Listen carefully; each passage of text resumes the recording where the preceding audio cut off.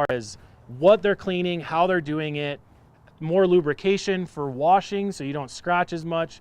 And I think our philosophy is, it's like the turtle wins the race, not the rabbit. We take slow steps forward and it compounds into a more efficient process instead of fast steps forward, fast steps back, fast steps forward, fast steps back. So we always want to be making progress and not going backwards to fix things that we maybe neglected. Question? Yeah, I got a question. On the engine bay cleaning, can you just hit it directly with a pressure washer? Yeah, yep, you can. And I'll talk about that too when we get into that, but actually a pressure washer is better to clean your engine than a hose because you use less water. So Degreaser first, or? Yep, yeah, we'll spray a certain product. There's a couple different products, but yeah, use a certain product on that. But I'll talk about it more when we get into engine cleaning, but there's definitely like an era of car from like a certain amount of years that you would have to cover things before you do it, you know? So 90s cars with compute, like they just started putting wiring and computers in those cars, exposed wiring. If you spray it with water, your whole dash lights up like a Christmas tree, you know? So you can cover that with bags you get from us that products come in, or like tin foil, things like that. Exposed air filters too, you want to cover those. So we'll talk about that here soon. Do you have a question? Yeah, if you don't rinse it first with the water, how do you do the mega foam? Like, do you foam it? Oh, as far as washing? Yeah. Well, first what you want to do is clean wheels and tires first. So wheels and tires first. So the goal right now is to not get to reduce the amount of water that you get on the car before you start washing. So we clean wheels and tires first, one wheel at a time, okay? Every wheel cleaner on the market is harsh chemical. So the longer we let it sit on there and dry, it's not bad, but you want to avoid that, right? And also cleaning wheels and tires, they're such an intricate way of cleaning it that it's better to focus on one at a time. So we make our way around, and then after we're done with that, then we go into engine cleaning, because then we can avoid getting more water on the car, and then exhaust tips. And wheel and tire cleaning, engine cleaning, and exhaust tips all use the same wheel cleaning tools that you've been using the whole time. Then once you're done with that, then it's time to get into the washing. So we'll talk about that here in a few minutes. Any more questions? Okay. Oh, yeah. I parked next to a lawn that had a sprinkler system, and there's water spots on that. Will you go over how to remove water spots? I will, yeah. Okay. And water spots is an interesting deal because water spots develop in 3 different phases. Water spots start as the water evaporates into the air, into the environment, and you have minerals on your car. If you don't address them, or if you don't catch them soon enough, they develop into scale, like we all have on all of our faucets and everywhere, right? Scale is now bonded to the surface as well as bonded together. So then you need to do like there is a chemical removal, but you can do a mechanical removal, like a clay bar.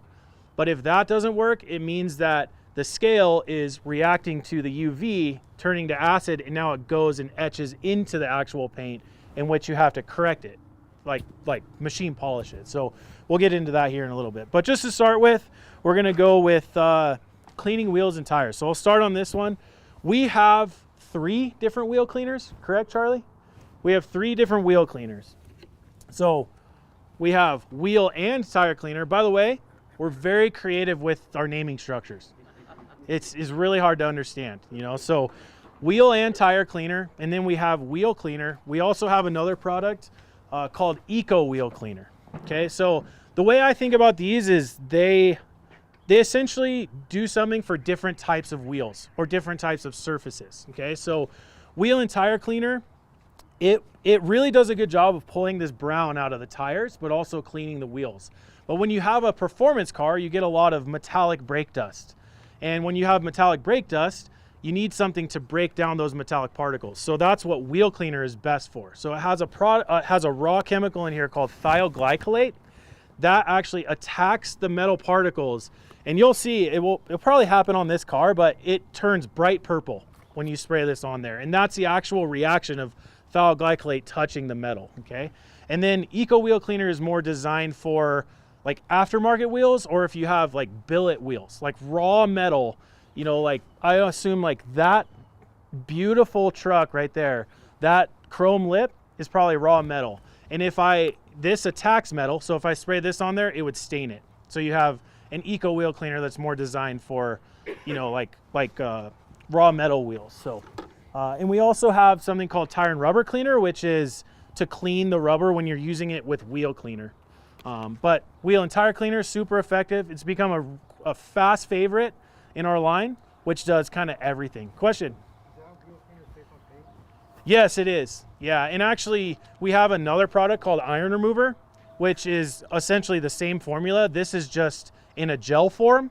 The iron remover is not, and I'll talk about that here in a little bit. But yeah, it's safe on paint. I would just not spray it on there and leave it forever. You know, you end up washing it off anyway. So when it comes to cleaning wheels,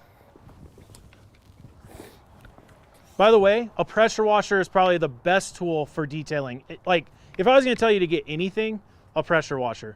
It does more work with less effort and you use a lot less water. So we're using our Pro Pressure Washer 2.0. It's about 1.8 to 1.9 gallons per minute and right around the 1300 to 1500 PSI. So, you know, I like a mixture of both. I want more pressure to get more off, but I want a decent amount of water coming out to help rinse the car and things like that. So when it comes to cleaning wheels and tires first, we're just gonna blast them down. Now, one thing that's important, don't go driving on Golden Gate Highway and up in the mountains, pull into your driveway and start cleaning your wheels right away.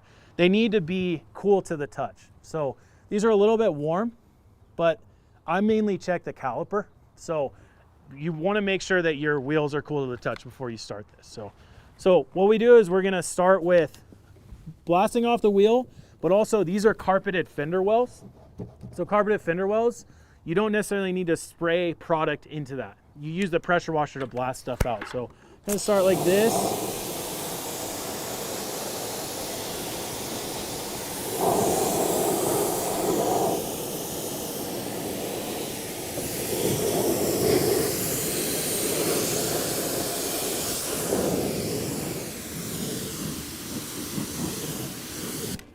Just a nice quick blast. So what I'm gonna do is on this wheel, I'm gonna do wheel cleaner and tire and rubber cleaner. And on that wheel, I'm gonna do wheel and tire cleaner, if that makes sense. And if you guys, don't be shy, you guys can get closer too if you want, no big deal. So with wheel cleaner, you can see when I spray it, it will actually like stick to the surface because it's more of a gel formula. It's not gonna just run off. Mainly that's like the water, but we want the thioglycolate to go on there and stick and keep working. Does that make sense? So spray the face of the wheel first, and then we spray into the barrel of the wheel. Now, the barrel of the wheel, it's extremely important to clean the barrel of the wheel. What happens is the metallic brake dust or any of the brake dust starts to stick on there, and it makes it really hard to remove. Okay, you have to like take the wheels off and scrub them. Okay, so cleaning into the barrel of the wheel is extremely important. And you can kind of see, these wheels aren't crazy dirty, but you can see like the purple starting to activate. And that's the thioglycolate in the wheel cleaner. So there's a lot of brake dust kind of all in here. And when it turns purple, that's it breaking down the metallic brake dust. So Do you need to let it sit for a certain amount of time? I mean, I think, so what I do is I spray that and then I spray the tire and rubber cleaner on the tire. So my version of letting it sit is scrubbing the tire first, and then I'll go back, and then I'm kind of letting it sit there and work while I do the tire and the fender, and then we go back into there. So to clean the fender, I don't know if you guys noticed, but I didn't spray this into the carpeted fender well. So I use mainly the pressure washer, but you can take our fender brush, and it has a long handle for a reason, and that's for leverage. So when you stick this in there, you can hold it like this, and you can scrub. What's that? I don't. It's just that's a good question. That's just clean water in there, you know. And that's really, it's like a rinse bucket. So like when I get product or dirt on my wheel cleaning brushes, I dunk it in there, get it off, move on, have like a nice fresh brush every time. Now this fender brush, we have. Sorry, I didn't even talk about this. Don't be overwhelmed. We have a lot of brushes for wheel cleaning. Okay. Got all these brushes.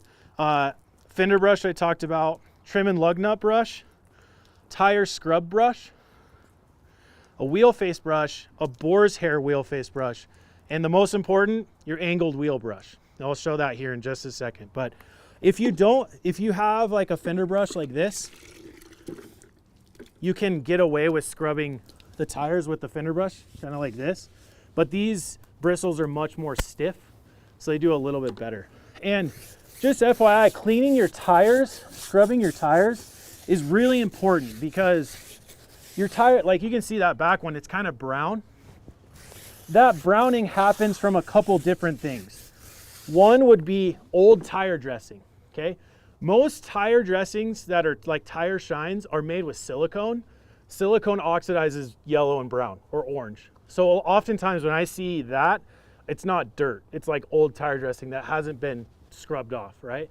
The other thing is tire blooming. So or like mold release agent. You know, when they make tires, they use sort of like a PAM spray in their mold so they can actually get the rubber out of it.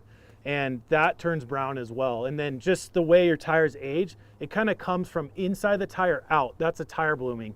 And the tire and rubber cleaner or the wheel and tire cleaner helps scrub that. Question back there.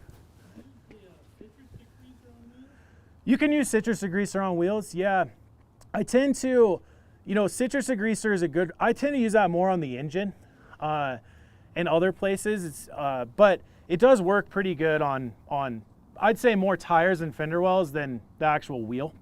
But citrus degreaser is a unique product because it has something in it called a foam burst. So does anyone here clean their bathroom with a product called scrubbing bubbles? You spray it, it comes out, and then all of a sudden it goes, right? Our citrus degreaser has the same technology. So like when you spray it onto a car and agitate it or spray it on, it almost foams up a little bit. Pretty cool product. So I just scrubbed the fender with the fender brush, the tire with the tire scrub brush, and now I go into cleaning the wheel. So I'm going to start with the trim and lug nut brush. So this is to clean in the nooks and crannies, so more like where the lug nuts are. And we have a question. Got a question online. Let's go. Yep. Scott wants to know if you can use iron remover on the wheels along with wheel and tire cleaner. Oh, that's a good question. By the way, welcome everybody online. So we are live right now online on 3 different platforms, but Scott had a question on, can you use iron remover with wheel and tire cleaner to clean your wheels? The answer is yes. So iron remover essentially is the same kind of formula as wheel cleaner, other than iron remover is just it's like a straight spray product. It's very thin. This is a gel-like formula. So you can see it's like sticks onto the surface and dwells longer. But I would say, like, for Scott, if he has wheel and tire cleaner, I would just use that, you know. If he had more performance type of brakes or performance wheels, I would use either iron remover or wheel cleaner to actually clean the wheels, and then use tire and rubber cleaner to pull the brown out of the tires. Does that make sense? Cool. Yep. Okay, so trim and lug nut brush first. Then I'm going to take the wheel face brush, and here after this, we'll probably pass these around so you can feel the difference of like the bristles and everything. So this is mainly to hit the face of the wheel like this.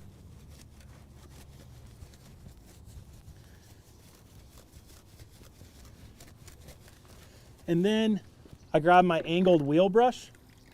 So the reason why I said this is important is because it has a 45-degree bend, okay? This allows you to clean into the barrel of the wheel, but also behind the spokes. And also what I like to do is I'll grab it by the neck and clean in between the spokes as well, like this. So I always start kind of going like this. So what is the difference between that and the barrel brush?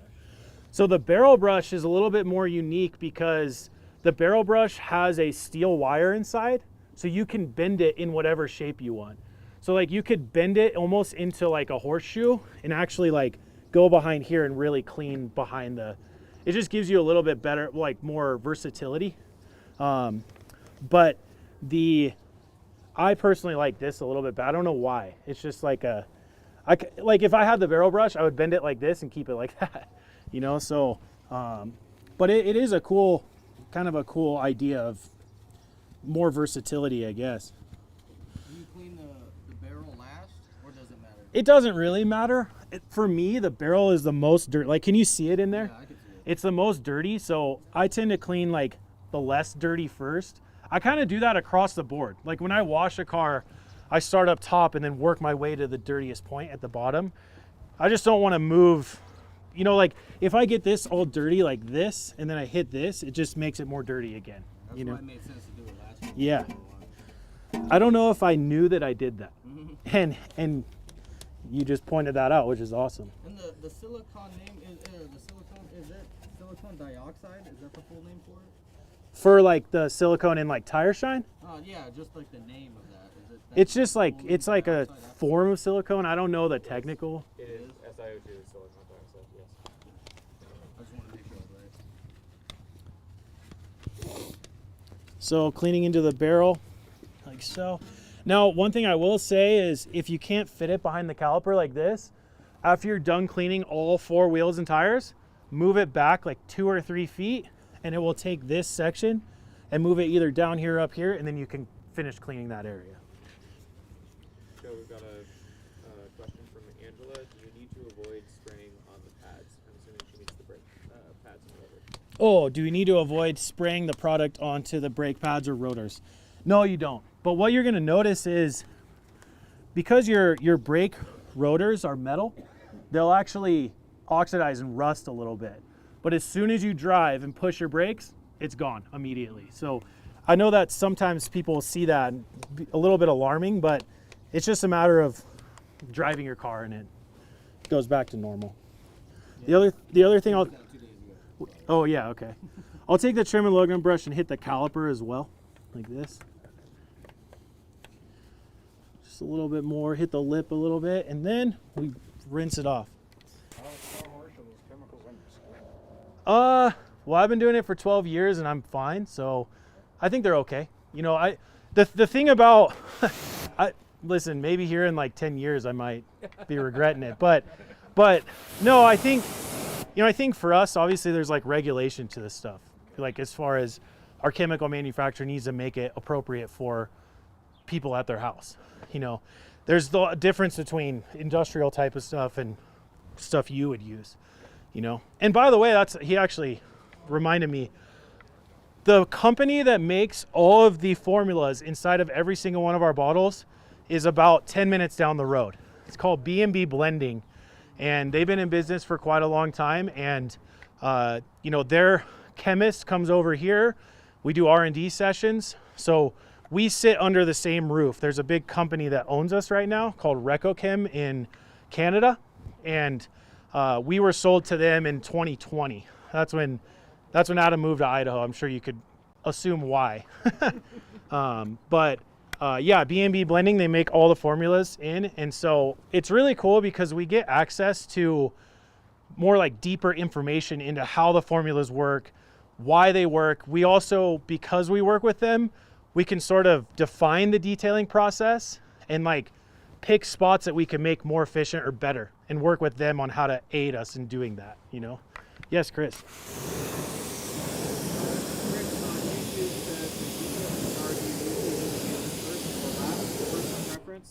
Yeah, who is that? Chris.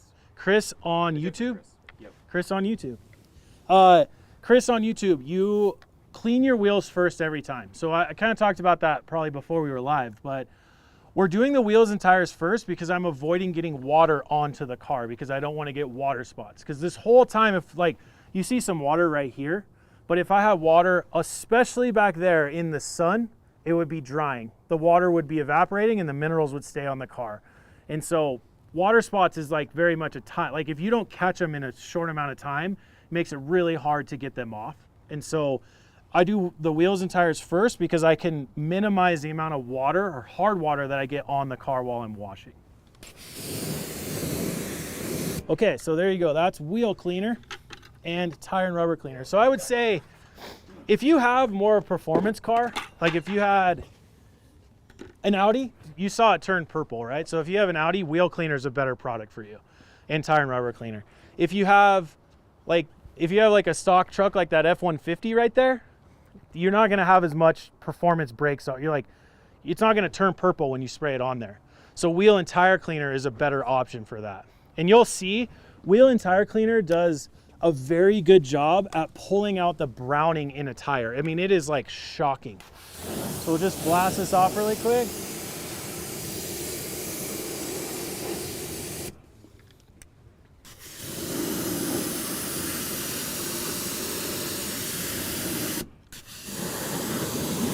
Okay, and then wheel and tire cleaner.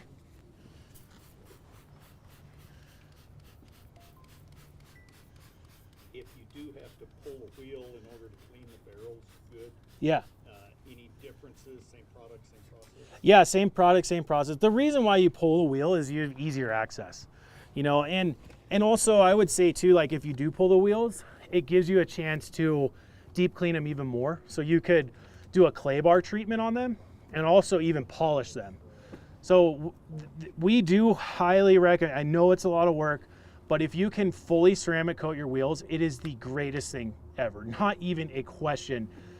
Cleaning your wheels is so difficult that if you can make that easier, and ceramic coating makes that easier, you pull the wheels off and you do that deep cleaning treatment with clay bar and polishing, apply ceramic coating, it's one of the best things you could do for your wheels. What do you think about the dry ice stuff going on now? Yeah, I love it. I don't love the price tag, you know. We I thought, haven't seen that part of it. yeah, we thought about selling one. It's about, I think the one we were gonna sell was about $12,000 for a unit, plus the cost of dry ice, which is, you know, you used to be able to go to King Soopers and buy it, but you can't now, you know. So I think for like a specialist, I think it's great, you know. And if you're a professional detailer, if you can afford that cost, I mean, it is something that is pretty rare right now. So, but that's more, I would say, like for get it up on a lift. Actually, Adam, by the way, if you guys, does anyone here go on bringatrailer.com? So Bring a Trailer, Adam is constantly buying and selling cars on there under the name Adam's Polishes. It's not us, just FYI, it's him, okay? And every car that he gets the dry ice treatment done underneath the car every time. He wants it like, but he's also, he's not here so I can say this, but he's a little crazy, right? He wants everything perfect all the time. That's what he always says. He's like, I'm this pretty simple guy. I just want everything perfect all the time, you know? But yeah, I think it's it's a very unique technology, you know, which I think is really cool. And especially if you're trying to get, you know, that I would say it's a way to clean something it's a way to clean something that a chemical thing can't clean, right? So pretty cool technology. Does anyone want to try some wheel cleaning? Okay. I get it. You guys aren't ready yet. Here, come here. So feel this really quick. You can feel how stiff the bristles are. I felt it in store. Yeah. So this is to scrub so if you guys can see this, Is there a specific like way that, or just the wheel and tire cleaner like does a great job of pulling that out of the, and I'll be honest with you, at my house, I use wheel and tire cleaner for my tires, and I use this for my wheels. So I have like essentially, like I was talking to people before, like I think of everything as like a tool in a toolbox, right? This for me does a much better job of pulling the brown out, so I'm gonna use this on the tires, you know? How's So that scrub? that was good. Yeah. Pop it in there. Motorcycle, I would tell you to get this one. Just this one only, you know? Say the name for people watching on YouTube. The wheel and tire cleaner, sorry. Yeah, I would tell you to get the wheel and tire cleaner. Just, I think it does a better job. You only have 2 wheels on that, so the product goes a little bit longer of a way. You can do a lot of work with just a little bit of time, you know, so. And that's the one you recommend for like not necessarily performance. Yeah, I would say like more stock, I can't say stock because like Audi, Volkswagen, and like Porsche, Mercedes, BMW, like wheel cleaner is better because those are more like, I will call them like stock performance cars, right? Those cars are meant to like go a little bit faster, right? And they need a brake system that can handle that. So you end up getting more metallic brake dust coming off. But I would say like a truck, SUV, crossover, that's non-performance, you know? I would, like a Porsche Macan, I would use wheel cleaner. But a Chevy Equinox, wheel and tire cleaner. Does that make sense? So what if you have the ceramic brakes instead of semi-metallic? I think ceramic brakes you could get away with wheel and tire cleaner. Yeah, yeah. To be honest with you, like the wheel cleaner is still gonna work. Like we've had wheel cleaner for a long time. So it's still gonna work. But I would say like if you get wheel cleaner and you spray it on your wheels and it doesn't turn purple, that means there's no metallic material for it to break down, right? So you could revert to the wheel and tire cleaner at that point. And the reason why wheel and tire cleaner, people like it so much is you only need one product to do everything, right? So What product was it you said that we want to avoid if we have machined wheel faces? the wheel cleaner. I would say the wheel cleaner and the wheel and tire cleaner. Like this is kind of your yep, yeah. And that's that Eco Wheel Cleaner is more of a soap-based product. It's still like very effective. Yeah. Scott just asked, you just rub the wheel, he means like rub the wheel with your hands. Is the chemical safe on your skin? The chemical, yeah, Scott online, the chemical is safe on my skin, definitely. I would say probably the only one that you don't want sitting on your skin for an extended period of time is like the super concentrated graphene ceramic coating. Oh my gosh, I need wheel cleaner for these ones. So that's the one thing, like the wheel and tire cleaner does a good job at cleaning, but for this, there's like metallic brake dust. If you guys can see this, there's like metallic, it's turned black, but it's like metallic brake dust that's like adhered to the barrel of the wheel. Wheel cleaner is going to kind of melt that away eventually. You might have to do it a couple times, you know, but like, I can't remember who asked me it, but I would pull this wheel off, and if I clayed that and polished it, it would take that off really easy, but it's just more work to get it off, you know. What's the difference between tire and rubber cleaner and wheels? Oh wait, hold on 1 second. You had mentioned about ceramic coating the wheels when we're going to clean up later down the road easier. Yeah, How does that affect take weights when you're doing those on that is such a good question. I'm gonna get to your question here in 1 second. You have to ceramic coat the wheels after you get the tires on and balanced. If you put ceramic coating on before, the wheel weights will not stick. And what they have to do is like sand a little area to where they're gonna put it on, which we don't want people sanding our wheels, right? So yeah, what I recommend is if you get new wheels or you have current wheels, get all of the balancing, the new tires and all that stuff done first, then ceramic coat over the wheel weights. Okay. Yep. What was your question? Difference between tire and rubber cleaner and wheel and tire cleaner. So tire and rubber cleaner is something to clean, well, again, very creative name, to clean tire or like rubber and plastic. So tire and rubber cleaner is a very useful product around the whole car. Like I'm gonna use this to clean the engine because there's a lot of plastic and rubber inside of there. But also, you know, like these rubber seals, you would use this to clean that as well, to like remove oxidation. And you usually do that before you get into the ceramic coating process. But because it works great to clean rubber, you can use it to clean the rubber with the wheel cleaner, because wheel cleaner doesn't clean the tires very well. It doesn't really do anything. It's more to attack the brake dust on the wheels. So yeah, tire and rubber cleaner, I would say, is like one of, again, it's like a staple in our product line because it's so useful for so many different things. Would you use that to like dress trim and things like that around the wheel well, and then use a different product later to kind of seal that up? Or? Yeah, exactly. Yeah, so oftentimes when your plastic and your rubber, they turn chalky. It's like they discolor, right? Use tire and rubber cleaner to scrub with a towel to remove, that's oxidation. You take that to remove the oxidation, and then you can either dress it with like we have something called VRT, which is vinyl rubber and trim dressing, which is like a very much non-permanent product, right? Like it lasts to your next wash essentially. What I recommend is if you're doing like this type of stuff, ceramic coat over it. Ceramic coating will preserve that for a much longer period of time. So once it's clean, no other product, just ceramic coating on top of that? Yep, and then if you like want to make the color like rich, a little bit richer, maybe a couple months down the road, then you can do VRT on top of that. But yeah, I think like when it comes to ceramic coating a car, like I'm doing all of this stuff first to get the car clean, right? And then when I get inside after I've clayed and done all that stuff, then I would be polishing the car. Probably what I would do is I polish the car first, because you could potentially get compound or polish onto the trim, then clean all the trim and plastic, surface prep everything, and then ceramic coat the whole car.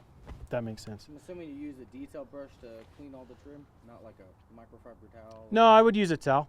Yeah, I think a towel is a little bit, I think brushes, you know, this is like nylon, and correct me if I'm wrong, but like nylon's plastic. Plastic scratches paint. What about like boar hair brushes or something? But you could use a boar hair brush, but they're so soft that it doesn't. It's better with like a microfiber towel that you can really scrub with your hand. Yeah, exactly. Yep. Okay, I'm gonna clean. Yeah, if you want. Yeah, I love that. I mean, every car wash here has a you know, a car wash and pet wash. So. And we have the air cannon to like air dry, you know. Okay. Yeah. So on your wheel cleaner, your tire cleaner, wheel and tire cleaner, do these have different pHs like alkaline or acid? Definitely. Or are they neutral pH? They're definitely. So I don't know specifically on wheel cleaner. I just know that the thioglycolate is like the thing that's attacking the metallic brake dust, okay? I think this is pH neutral, but I think the thioglycolate is what's being effective at that point. Our wheel and tire cleaner, this is an alkaline product. Okay, so I can't remember on which tip of the scale it is, but this is alkaline, not acidic. So with it being alkaline, that's what makes it so effective at ripping the brown out of the tires. And then the Eco Wheel Cleaner is pH neutral, pH 7, right in the middle. And that's because it's more of a soap-based product. So when you use surfactant, if everyone's ever heard the word surfactant, it's just a fancy word for soap, okay? Your hand soap is a surfactant. It just means that it grabs onto stuff, encapsulates it, and then when you spray it with water, the water grabs that and pulls it off the car. So this is a surfactant-based or soap-based wheel cleaner, which we did that because we wanted to be safe for delicate type of wheel types, you know? So, you know, I mean, here's the thing. If you buy aftermarket wheels, I think a lot of us know this, they're not cheap, right? So if you get those and then you blast it with something that's going to ruin them, you're going to be pissed at us, you know, right? So, and you're going to be upset yourself. So using something a little more safe like Eco Wheel Cleaner.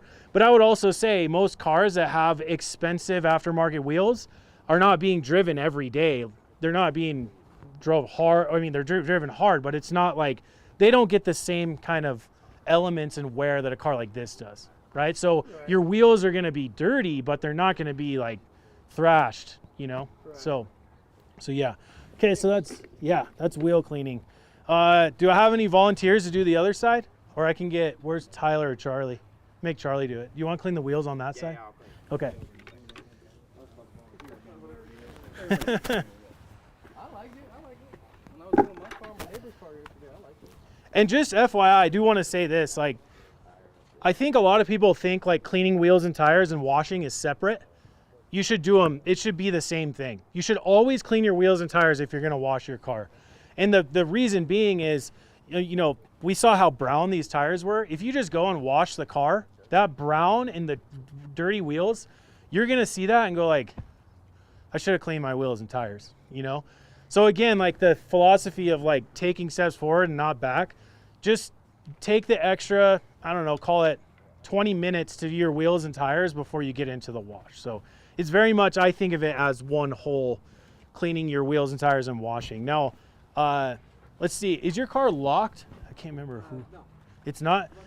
No, if you just pop the hood for me, that'd be awesome. We're gonna clean the engine here in a second, yeah. Oh, thanks, you got it.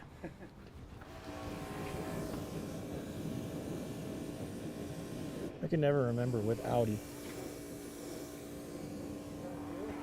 Oh yeah.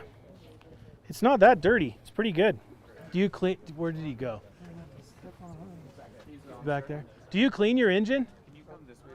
See? Now we know. So cleaning engine, I was actually presenting to our Prestone team. We are, our parent company and Prestone merged together. And so the Prestone sales team was out here and they were all like, you know, they all think of the products like in brick and mortar, like at Walmart, AutoZone, Advanced Auto Parts. They're like, why would anyone ever clean their engine? And I was like, I don't know. But realistically, when I think of car care, it's not just certain things. Like I clean my engine, and especially I do it every time before I go get an oil change. And part of it for me is if they know that I take that good of care of my engine, they are going to be extra careful when they lean against my car and do all the other stuff. I make sure the inside of my car is perfect, my engine's perfect, and my car is washed. I don't want them to be careless with it. And I think there's an implied kind of pride to it that they're gonna give me some respect on that. So cleaning my engine, I do it every time before I go get my oil changed. I also do the clay bar process before I get my oil change as well. It's just kind of, I've set it up as part of my routine because I like, instead of letting my car go too far without claying, which means I have to do more work, I stay consistent with it about every 2.5 to 3 months is kind of what I'm doing. So do you guys want to see cleaning, even though it's clean, do you want to see cleaning the engine? Yeah. Okay. Does cleaning it so often affect your ceramic coating? It does not. So I will say it depends on the clay you're using, okay? We have 4 different kinds of clay material. One is sitting on that cart right there, which is a clay mitt. We have another one called fine grade clay bar. We have one called visco clay bar, and we have one called medium grade clay bar.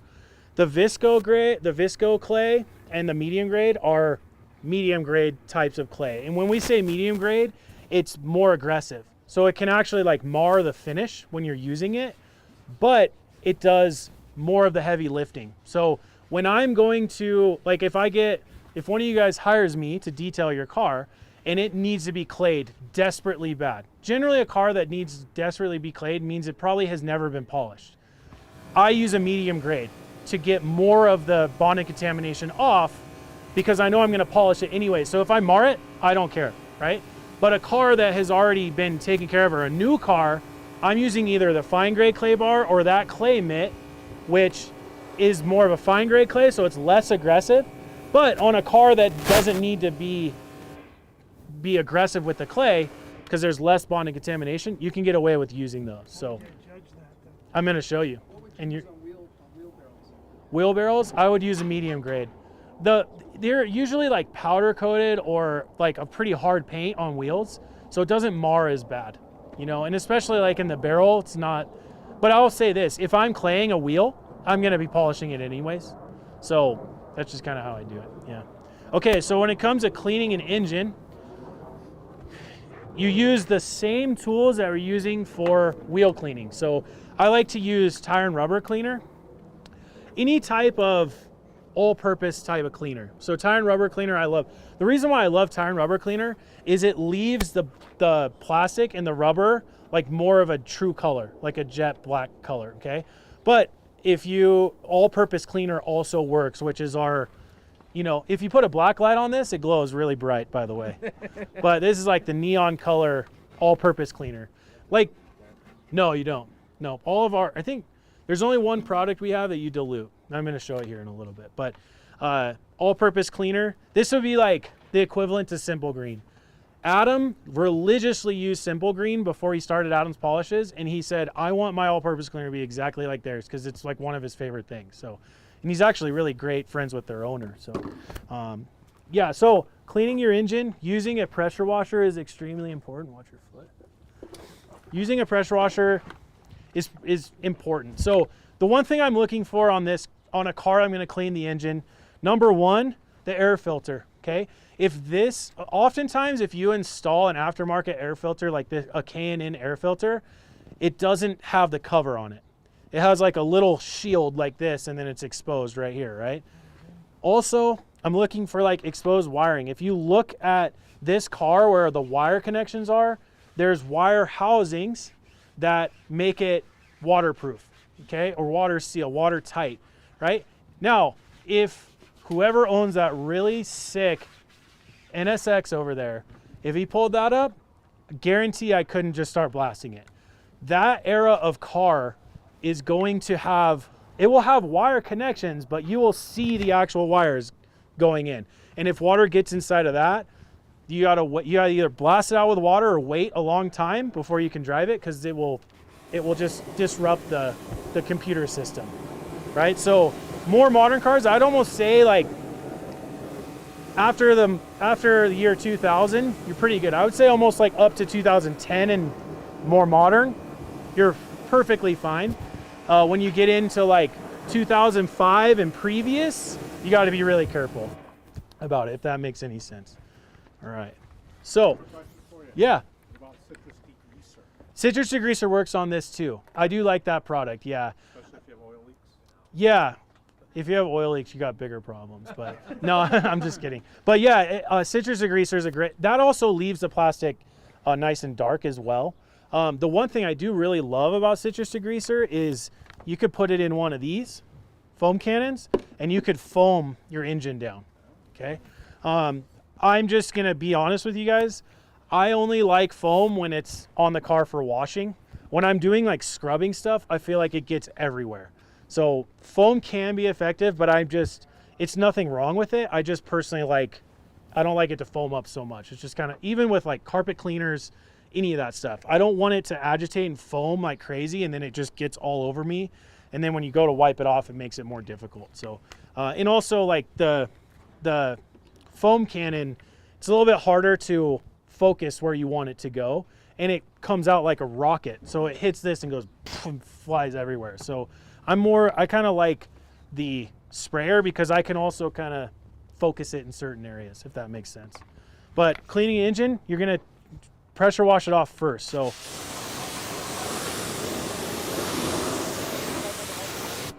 nope, no, as long as it's like you don't see the exposed wiring, you're fine. And like I said, how much water am I really using here? You know, I'm using 1.8 gallons per minute. So, you know, if I wanted to use 10 gallons, I need to sit here for 5 minutes doing this, you know? So like when it you don't need to, your engine doesn't get the same dirty as the exterior. So you're not like blasting off mud and things like that. So it's more just like a little bit of dirt and grime. And it's like, you know, I probably didn't even use a gallon of water right there. So it's just enough to kind of get it wet like that. There we go. There you go, product idea. Pressure washer holder. Okay, so tire and rubber cleaner. Here, I'll just show you. We'll do both of these. This is called dual pistols. Only if we had like, you know. So you don't need to use a ton. It's just you're trying to get the product onto the stuff you're trying to clean. The other thing, I didn't do it, but the other thing you can do is when you're pressure washing this, you can like lower the hood a little bit, like this.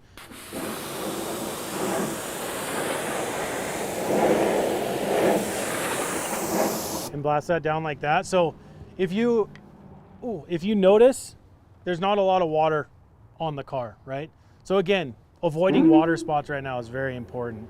Now with your pad underneath, you don't want to get too close. I would say be a little bit, maybe 3 feet away, and you're just gonna kind of blast it off like that. So tire and rubber cleaner, like so. All-purpose cleaner on this side. I've never done it with two things. Like this is kind of a weird feeling, you know? I feel like I'm being effective, but not.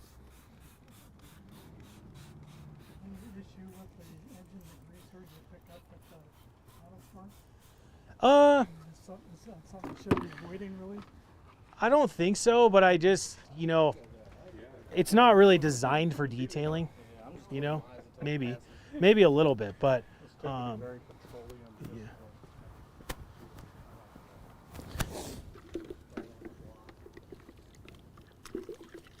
So cleaning your engine, you use the same tools you use for wheel cleaning. So if you have a truck, F-150, Silverado, Ram TRX, hopefully someone has that here, this is better. You can reach up high and reach further, right? So if this was a truck, it'd be kind of sitting up here, right? So it'd be easier to reach all the way back. On this car, it's a little bit lower of a car, so the wheel face brush, okay? The angled wheel brush, as well as, if it's in here somewhere, the trim and lug nut brush. These are the tools I use for. So I'll go with the trim and lug nut brush and just do kind of my standard scrubbing in these small areas, like so.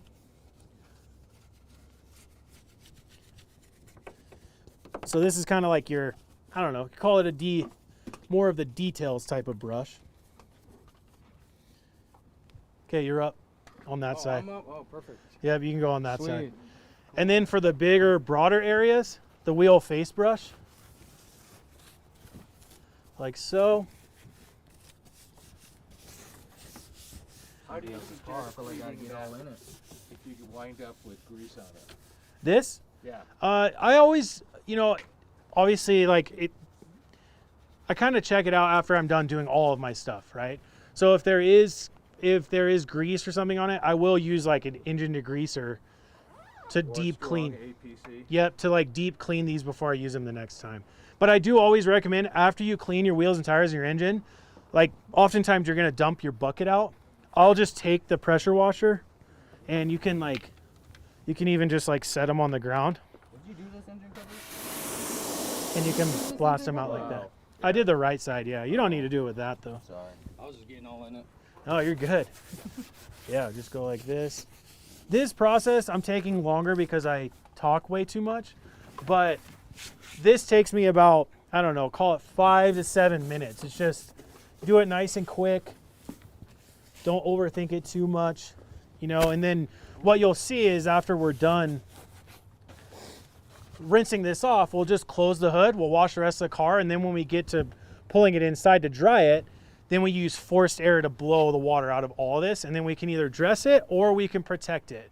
And my personal favorite is putting a protection foundation with the graphene ceramic spray coating, and then anytime after that, then I'll dress it with like interior detailer or VRT in and out spray. A lot of different options.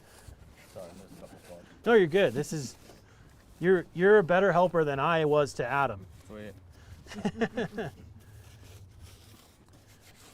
All right, so just like that, I might take this, Of course. dunk it in here, get these rubber hoses.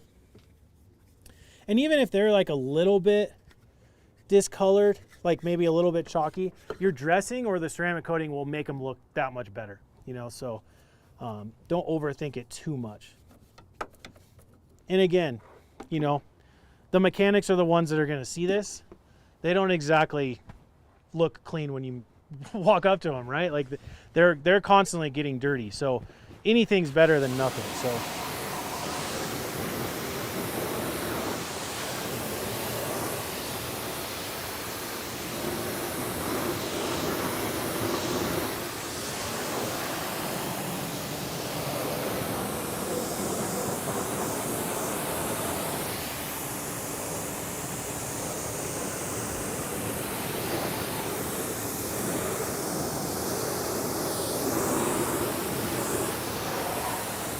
and the reason why I do the engine kind of last or the exhaust tips, I'd probably do the exhaust tips in the engine, is you will get majority of the water from cleaning the engine onto the front fenders, you know. So any questions on engine cleaning? All right. What if you have painted decorative engine parts? Painted decorative engine parts. Aftermarket. Waterless wash is a good option. And I imagine, like, I don't know how dirty that is getting, you know. I'm not sure you're gonna be driving that in snow and maybe get caught in a rainstorm, but like waterless, that kind of stuff, you're kind of more in the engine, touching up, using waterless wash with a towel. You can still do that, but you know, I would say, like, because you're using wheel cleaner to get brake dust and all the stuff off, there might be some stuff left in that. You don't want to scratch that. So that's why, like, waterless wash to me is a better way to do that. Does that make sense? Mm-hmm. Okay. All right, we're gonna get into washing now. Oh yeah, well, yeah, I could show you the exhaust tips really quick, right back here. I'll show you how to clean them. They'll clean pretty well. Any reason to, any differences you might do engine-wise with a hybrid? No, I would do the same thing. All right, let's see. This is pretty much all I need right here. Okay, exhaust tips. So the number one thing to avoid with exhaust tips is spraying directly into the exhaust pipe. Okay, so we're always trying to keep it at an angle. And the number one tool that's going to be the most effective. There's two tools that we offer that are super effective for this portion, and that's the angled wheel brush, and we have another one called the spoke brush. The spoke brush is like essentially a thicker version of this with just a handle right here. Okay, so we take this, blast it there. Oh yeah, these are dirty. I love it. It's not bad to get water inside the exhaust pipes? What's that? Is it not bad to get water? I'm just not gonna do this. You know, I'm like, that's why I kind of went at an angle here, and then I go at an angle here. Does that make sense? So I'm gonna use all-purpose cleaner on this one, okay?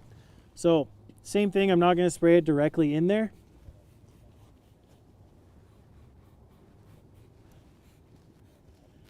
Like so. And then, like I said, this or the spoke brush is kind of the best product for it. And the reason being is, do you care if I move to this side? I'm right. Do you care if I move to this side? I'm right-handed. So with this one, I like to grip it like at the neck, and then I can go around it like so.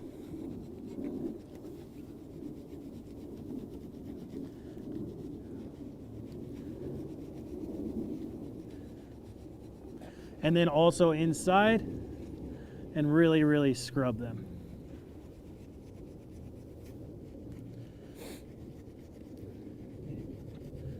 So you can see how much dirt and grime, or not even dirt and grime, but exhaust residue coming out of it.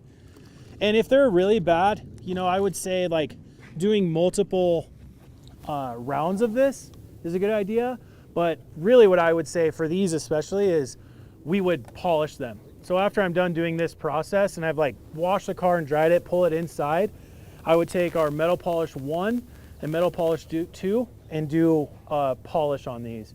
And if they're really bad, like they have buildup on there, you can use 4/0 steel wool.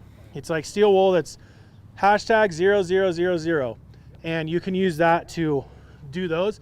Do that and then metal polish over the top of that. Give another quick blast.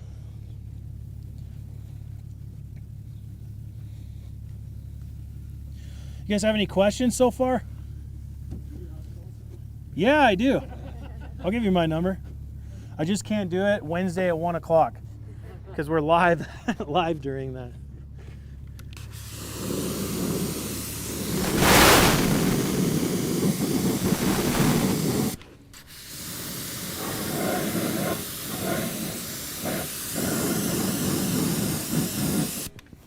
Salt product that they, you know, we live in Colorado with bad chloride. What do you think of all those salt products that now start to really promote? As far as like products to clean that off, or the salt products that they're using to go on the roads? Clean it off. Clean it off. I think it's a good thing, and I'm actually going to talk about that when we get into the washing, because I am kind of going through like everything right now, but when we get to the washing part, we'll have more of an emphasis on the spring cleaning type of thing.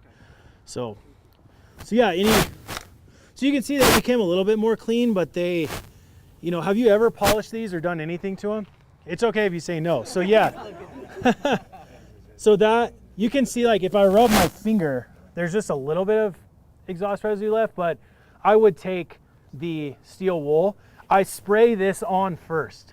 So you spray this on and then hit it with the steel wool. And when you're done with that, you dry them off and then you metal polish them, and then it makes them more uniform and perfect. So yeah. Okay, let's wash this car. So really quick,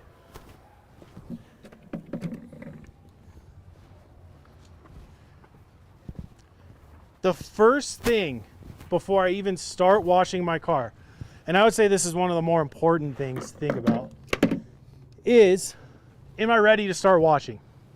Okay, what we see a lot of times is people clean their wheels and tires, and then they go and start rinsing their car off. They don't know where their soap is, they don't know where their wash pads are, and just FYI, I just keep it right here. So like, I know exactly where it is at any moment, right? Because if I start spraying this with water, and now I'm walking around trying to find it, water spots, water spots, water. It's just, anytime that water sits on the car, you have a chance of getting water spots. So, so right now what I'm doing is, what I would be doing in my house is, are my buckets ready? is my drying stuff ready?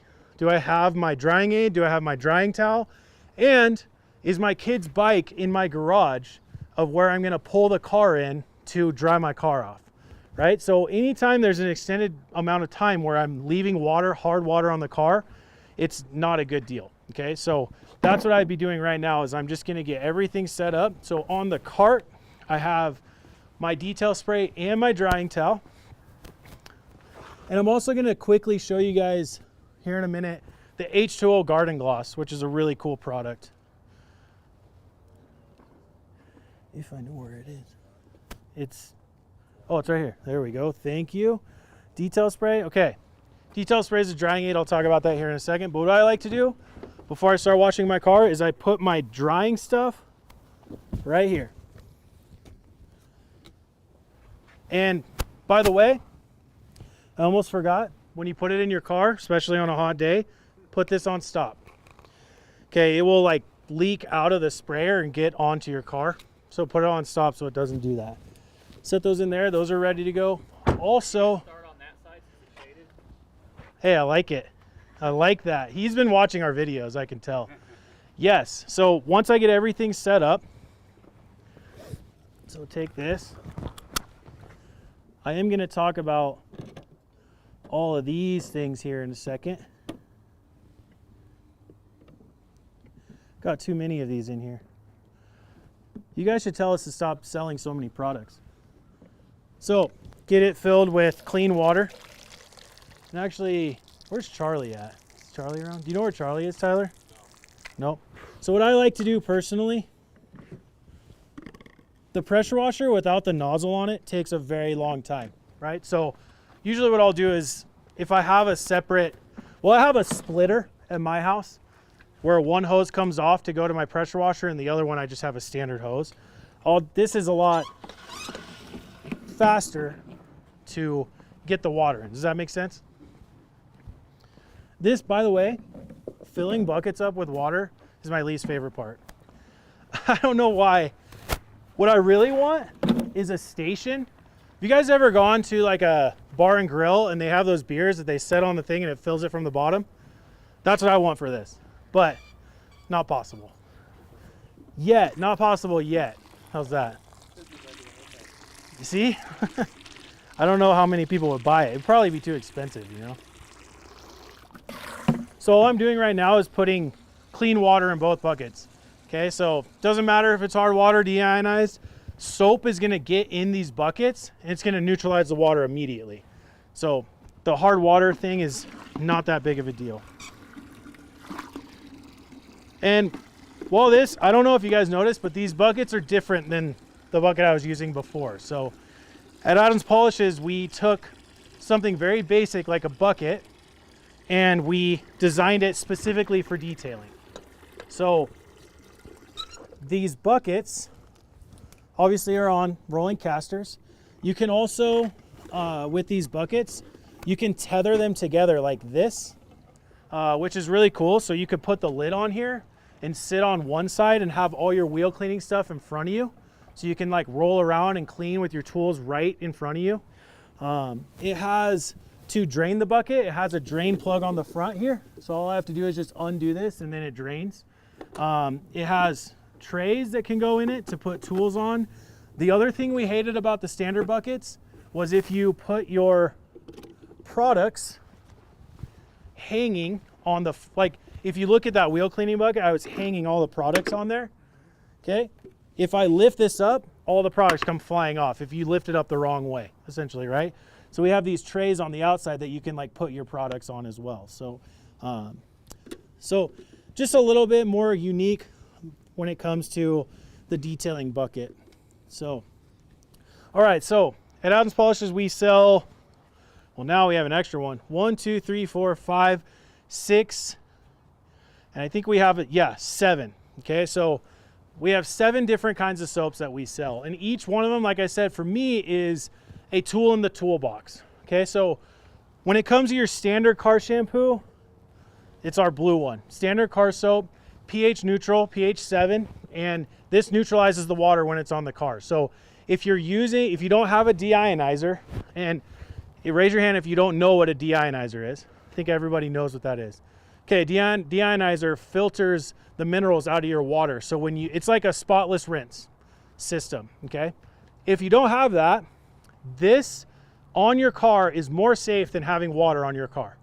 And the other cool feature about this product is if it dries completely on the car, it will rinse off perfect every time. Okay, so, and it's highly concentrated. So this is a $10 bottle of 16-ounce car shampoo, but you really are not using very much. It's not gonna stain, has a lot of purpose to it. Very high lubricity. So your wash pad is gonna glide and reduce the chance for scratching, okay?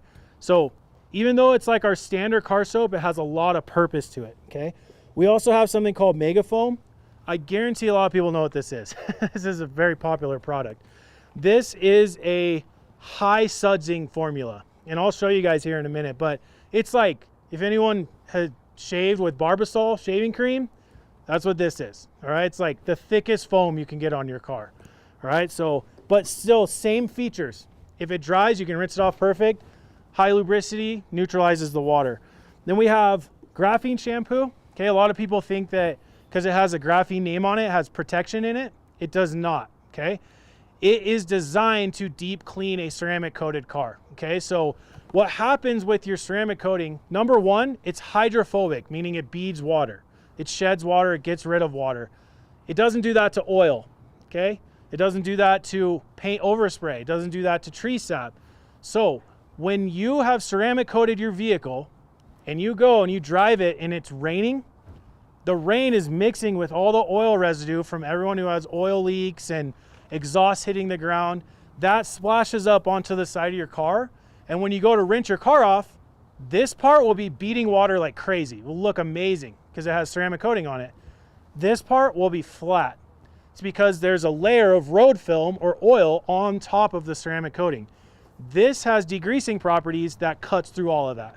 Okay, so it's kind of like taking that oil residue and stuff off of your car to reset it so it comes back to water beating again. So I always say, like I was telling everybody, I'm gonna say this a lot, tools in a tool chest. If I drive my car and it's raining and I rinse my car off and it's flat, I grab this instead of this.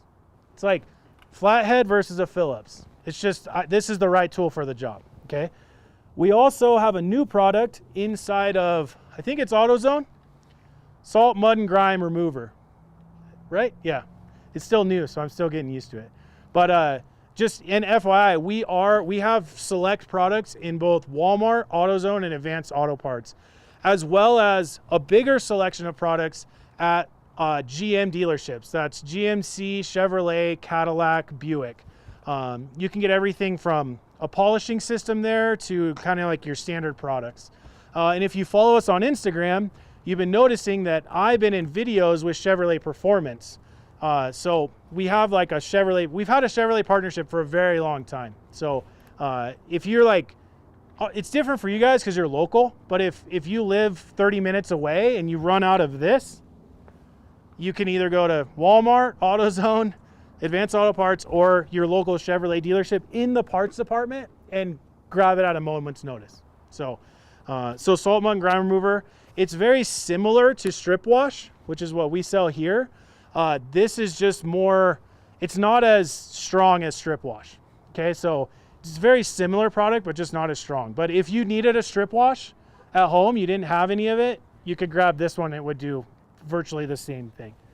But today, because in spring cleaning, we all just came out of winter, right? I don't know, I'd be curious if you guys think this winter was as bad as last one. I felt like last one, the snow was on the ground all winter. Like this year, it was like snowed, went away, snowed, went away. But strip wash is a product that does kind of two things. Number one, it attacks salt, okay? So magnesium chloride. If you live in Detroit, which no one here does, this is the thing you need the most, okay? Like they just put straight salt on their grounds here or on their roads. Here, magnesium chloride, which this cuts through. This also will remove any old wax or sealant that's on your car. It will not remove a ceramic coating. Okay, I'll just say this. There's not a single chemical formula available to any of us that would remove a ceramic coating. The only way to get a ceramic coating off your car is to either abrade it off by polishing it or sanding it, but you don't need to sand it. Just polish it off, okay? But this will not remove a ceramic coating. But today what I'm gonna do is, and I'll be honest, there's a dye inside of this yellow dye. It really hurts my hands. I like react to it. So the way I like to use this is I'll use it in my foam cannon, but I'll use a standard soap inside of my bucket. Does that make sense? Because that's like where I'm touching the most. So I'm gonna show you guys something kind of unique here in just a second. Let me grab the foam cannon. Does everyone know what a foam cannon is? Okay, so our premium foam cannon has a wider base, 35 ounces. Okay, my favorite thing about this foam cannon, which some of the other ones do work like this, but it has the threads for your canister, but it also has threads straight to a 16-ounce bottle. Okay, so I'm just gonna be honest with you guys. At my house, I threw my canister out. I threw it in the trash. I didn't throw it in the trash, but I set it aside, and I just put it straight onto the soap. And the reason being is on the top here, you have a way to regulate how much of the product is pulling out of this straw. Okay, so what I like to do is, like for strip wash, I will put this straight on here. Don't do what I just did, by the way. What's that? Yeah, exactly. Sorry, Joe's Secret Garden on YouTube is essentially asking if you are going to rinse the car off with the pressure washer first or just foam it. Start out with foam. Joe's Secret Garden? Yes. By the way, that's not me. Okay, I don't have a secret garden. I'm actually going to do the strip wash first. I'm not going to rinse the car first, and I'm going to explain that here in a second. But I like to get this on here. By the way, if you notice, I was neglecting my pressure washer tip.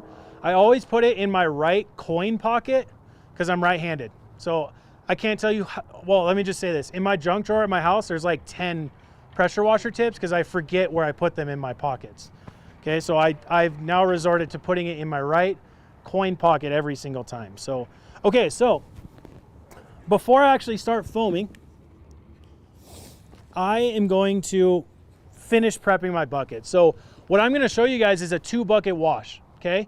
One bucket here, second bucket here. One bucket has clean water like this, okay? The other bucket right now has clean water, but I have 2 wash pads inside of here, okay? And I will show you guys something here in a second, but I think for today, I'm actually going to use just a standard car shampoo mixed with the strip wash, if that makes sense.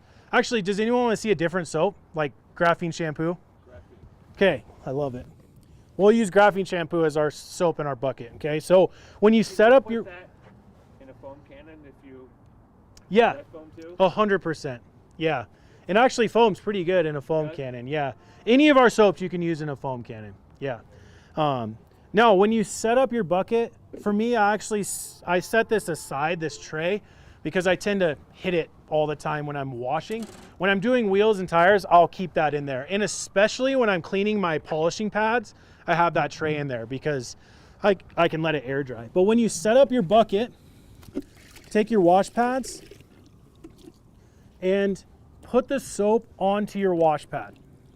Okay, so just a little bit like this. Put a little bit on this side. Grab the other one. It's a synthetic fabric, but it's really soft. You want to feel it? It's a synthetic wool, so it's really super soft. Very nice. Yep. And I'll be honest with you, like we have microfiber wash mitts.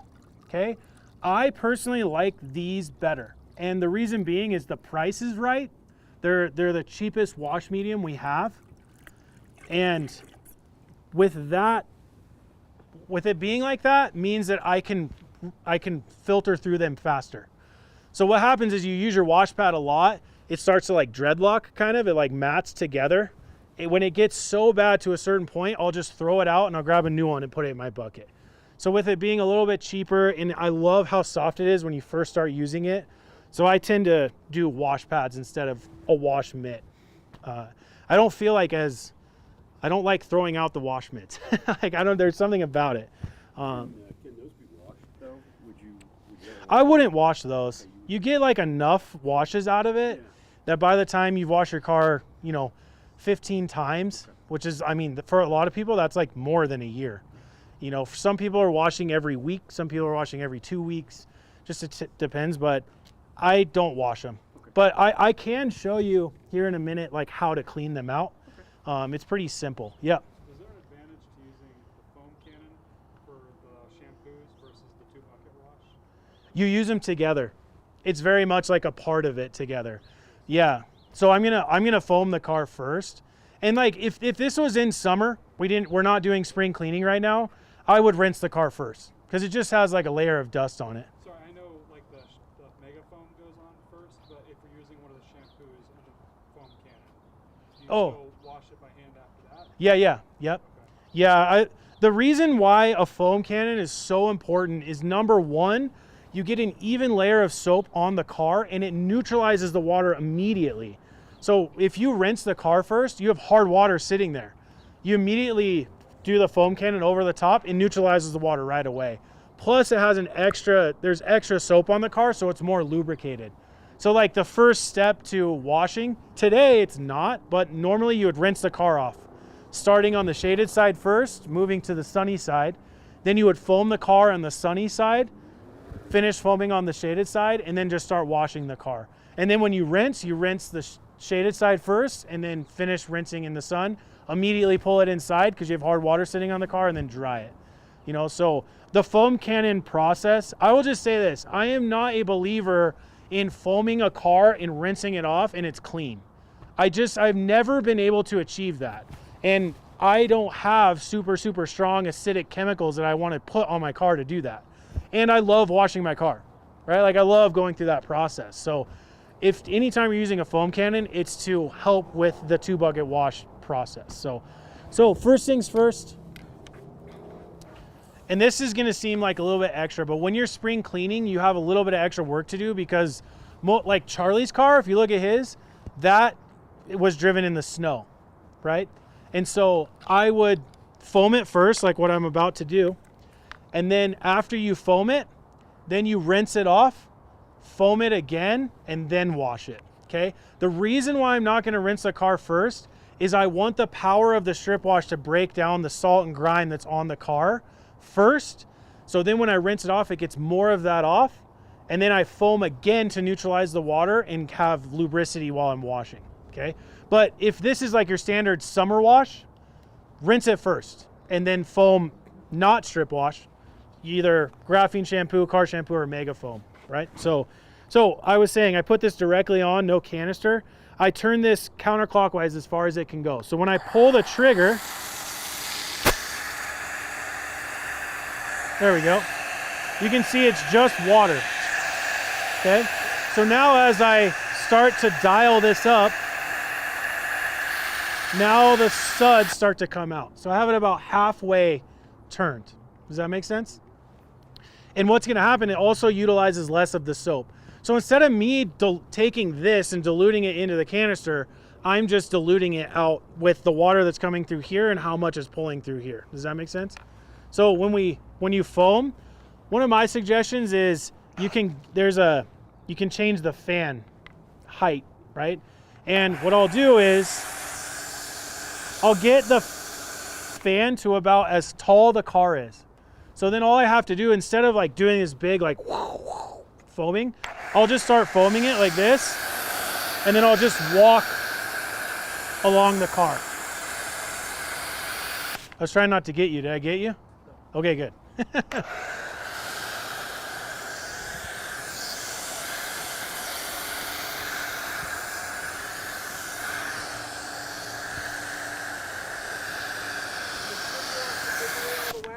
What's that? The strip wash will take away all the wax. It will, yeah. But good luck for you. You get graphene on your car, you know? So would that strip wash also deteriorate the adhesion of a wrap? I think it would help it. Okay. Just because I think like when you put I have never installed a wrap, so I could be complete. It should be an existing wrap that's already on the car. Oh, no, I don't think so. Okay. Yeah, I think it keeps it, it's like pretty, I don't know. To be honest with you, I don't think it would, but I could be wrong. I've never had that question asked ever. Yeah.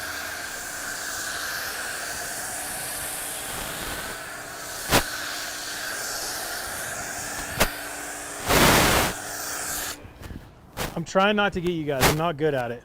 Question for you. Does that have the same effect as a clay? This does not. Nope. So a clay removes bonded contamination.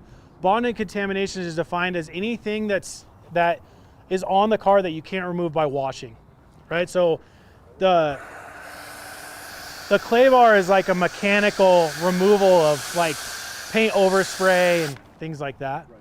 You know, I mean, if you wanted to remove the paint overspray on your car with a chemical, you could use paint thinner, but I think it would remove the clear coat too, you know? So no,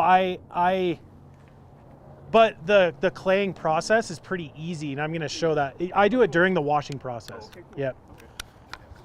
So, spring cleaning. Hit it with strip wash or salt, mud, and grime remover. As you can see, the thing I love about the soap is the foam is weighted heavier, right? So it pulls it off. You can see it all hitting down here. If this car had been driven through a snowstorm, this would all be dark brown or gray because it's pulling more of the dirt and grime off and all that salt residue. It's just working with it and pulling it all off of the car right now. Does that make sense? So sometimes I will let it sit for a couple minutes, but you can actually see, I don't know if you guys can see it here, but you can see a lot of the dirt's coming off already. So then what I would do is, again, we're lucky right now because there's cloud cover. So I'm not worried about direct sun right at this moment. But as good practice, what I tend to do is I will always start on the sunny side first before I move to the shaded side. And again, the theme word today, water spots. I'm avoiding water spots pretty much. A lot of my process is to avoid water spots. So now what I'll do is rinse the car off.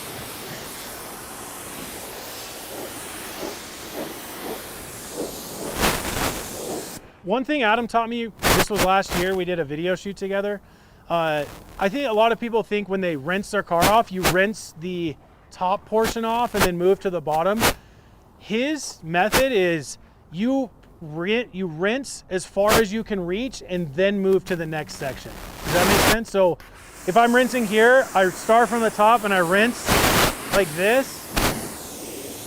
And then when I have all that rinsed off, then I just move to the next section. Does that make sense? Because what he told me was if I go and rinse the whole top portion off, then I have to move my pressure washer hose, and I got to re-maneuver and do all this stuff. It's just one little few steps at a time. And over a long period of time, it's more efficient. Does that make sense?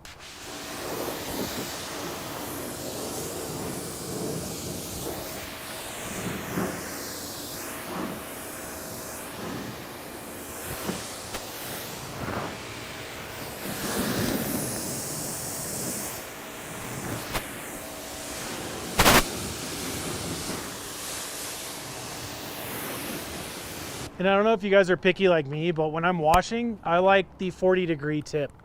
I like a wider tip. I feel like if you watch, I like to like push the soap off of the car. But for wheels and tires, I like to use the 25-degree tip. It goes 40, 25, 15, and 0. Do not use the 0 except for your gutters. Or if you're like, I did this last year, like a hornet's nest. I was like really far away, but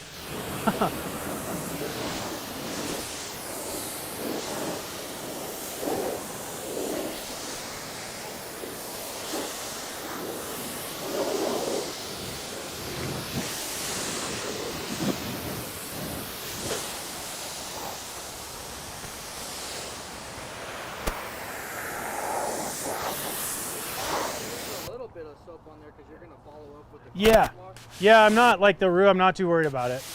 Yeah.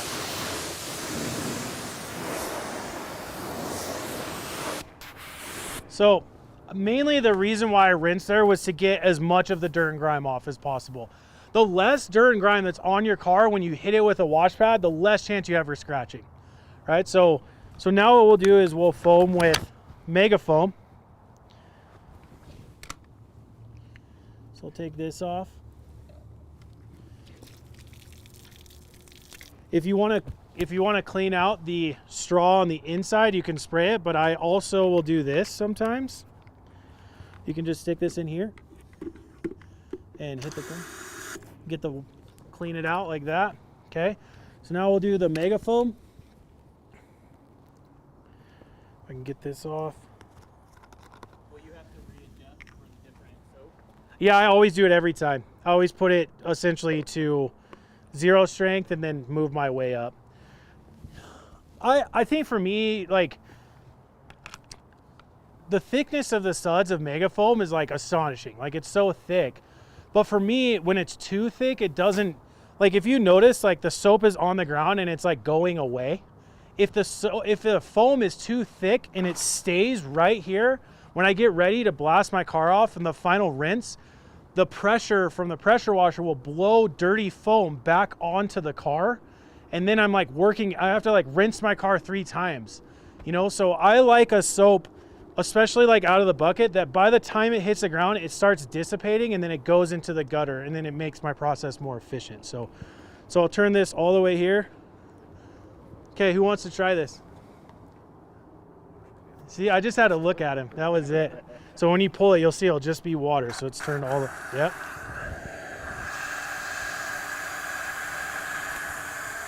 And you get to choose how thick you want it on there, so. Yep, keep going.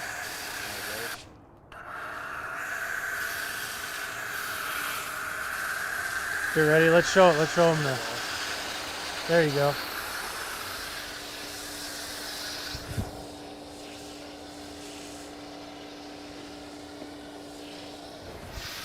So see how it just sits here and stays? If you guys want to feel it, how lubricated it is too, you can come up here and feel it. It's like, feels really, really good.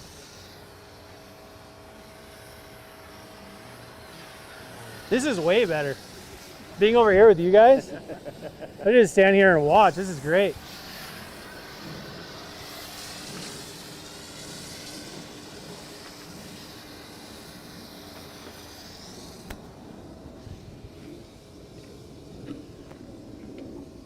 You guys have any questions right now about the washing process?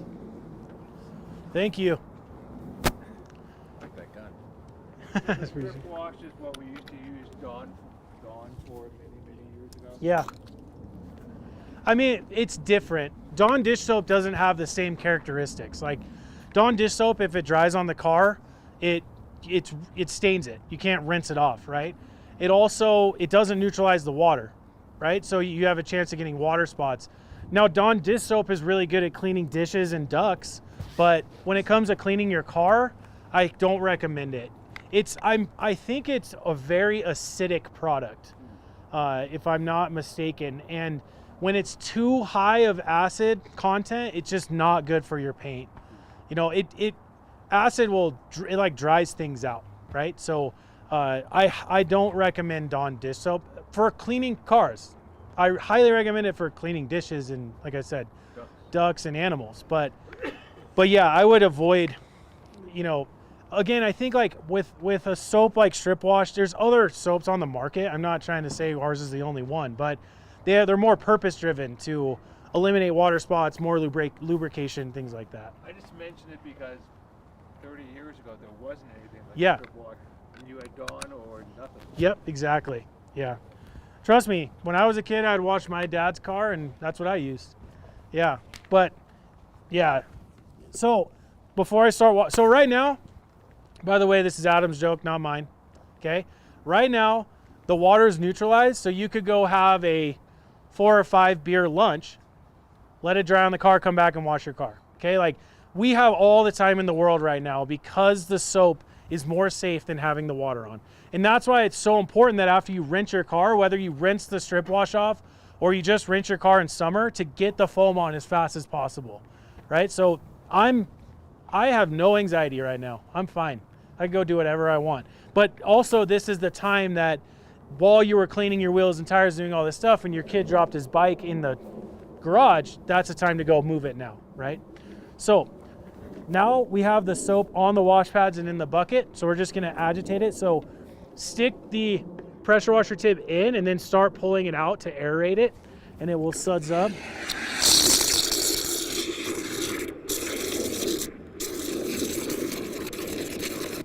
Yeah.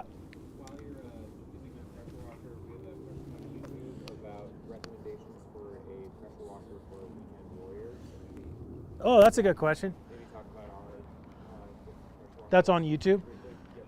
Someone on YouTube just asked, you have a recommendation for a pressure washer for like a weekend warrior? I would say, like, if you're a crazy enthusiast, like this is like, I can't remember, he has a crazy setup at his garage, right? So if you're looking to have kind of middle of the road price, I would say our pressure washer 3.0 is the best one. It has like the best performance with like the perfect middle of the road cost. It's a really, really good unit. But we have like a ton of pressure washers. The one I'm using right now is the Pro Pressure Washer 2.0, meaning it's like the second generation of our pro grade pressure washer. The performance is really good. The noise is not too insane. And you can wall mount it. It's very versatile. It also has a plate on there where you can store your foam cannon, and you can take your snub nose gun off and stick it on there. So it kind of houses everything right there. We have another one called a compact pressure washer. If you don't have a lot of space like in your garage, like our compact pressure washer, I think is, Charlie might know better than me, but I want to say it's right around like 1.3 GPM. It's like 1.3 GPM at like 1200 PSI, but it is like, it's like a briefcase. Like you could put it in your cabinet. So like if you're the kind of person that doesn't want anything exposed or anything, you don't have a lot of space, that's a great pressure washer as well. So, you know, I think going through our website, we have a page dedicated to pressure washers. You can really look at the specs and find the one that is tailored to you the best. You know, but I will say, get a pressure washer because it is like one of the most important things, like from cleaning your engine to washing your car.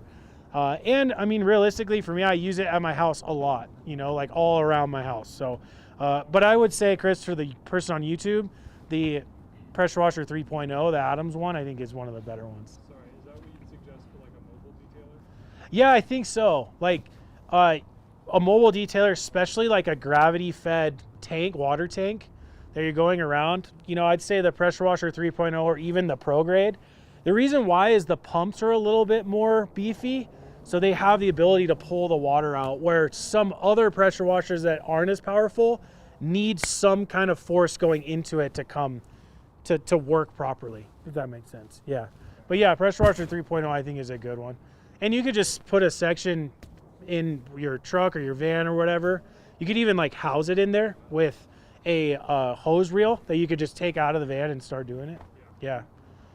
Okay, so washing. I'm fine with how it is now. For when it comes to washing, I'm not too worried about starting in the shade or the sun, because as long as the soap's touching the car, it's neutralized. But when I get into the rinsing part, that's different, right? So take my first wash pad. And another tip that Adam gave me, a lot of people just take their wash pad out and go like this, right? But what happens is if you reach too high, you get that thing of water and soap that goes all the way down into your armpit, and it's a weird feeling, okay? So when you take this out, just get it to where it's like not dripping that bad, okay? And again, like rinsing, work in sections, okay? We have tools inside the bucket I'm gonna talk about here in a second that will help even if there's a lot of dirt at the bottom, okay? So again, as far as I can reach right now, I tend to, for me, washing is not as much of like a technique in circles. It's, am I touching the whole car, right? So I just tend to work in like straight lines like this.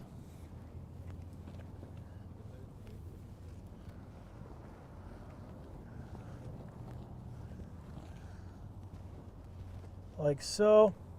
Now with another reason why I like the wash pad, I was talking about it before, is after I'm washing the car and I get some dirt from the bottom section, before I move on to the rear fender, I'm just gonna flip this over. So I have a fresh side of the wash pad as I move on. Now, how frequently you flip your wash pad is determined by how dirty the car is, okay? So I'm now using a fresh side of the wash pad over here. By the way, the rear portion of your car and the lower portions of your car are the most dirty out of everything. I'd probably say the back of your car is the most dirty of the whole car. So I tend to kind of save that for last, but it doesn't really matter that much. So flip this over.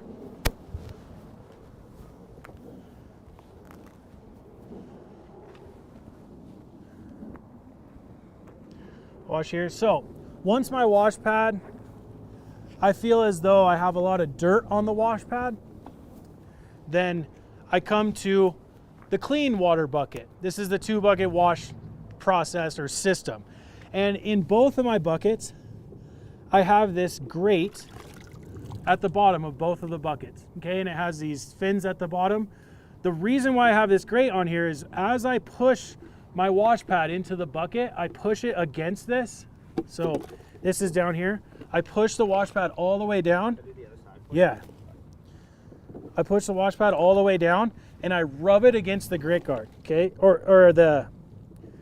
There is an actual product called a grit guard, which is for a standard 5-gallon bucket. This is like the grate in our pro grade bucket. But essentially what I'm doing is I'm rubbing it like this. So all the loose dirt and sediment is falling to the bottom of the bucket, and I flip it over. I rub this against the grate like this, okay? And these fins, these series of fins down here, like where it sits, prevents the water from swirling at the bottom of the bucket so the dirt doesn't swirl up to the top. So I'm taking dirt off of the car, rubbing it against the grate and putting it at the bottom of my bucket. And then when I pull this out, so that was the clean bucket, then I go to the soapy bucket. I do the same thing. I rub it at the bottom of the grate like this.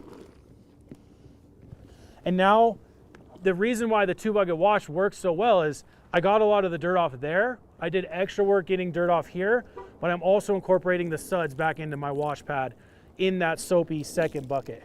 So then again, just wring it out a little bit. And then same thing, what I was talking about before. You go, if you feel like your wash pad is pretty dirty or you get a little bit lower of the car, before you go to the next section, flip it over and keep going. So we're trying to reduce the amount of dirt and grime that we push all over the car.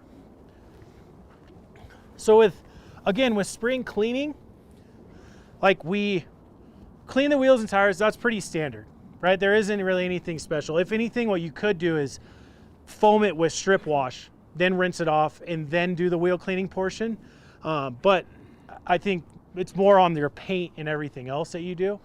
We did strip wash first. We didn't rinse it first. We did strip wash to break down the salt or magnesium chloride. Then we rinsed it off to get as much dirt and grime off. Then we refoamed with mega foam. What's up, dude? And now we're washing.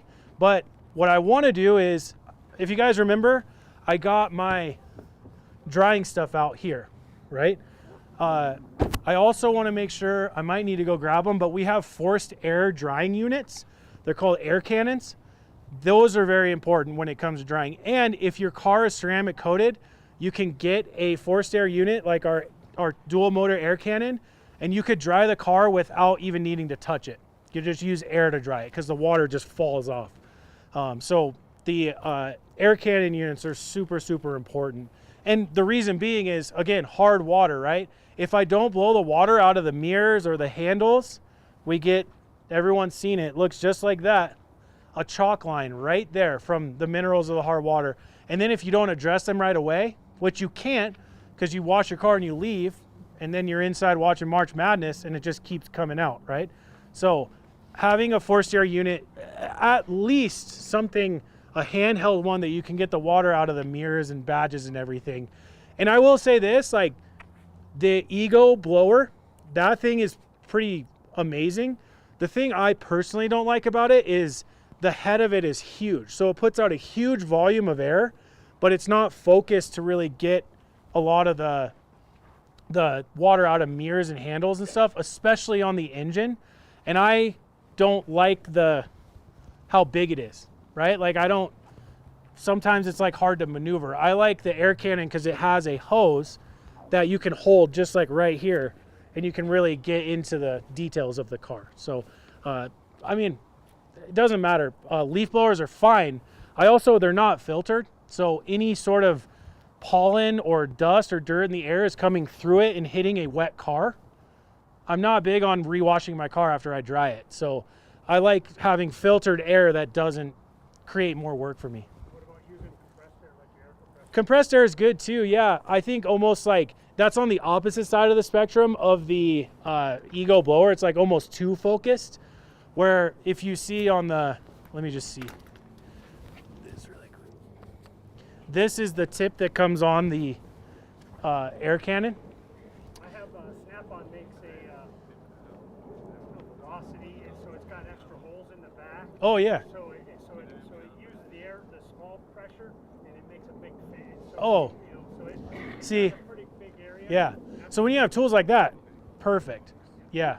Yeah. You go into Milwaukee's and stuff, have the short stubby thing with flat out. Yeah.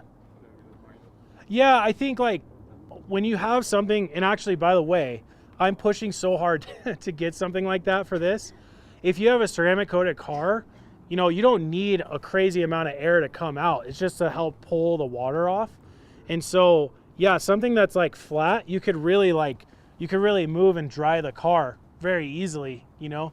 This with the being focused, I can really focus on the water out of the mirrors and all this stuff, you know. So, but yeah, that's part of our R&D right now. That's like one of my innovation ideas is because this clips on to the end of the hose.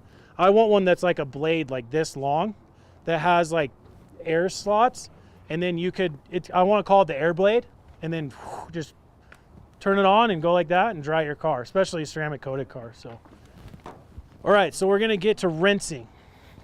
So we're gonna pretend, so right now, the reason why I haven't rinsed yet is because I want to make sure that I have all of the drying stuff that I need right now. And before we move inside to dry it, do all this stuff, we'll just dry it outside actually. Just makes it a little bit easier. How often should you clay your car? Every day, Chris. No, I'm just kidding. I think it's very dependent on how much you use your car and the type of, also like where you park your car. My dad needs to clay his car more often because he parks under a tree. So he just gets misted with tree sap, like more so in certain times of the year, but he has a tree sap reality. So he needs to almost clay his car like every third time he washes his car, if that makes sense. But I would say for me, about, I don't know, every 5 to 10,000 miles. I know it's a big range, but the reason why I say that is that's how much time it is before you get the oil change on your car. So I would just say every time you get the oil change on your car, do a maintenance clay bar on your car. Does that help, Chris? Yes. Okay. So what I want to show you guys is I have the H2O Garden Gloss, but I think this is also something of interest. This is called Rinse Aid. Okay, this is a newer product at Adams Polishes. This is a very, very easy way to add protection to your car right about in the time of the process where we are right now. Okay, very unique product. There's 2 ways to apply it to a car. I also use it in a third way, in which there's a way that I like to use it, which we didn't even say in our release video or anything. I kind of discovered it about 2 weeks ago. But this is a very unique product. This product is also great during the winter. So when you need a quick way to add hydrophobic protection to your car to make cleaning it easier in the winter, this is like, and by the way, Charlie right there by the camera, this is like his favorite product. We love this product here. So I'll show you a couple different ways to be able to utilize this. And then what I'll do, I'll show you kind of like back here, and then I'll show you H2O Garden Gloss over here, because that's also a pretty underrated product here at Adams Polishes. And then we'll get into drying it. And then when we transition inside, you guys can take a break, use the restroom, get food, whatever. And then we'll go in and we'll get into the polishing and ceramic coating, which spring cleaning, I do recommend at least doing a 1-step polish on your car before you apply ceramic coating, whether it's the spray coating or the crazy, you know, super concentrated. ceramic coating advanced or graphene advanced. So let me actually grab one thing. Just grab this sprayer. How you guys doing? Good. Pretty good. I'm just to show you guys my secret way of using rinse aid first is it doesn't come with a sprayer. I put a sprayer on it, okay? Now this is a highly concentrated product. So usually what you want to do is dilute this either into a foam cannon or into a spray bottle. But I have a unique way of how to use this. So when we get into rinsing, again, what I would be doing is starting on that side because I don't want to rinse the car in the direct sunlight, but because we have cloud cover, looks like for a little while, I'll just start over here so you guys can see. So when you rinse the car, again, same thing as far as you can reach, okay? So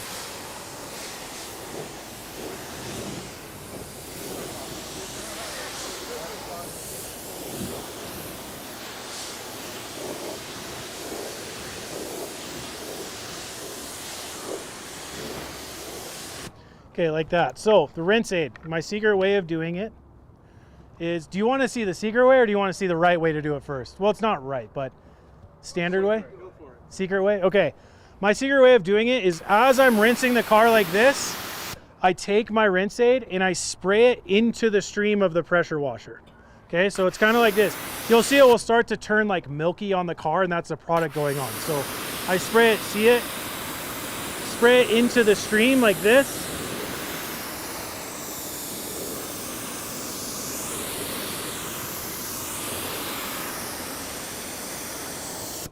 And then you can let it sit so you can see kind of the product is in there, right? So I'm spraying it into the stream to dilute it as it goes and hits the car. Then you let it sit for just 10 seconds maybe, and now when I blast it off, now you see how the water behavior's changed a little bit?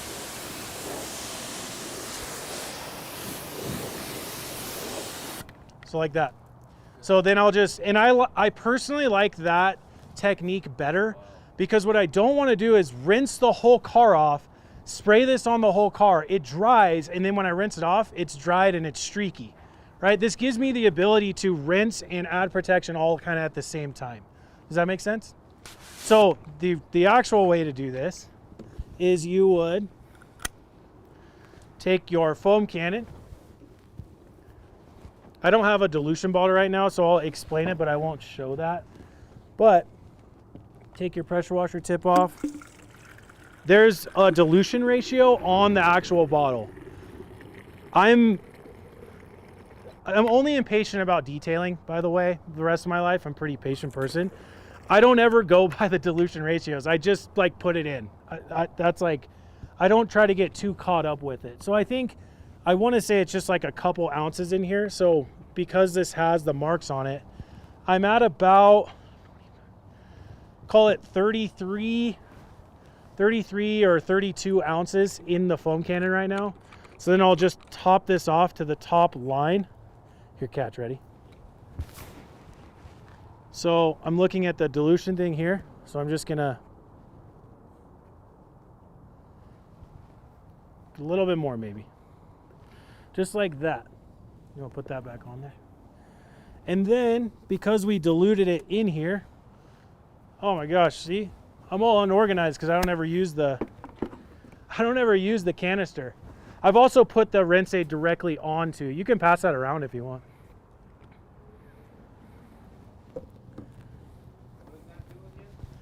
The rinse aid? Oh, yeah, it adds protection while you're drying your car, or while you're rinsing your car off, essentially. So, let me just rinse some of this off. Okay, so now we put this onto the diluted, shake it up like so. So now what you would do, and ideally you want to work in sections, but you rinse the car off. So I don't know if you guys can see all the soap's dry on here. So we talked about how it will rinse off perfect. So you go and you rinse the car off. You can see the suds like reactivate, come off the car.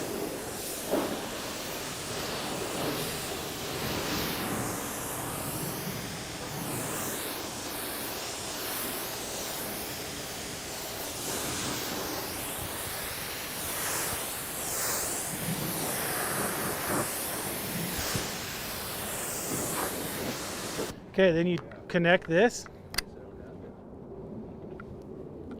Set this on here. And I'm gonna go full strength because I diluted it already, if that makes sense. And then you just take this.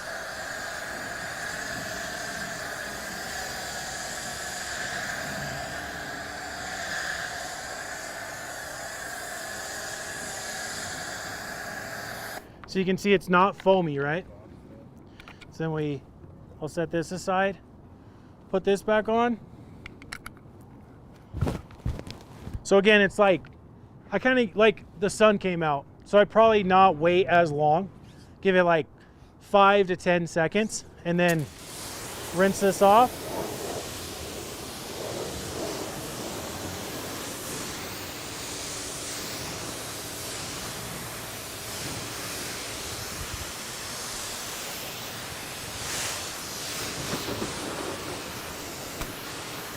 So hydrophobic, right? And it's like, it's pretty durable. Like I give it a couple months. So because this is so easy to use, I'd say every third time that you wash your car, or third or fourth time, depending on how frequent you wash your car, you could do this process and continue to add protection every time that you do that. Does that make sense? So pretty simple product, you know, and then you can even do a little bit of this action to get more water off the car. So then less water in the car makes it easier to dry. Your towel doesn't get as saturated, and then it doesn't streak when you go across the whole car. Okay? Any questions on rinse aid? What about if you already have a ceramic coat on your car? It has some SiO2 protection in it, which is SiO2 is silica, which works really well with like a standard ceramic coating. It also has that in it, so it will adhere and work with it. It's like an enhancement. You know, it's like helps enhance the water beading. And the thing about like why water beading is so important is that like when I rinse this car, if there was some dirt on here, when I rinse and the water doesn't stick, it's gonna grab more dirt and come off. So then when I go to wash the car with the wash pad, there's less dirt on the car again. You know, we utilize a strip wash to do that from the very beginning, right? But in the sense of doing it in the summer and it's dusty, you know, because it gets dry here in the summer, even though it rains every day at 3 o'clock from 3 to 4:30. But you get like a layer of dust on your car, then it rains and then you see all that dust on there, right? So having it be hydrophobic, you get more dirt off of the car before you even touch it with the wash pad. So anyone, oh yeah, so any more questions on rinse aid? Between that and the H2O Yeah, card? I'm gonna get into that right now. Talking about the air cannon, I find when I use it, sprays water and certain parts of the car, like little tiny bits of water, and I float around the detail spray anyway, and having to put my hand on it. Is there any way to avoid that when you're trying to dry it off? Oh, like when you're drying it with the air cannon, you Water said? goes everywhere, and I find myself having to use detail spray. to Yeah. clean up little bits off. I mean, I think for me, like I use detail spray anyways when I dry the car. I mist the car with detail spray before I even use the air cannon. But there's a couple different ways to utilize the air cannon before you like fully dry the car. Some people use it to dry their whole car. They won't even touch it with a drying towel at all, kind of starting from the top and going down. I'm different. I will actually start to dry my car first with the towel, and then after I'm done with that, it's easier for me to see where there's water coming out of. So then after I dry the car with the towel, then I go around all the, and actually keep a more of a plush towel, not a drying towel with me, and I'll blow the water out of this, and then I'll just wipe it off. Then I blow the water out of this, I wipe it off, and I just make my way around the car. Okay. So yeah, I think, you know, unless your car is ceramic coated, beating water like crazy, you need to use a towel and a drying aid. A drying aid, I would say, is very important. I would never dry my car with a towel without putting a formula on it first. Does that make sense? So you asked about H2O garden gloss. Does anyone here ever use H2O garden gloss? Okay, do you like it or do you hate it? What did you say it louder? I love it. There we go. This product is a very unique process, but a very cool process at the least. So I'm gonna come do this on the back here.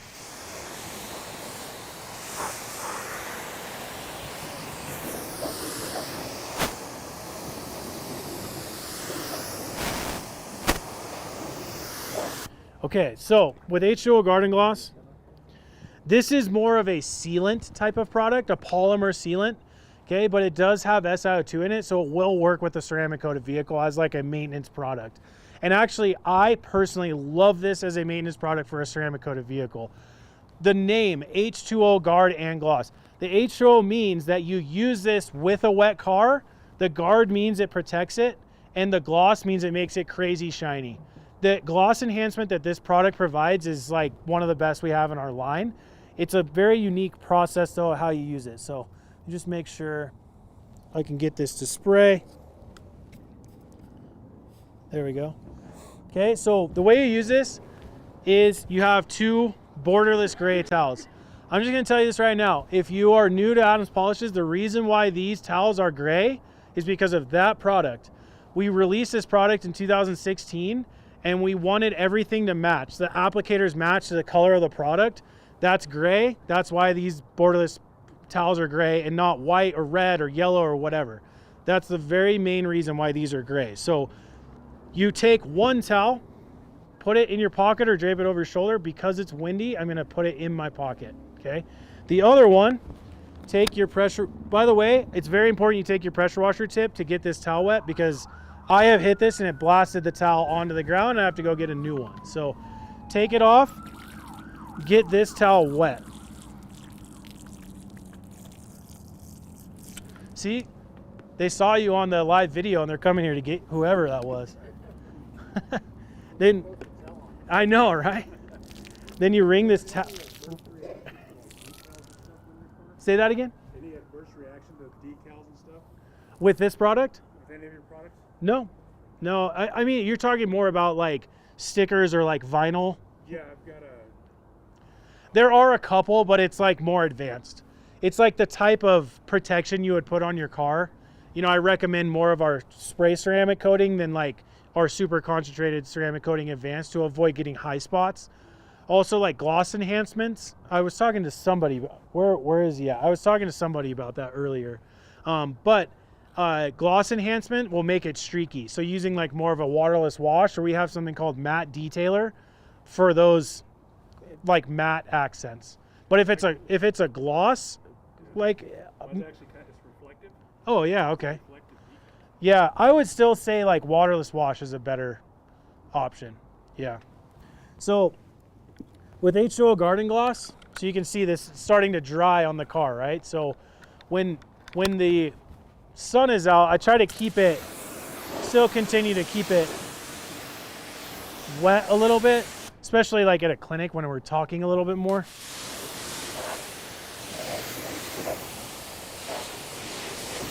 So H2O Garden Gloss, what I did is I got this towel wet and then I wrung it out. So this is a damp towel right now. And then I have my dry towel in my pocket. So what you do is you take the H2O Garden Gloss, you spray a few sprays into the towel like this, okay? Then you just give it a few sprays onto the car. So give it maybe 2.5 sprays on the top, couple sprays there, couple sprays down here. And then you take the towel that you have with the product on it, and now this is like applying it onto the surface. And what it's doing is it's putting the protection onto the car while we dry it at the same time, if that makes sense. So we take this, we're just kind of rubbing this in. And if it's still, you can see how like streaky it is, like this.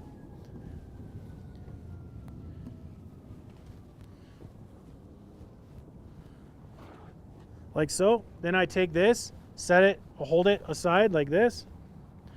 Then I take my dry towel and I just even this out.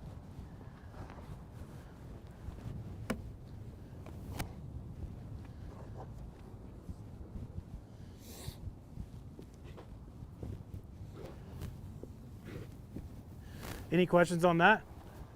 So normally you wouldn't really use that before polishing, right? Because the polish is just going to take the gloss off. Exactly. Yeah, these are like maintenance products. And just FYI, in detailing, I think of detailing in 3 separate phases, essentially. Like phase 1 is getting a car perfect, or getting it, and when I say perfect, that's your version of perfect. If you don't want to polish your car or any of that, don't do it. I'm not here to tell you that's right or wrong, right? But get it to where you want it to look, exactly how you want the car to look. Then the second phase is protecting it. There's a lot of different ways to do that, right? There's applying ceramic coatings. There's doing the spray coating. There's using a ceramic spray sealant. There's doing H2O garden gloss every third time you wash your car. If you did this every third time you wash your car would always have protection on it for the end of time, right? So it's just a process thing. The rinse aid, but that's the middle section is protection. Then the third phase for me is like maintaining. So you've got it perfect already. You've protected it with something that you love to do, and now you're just maintaining it. And that is like a 2-bucket wash. That's starting in the shade and working towards the sun. That's the kind of products you use to enhance the protection that's on your car already. So this sort of bridges the gap between like a sole protection product, but also a maintenance type of product, if that makes sense. So yeah, you're right on that though. I would also encourage you guys, like, come feel this. It's the thing about the H2O garden gloss is that it puts like this layer of the sealant on there, which makes it really, really slick. And like if you stand on this side and look, the like reflection is perfect. So it. Wow, look at it. It's almost like a mirror. Yeah. What's that? It's a different process. So like this is, detail spray doesn't add any protection at all. Detail spray is just there to help create lubrication and reduce the chance for water spots. So like I'm gonna do detail spray here in a second, but this is like you can dry and protect your car all in one fell swoop at the same time. And this adds a ton of protection. But I would say doing this every time is not worth it. Do it like, the next thing I'm going to show you with detail spray, that's what you want to do in between the times you're using this. Yeah. Any questions on this? Okay.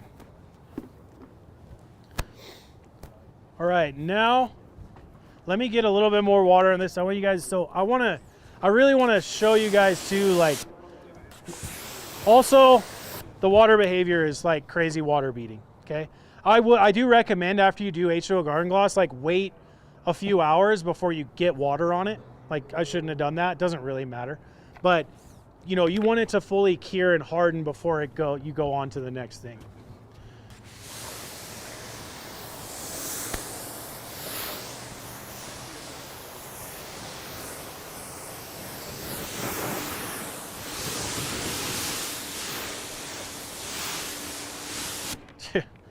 That rinse aid is so good. I love that rinse aid.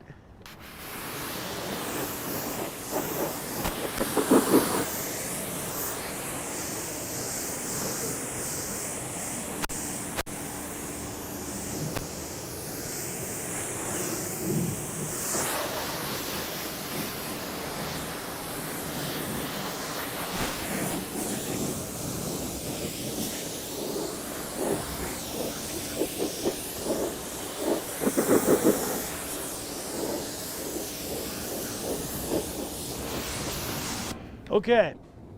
Actually, I have a quick question. Does anybody want to see me demonstrate how to clay your car during what I'm doing right now? Yes. Okay, perfect. I love it.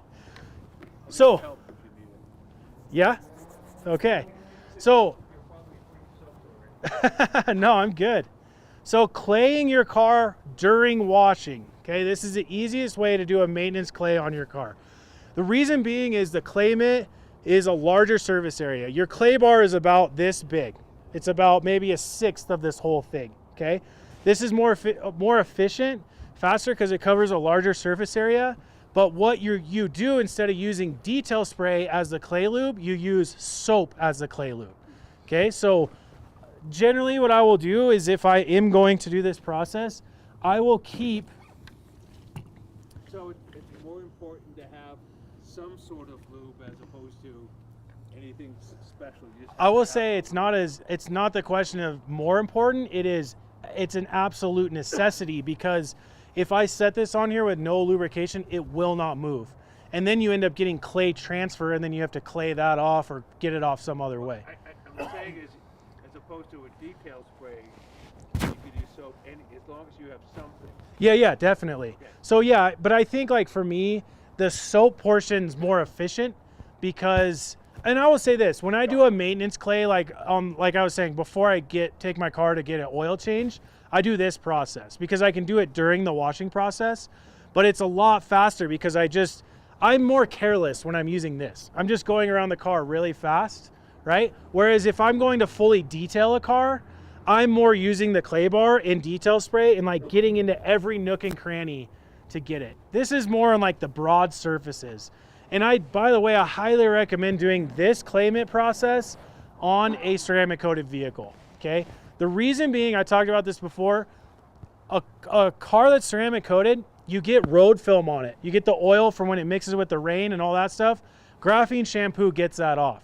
But when you get paint overspray and tree sap, road tar, things you can't remove, bonded contamination that you can't remove by washing, that stuff is not ceramic coated. It's sitting on top of the ceramic coating, so it gives water a place to grab onto, okay? So what you do is you do this process I'm about to show you with the clay mitt to get that stuff off of the ceramic coating, and oftentimes after you do a clay mitt on a ceramic coating, it comes back like you had just put it on day one. Okay, so, and this won't damage the ceramic coating, all right? And if you guys are interested, on our YouTube channel, we have a video called Listen Up, What is Your Ceramic Coating Telling You? And that video is essentially like how you go about maintaining a ceramic coating. But when you first initially rinse the car, it's gonna tell you what it needs. If it's flat on the bottom half, you need graphene shampoo, like it's telling you that. Then if you rinse the graphene shampoo off and it's starting to come back, but the water behavior is not like what it was when you saw Rinse Aid on here. If it's not doing that and you've already used graphene shampoo, it's telling you it needs this, right? And then if you do it again and it's better, but it's not all the way there, then it's telling you it either needs Rinse Aid or graphene boost, something to like boost it, if that makes sense. But that's a really good video for that. If your car is graphene ceramic coated or just ceramic coated, that's a good video to learn like because detailing is very much an experience of like how do you know what you need? It's not the same every time. You don't need to do H2O garden gloss every time. You don't need to do strip wash every time. Like, how do you know what to do? The car is gonna pretty much tell you what it needs. So with the clay process, I'm gonna revert back to my no container. So I'll just use, on this one, I'll just use the standard car shampoo because we already did the mega foam. You guys saw how crazy that was. This one, I think our standard car shampoo has the most lubrication. So I kind of prefer this or either the graphene shampoo as when I do this clay mitt process. So, and by the way, your clay mitt, I usually keep it in my back pocket during this, but you can put it into your soapy bucket, okay? The reason why you put it in the soapy bucket, there's like barely there's probably no dirt or grime in there. You already put it all inside of the clean water bucket, if that makes sense. So when you're using the clay mitt, as general, would you foam, rinse, do the foam, contact wash with the wash mitt, and then just hit it with the clay mitt, right? Yeah, you don't want any loose dirt and grime on the car when you're gonna use the clay mitt, right? So either if you're gonna use detail spray as a clay lube or the soap as a clay lube, you still gotta get it clean. Right, but I'm saying, you're doing your wash and you want to clay it, you don't need to rinse and reapply the soap. You just go right after the wash mitt with the clay mitt. Yeah, so like essentially in the process right now, like we did strip wash first, we rinsed that off. Then we put mega foam on, then we used graphene shampoo in there, washed it with the mitt, rinse that off. So you would rinse it before the Yeah, because there might still be dirt and grime on the car. So I want that to go onto the ground. So now I have like a nice clean car. And then your foaming part for the clay mitt, you don't need to like overuse the foam. So it's kind of like, again, I want to get this dialed to where I have some of the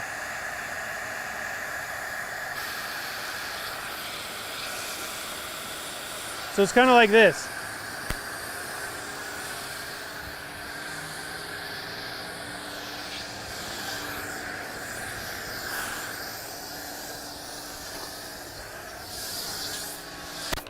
If you notice, I didn't like overuse the foam.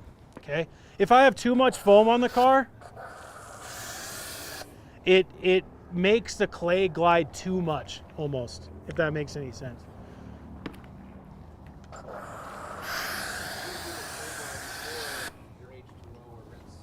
Yeah. I just had forgot. I was so excited to do rinse aid that I was like, completely forgot. So again, I'm gonna, by the way, I didn't talk about this earlier. Your pressure washer tip, when it goes on here, make sure that you push it in and click it, okay? If you don't, let's see if I can, this one's pretty used, so it works better. I can't do it, this one's perfect, but I'm not joking. I'm gonna raise my hand and say I screwed up.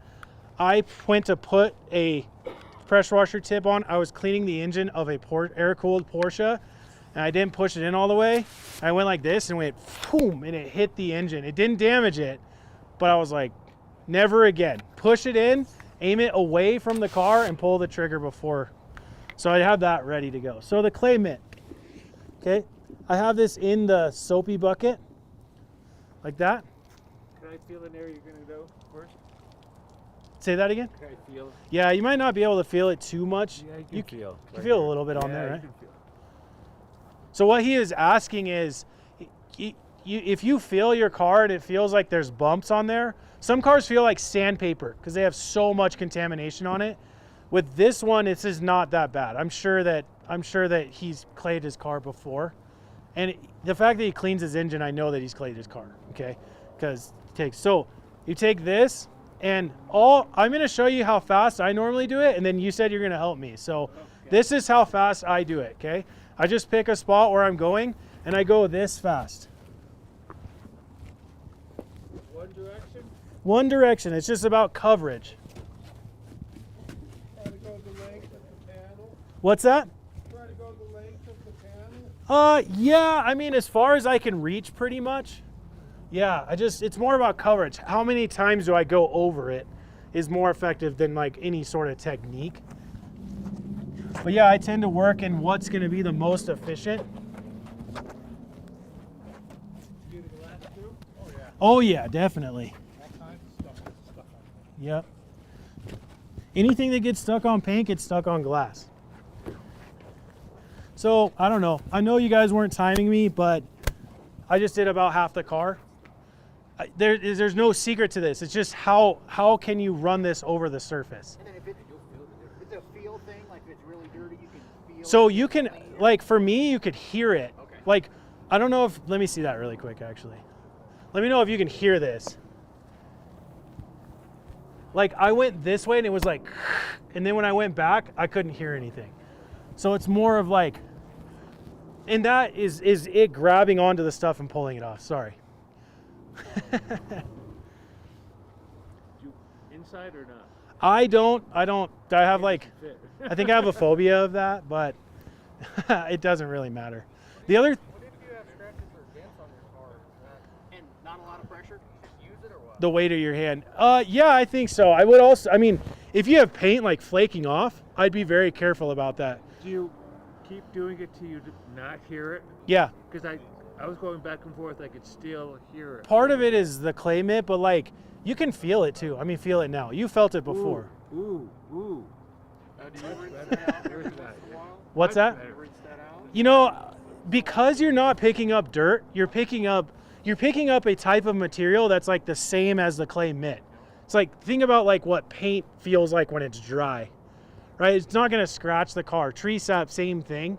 So like, I'm not overly worried about that. But if this car was really bad, then yeah, what I would do is I would take, can I see that? Yeah. I would take this, I would put it in my hand to be able to grab onto it and hold it. And then I would just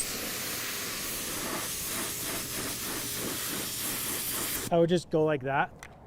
And then maybe dunk it again and then like keep going. Whoops, I just screwed that up, but there you go.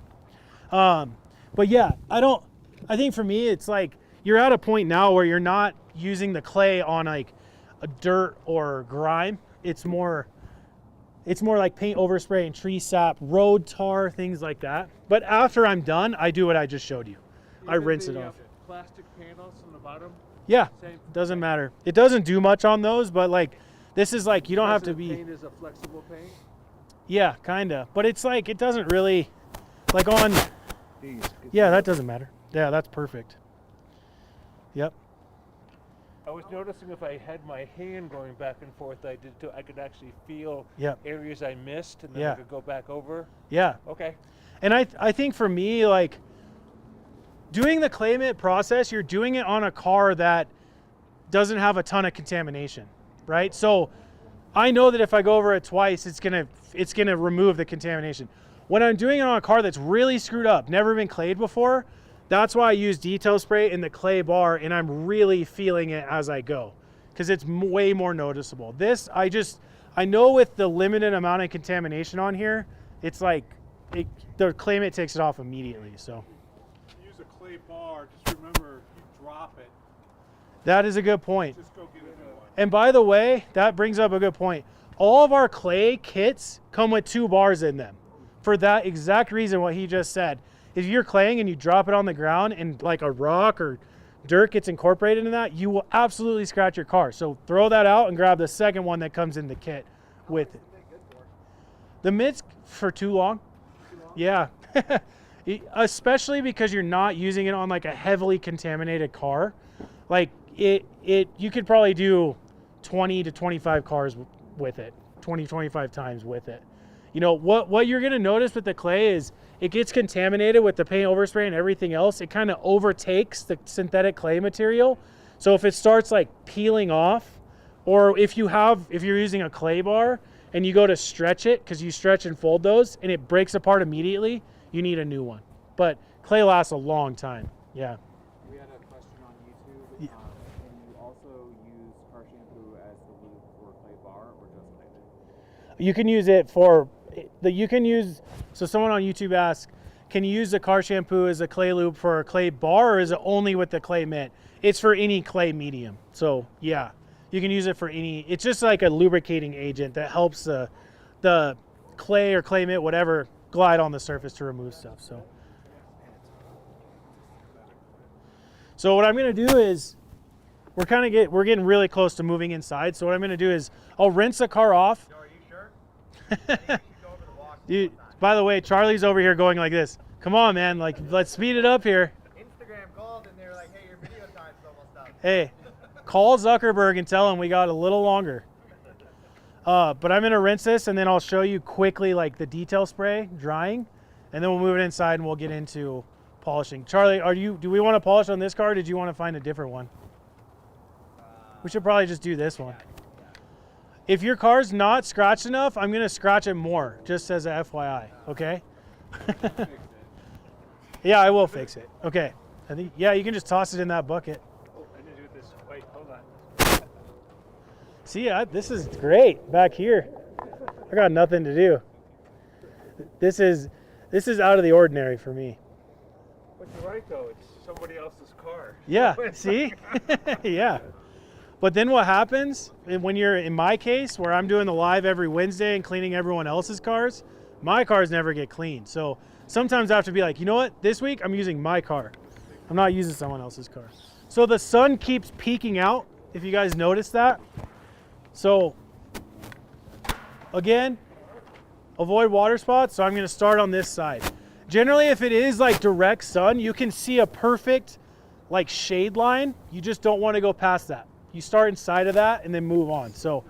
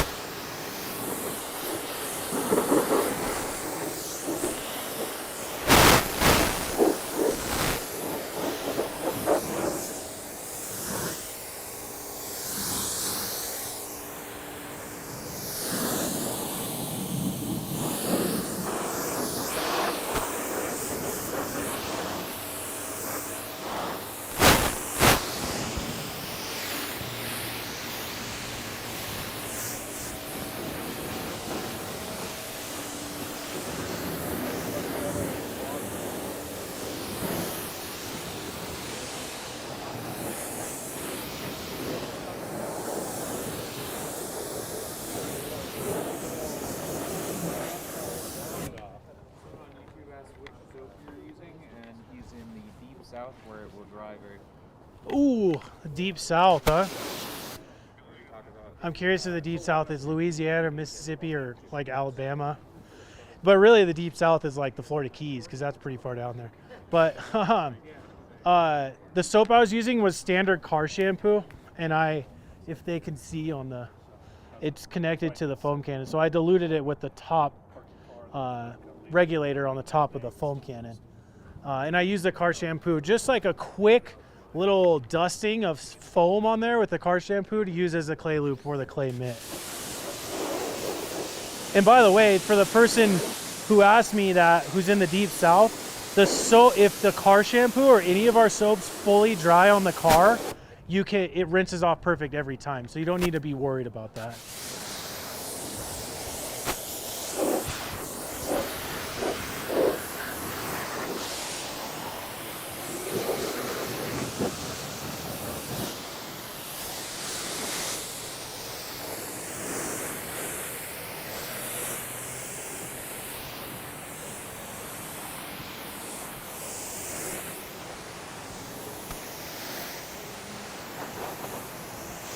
Am I doing okay, Shane?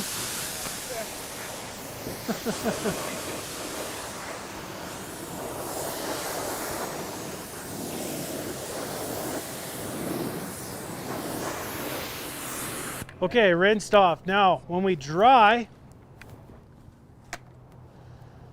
like I said, I like to keep my drying stuff right here inside the car. Whoops.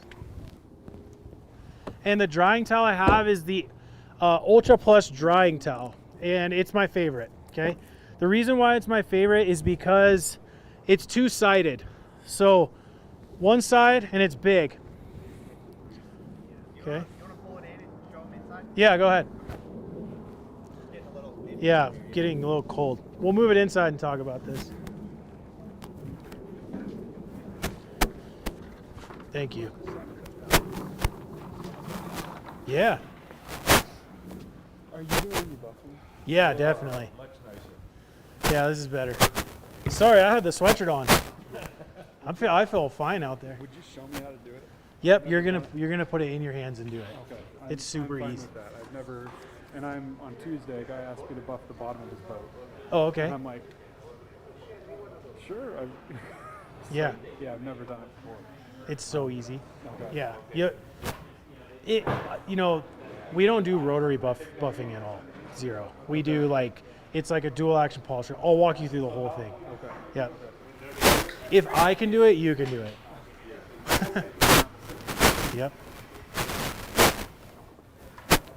Okay. So I'll just show. Ideally, when you dry your car, you want it to be in the shade, like inside, like in your garage, or if you have shaded area. But essentially what you do is you take the detail spray and you mist it onto the car. What I'm not doing is spraying it like this, okay? I don't want too much of the product. It's just like a mist onto the car. What this does, it incorporates with the hard water and it slows the process of water spots, creates lubrication for your drying towel to dry, to glide, and it makes the car shiny, which is like why everyone's here. So like that, I always keep it like in my back pocket. Like I hang it in my back pocket right here as I do this. What I was saying about the Ultra Plus drying towel is not only is it big, it's two-sided, and I like to fold it onto the fiber side like this. So I have this, I call this the finishing side. Fold it onto itself a couple times like this. I think, I've seen a lot of times where you take your towel, you throw it out on the car, and although it looks really cool and we've used that for marketing videos before, it's not effective. The reason being is your towel will get overloaded with water and product, and by the time you start drying it back here, it streaks as you pull it. Okay, so, and the other part of it for me too is if I have multiple sides of a towel, if I run into some dirt, I can flip my towel over or I can fold it onto itself. Okay, so it gives me more options. So when you go to dry your car, miss the detail spray on, start with the windows that you look out of. Okay, so I always start with the windshield, and you can see with just a couple swipes, it's perfectly dry. Okay, so And I use the finishing side because it finishes like nice and crisp, especially on the glass. So I like to do the windshield first.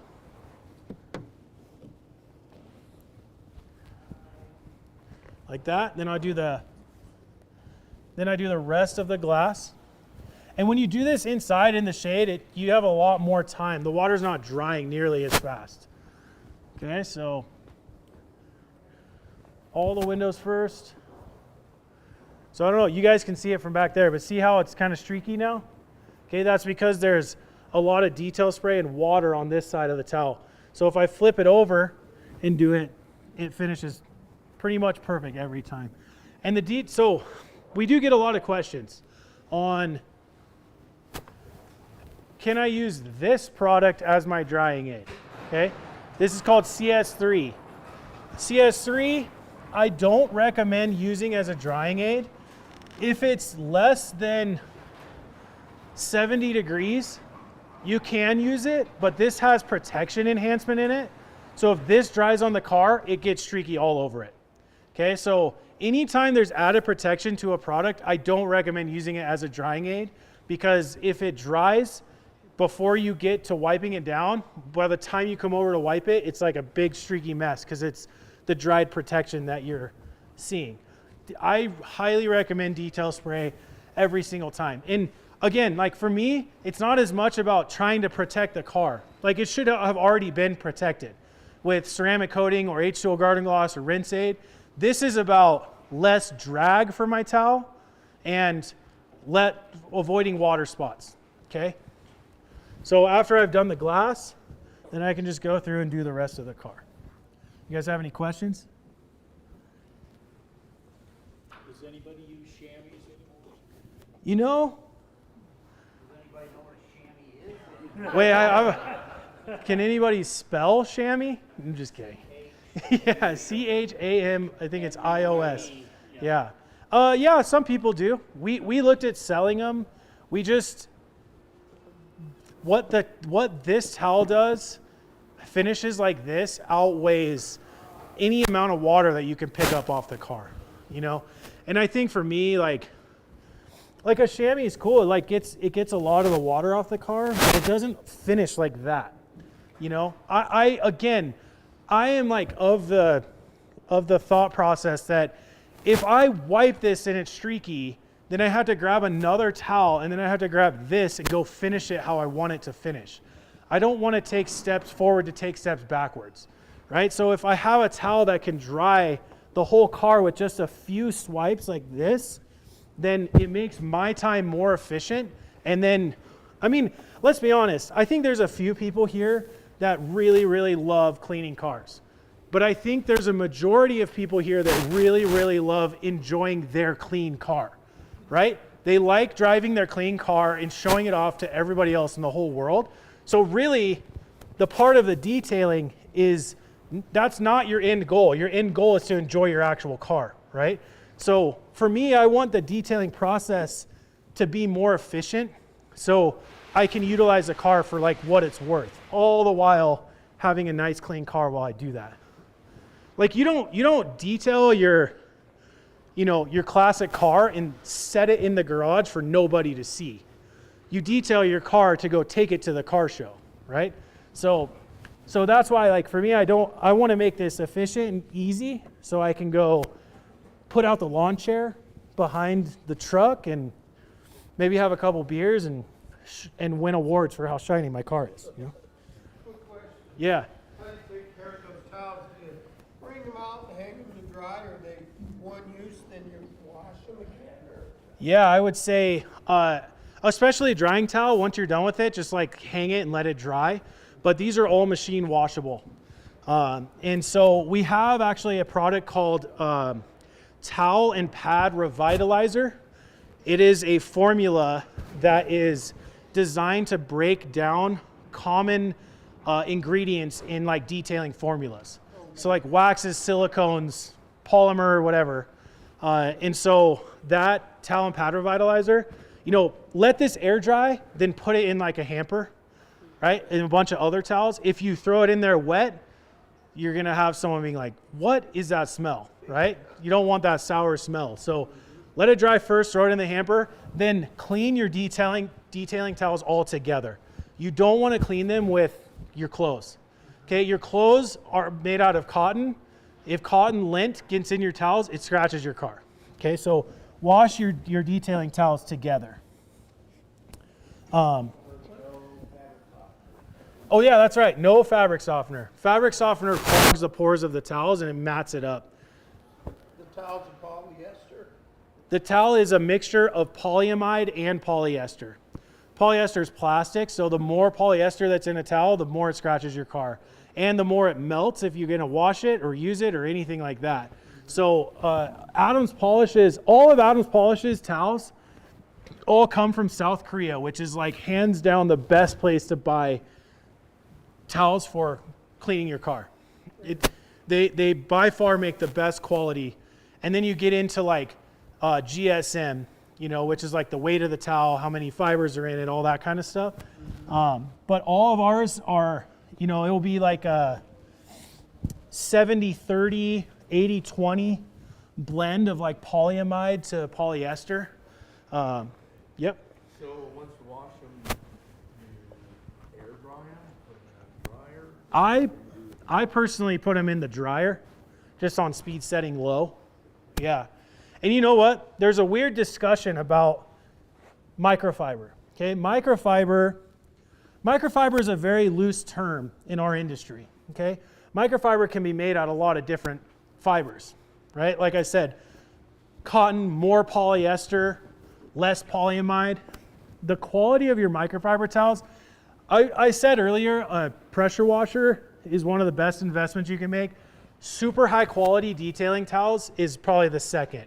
If you use cheap microfiber, it scratches your car and you work against yourself in all the work you just did to polish it and ceramic coat it. So not to call, I can't say the name. I mean, I probably could, but there's a really big store that sells a like 30 pack of yellow microfiber towels. And everyone's like, I'm gonna get that because it's $20 and I get 30 towels for it. The crazy thing is that even though it's cheaper at the initial purchase, you end up throwing those out more often because they get so ratty and those scratch your car like so bad. They're made where they seal the stitching at the end. They burn it with like a flame. So there's a little tiny rock at the end of every towel that scratches your car. They also leave the tags on there and you have to rip them off. So much of that tag that's on there is going to scratch your car, okay? So the thought process is I get more bang for my buck, okay? But the problem is over time, you have to keep buying more and more and more and more, right? If you invest in quality detailing towels that you can wash over and over again, your only expense is washing or like wash shampoo or whatever you call it, laundry detergent, right? So in the long run, better quality microfiber towels is a better investment for you. Just the upfront cost isn't as much. Yes? I might miss this part, but is it the same cleaner that you're using on the windows as well, like deep cleaner that you're using on the windows as the car? Yeah, detail spray. Yeah, and detail spray kind of works on everything. So as I go through and by the way, if you haven't felt this car after we did the clay on it, it's insane. Like it feels incredible. If you have a chance to feel it, I would strongly recommend it. But as I do this process, you know, I'll open the doors. I'll hit the inside of the glass. Whoops, almost dropped the detail spray. Use the towel to hit the inside of the glass. And after I'm done doing the glass, I hit all the door jambs. And by the way, I forgot to do it, but you usually always want to clean the door jambs as well when you're washing your car. And reason being is, you know, if you have a passenger in your car or guest in your car and, you know, it's crazy dirty and you go and touch it, it gets your clothes all dirty and all that stuff, you just want to go through and clean all that stuff. So the pad and towel you just use that in lieu of, you know, the Tide or whatever? I use it both. Personally, the way that I like to use it is I'll do like half the amount of laundry detergent with half the amount of talent powder vitalizer, and then I also put some of the talent powder vitalizer in my pre-wash. The other thing is if you have your towel gets really dirty, you can also pre-treat it. Like Shout is a common product that people use. You can use that to treat your towels before you put them in. By the way, I do that to all my clothes. I buy talent powder vitalizer like every other week here, and I use it for all of my laundry because it makes them feel like more soft, and it has like brighteners in it too. So like white towels, it makes them look brighter, like brings them back completely. Sometimes you'll get stains that you can't get out, which is fine, but it's like how they feel. Now, if you have towels that are really crazy soiled and dirty, you can take a 5-gallon bucket, fill it with hot water, maybe 3 gallons, put like 4 or 5 ounces of talent powder vitalizer, and soak your towels for like an hour or two, and then wring them out, put them in the wash, and they'll come back almost new. Yeah. Yeah, definitely. Yep.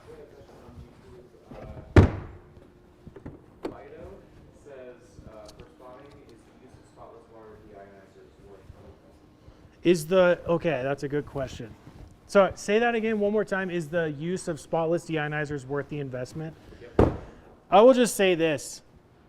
Yes, I think so. I think it's worth the investment, but I also, we talked about it out there. If you're doing your technique right, where you're starting, rinsing in the shade first, and, your process, you can be more careless when you're washing, but it definitely, but here's the thing about the deionizers, 100% they are worth it to, a good deionizer, if it's new and the resin's still working, you can rinse your car off and drive away. You don't even need to dry it.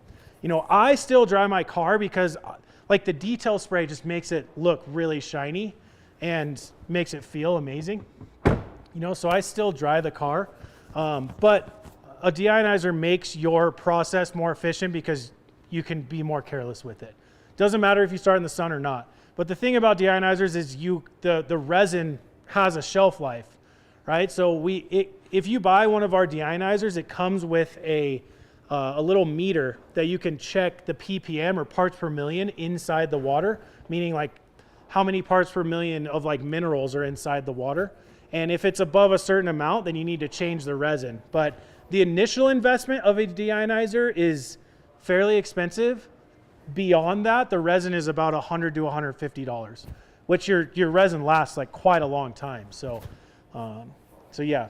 Any more questions on this? I'm a little bit bummed, but let me run and grab the thing. I want to get the air cannon because I think a lot of you guys can see on this side. You can see the example of the water dripping out of the mirrors, out of the handles. I forgot to dry the front. I'm really slacking right now. Let me just grab this thing really quick.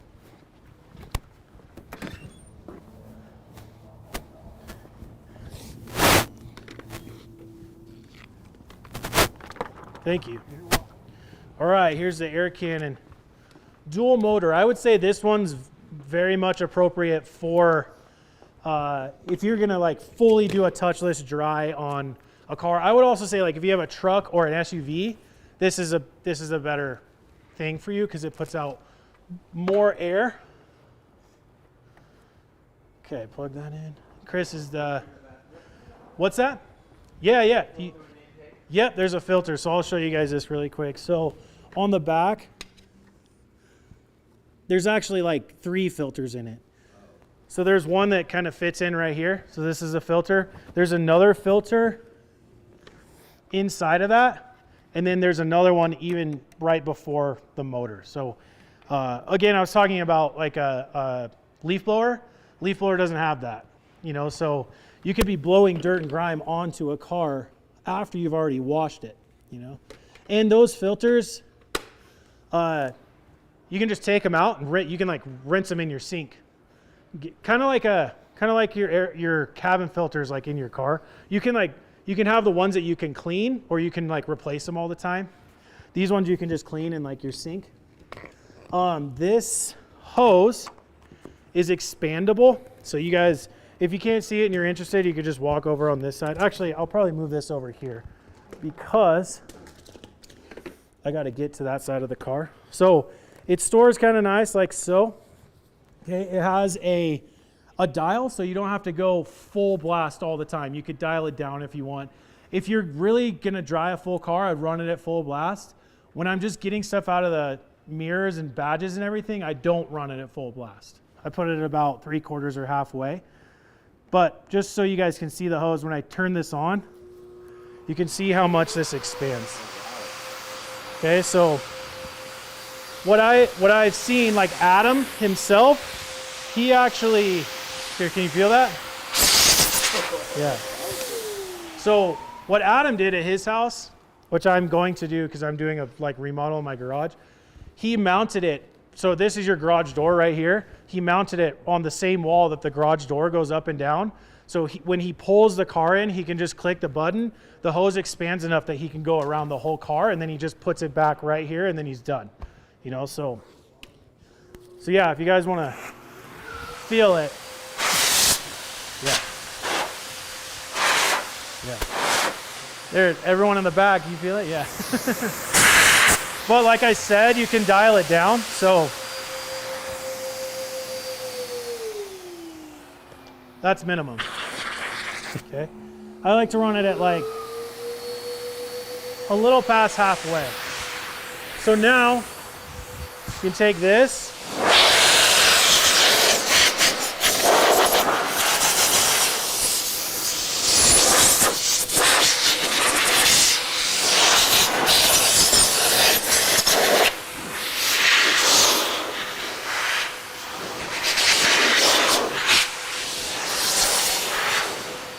And like I said, I'll usually grab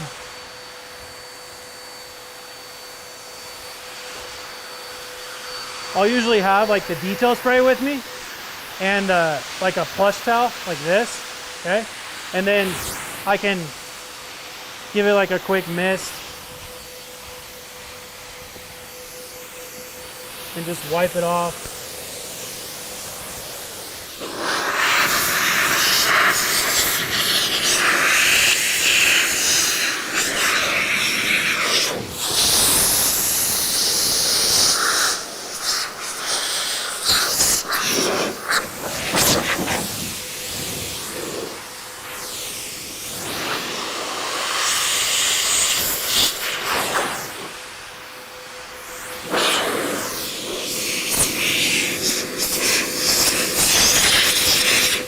And especially like on a grill like this, makes it a lot easier.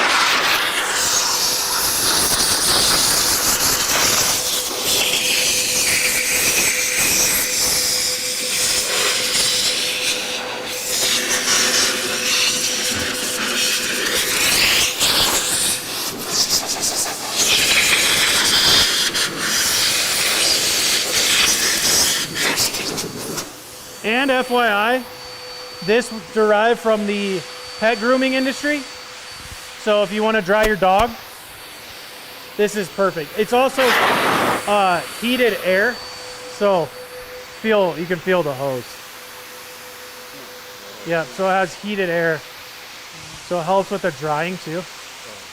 Yeah. So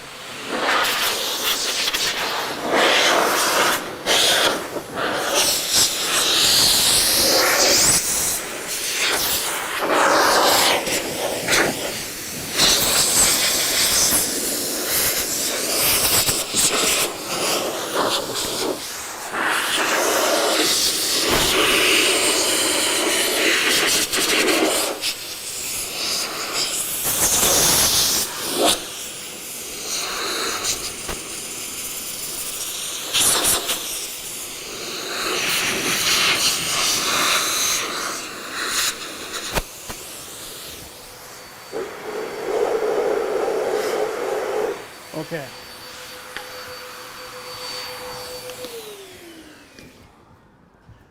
So, any questions on like air cannons or forced air units?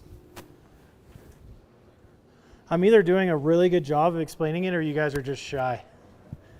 I love my air cannon. Yeah? I really do. When I dry the whole thing off and the way you're doing it, I like it even better. Oh, like with?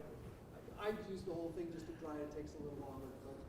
review the detail spray and then just doing the towel and then hitting that for just nooks and crannies? Yeah, yeah, yeah. Have you felt your car yet? I have. It's wild. Yeah. That, by the way, is what your car is supposed to feel like. And a new car does not feel like this, right? Like, you want it the hydration of the paint. Like, it just makes your cleaning processes that much easier. It reduces drag with your towel. You know, you're not going to get as many scratches. Is that the clay or is that the white colored?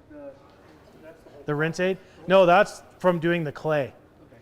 Yeah, and then we did the clay, but then on top of that, the detail spray is also helping that too, you know? So you're probably going to get about half a mile to the gallon better gas mileage. Exactly. See? That's why we do it. Yeah. My wife used to tell me when, on her Monte Carlo, she would always tell me, she goes, it's time for you to polish my car because I'm down to 31 miles. And she'd normally get 33, 35. I love that. Any comment on the new water-based paint? Not really. I mean, the interesting thing about, like, water-based paint still performs very similar, right? They're a little bit softer, I would say. So your technique with polishing is a little bit different. You don't have to be nearly as aggressive. But, the really weird thing, I'm going to talk about that here in a second, but like paint correction type stuff, it's different for every single car and every generation of car. When I first started working here, Adam made me, he didn't even pay me for it, jerk, but he made me detail a C5 Corvette. It was a black C5 Corvette, and that paint was like diamonds. It was rock hard. I went over it so many different times, and I just could not correct it. I couldn't get it. It was like the hardest paint I've ever. Now, if you polished a brand new Silverado, it is the softest paint you've ever polished in your whole life. So the thing that we have to think about when it comes to like the paint stuff is that the manufacturer they're buying big quantities of paint to be allotted to a certain like generation of a car, right? So like when we think of Corvettes, it's like C1, C2, C3 up until C8 right now, right? And so the new C8 might have different paint than the C7 because when they before they even start making the cars, they say, how many cars are we making? What's the surface area? And how much paint do we need to buy for the whole thing? Because if you buy a lot of paint, it costs less, right? And so paint differs from manufacturer, from how many layers of paint do they put on the car. So when we get into the polishing process, I'm going to talk about something you have to do before you fully polish your car, and it's called a test spot. But water-based paints tend to be a little bit softer, and the cars with water-based paint, well, really the water-based paint is like a necessity because of regulation from, I even think like the government, like the EPA type of thing. Maybe I could be wrong on that, but it's also cheaper, right? And so if you're trying to maximize your margin in making a car, you can cut costs in certain areas to maximize your margin. So not to say that the manufacturers have to do that, but I think we're noticing that the layers of paint on cars are getting thinner and thinner and thinner, which means you have to be a little bit more cautious when it comes to paint correcting it. And I would say, no, I don't care about any automaker. I have a Toyota, and the reason why I have it because I want it to go until it has 1 million miles on it. But Tesla was one of the first manufacturers to put less paint on a car. So it just, I think as they created that trend, it started to like go into other. They're like, oh, they can do that? We're gonna do that. So, but I also think like you get what you pay for. So like you buy a $200,000 Porsche, it's probably going to have some pretty good paint on there. For example, I'll give you an example. Most Kias and Hyundais, which are the same company, they're running about 3 to 4 mils of total paint thickness. Yeah. The last generation NSX that went out of production in 2022 was 18 mils of paint Yeah. thickness. Yeah. If you don't understand how hard it is to make a sharp body line from 18 mils of thick, a trash bag is about 1 mil thick. Yeah. So take 9 trash bags, stack them on top of each other, and then try and get Yeah. spend on a body crease. Yeah. It's a phenomenal paint job. Yeah. But one's $200,000, one's $20,000. Yeah. There's Yeah. part of the difference. And that's like material cost, labor cost, all this stuff. But I would say like generalization, most modern cars have from like 4 to 6 mils thickness of paint. And when you're polishing, like with our polishers, you're really not removing a lot of paint. Like it is very minimal. Like scratches for the most part are not very deep into paint. And you know, I would like so I would say like 1 mil of, I think this is right, don't quote me on this, but I think 1 mil of paint is about 8 microns thick, which is about the thickness of a sheet of printer paper. So if you have, you know, 4 mils of paint, you're talking about, my math, I can't even think about math right now, but you're thinking about 32 microns thick of paint. When you polish a car, you remove about 0.3 to 0.4 microns thick of paint. So that means that you could, to get all the way through those 32 layers, you'd have to paint, or you have to polish your car 64 times, which, let's be honest, who's going to paint correct their car 64 times before you get rid of it? Not a single person. So like really when we think about this, polishing your car once a year is fine, but getting a ceramic coating on the car is even more important, because that's almost like an artificial clear coat that sits on top. That's harder than the clear coat and easier to correct. So there's a lot of discuss. I could literally sit here with a whiteboard and walk you guys like for 5 hours and be like this and that, but you guys want to learn how to polish a car. So raise your hand if you feel like you need a break, like get water or something. We could take a quick break and then come back and get into polishing and ceramic coating. Or are you guys ready to just jump into it? Jump into it? Okay, let's go. Do you have the time, Chris? Okay, perfect. Okay, who here wants to know how to polish their car? I know he does, because he asked me about it already. Okay, so I will say this. Is it better for me to be on this side, Chris, or that side? That side. Okay, let me just move this out of the way. So I'd say if you're interested, I'll just say this. If you're interested in seeing the results, standing on this side is better, because I'm sure you guys can see it. You can see through and see the damage on the paint because of those really nice lights. If you're also interested in seeing the technique, but I would say move on this side and kind of move in here and just give my guy Chris a little bit of room for the people on the live. But so I'll say this too. All that work we just did with claying and everything has set us up to a point where we can do this process. Okay, and I will say if you're working on a car that is very, very neglected, has a lot of damage, I recommend doing the clay portion right now, okay? Because you can do more work with your clay bar, and I think if I look in here really fast, I'll even pass this around. But this would be like our fine grade clay. I'll give you a newer one. This is like traditional clay. Yeah, this is like your traditional fine grade clay. But I just, for everyone who wants to feel it, you can like pass this around. You can feel like how sticky it is. But it's more like the pores of the paint or pores of the clay that are doing a lot of the work. Medium grade is going to do more of the, it's going to grab onto more stuff, including your paint, which is going to mar it.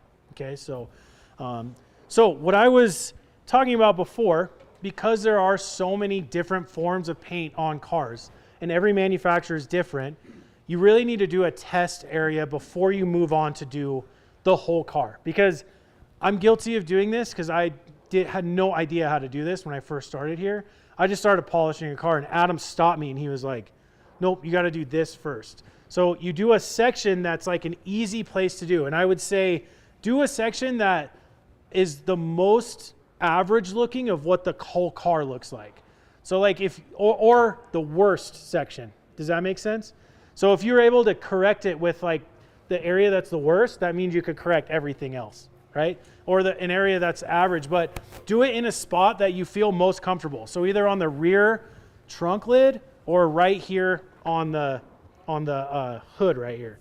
And what I'm going to do too is I'm going to put some tape out so we can have a very much defined like before and after so you can see the results.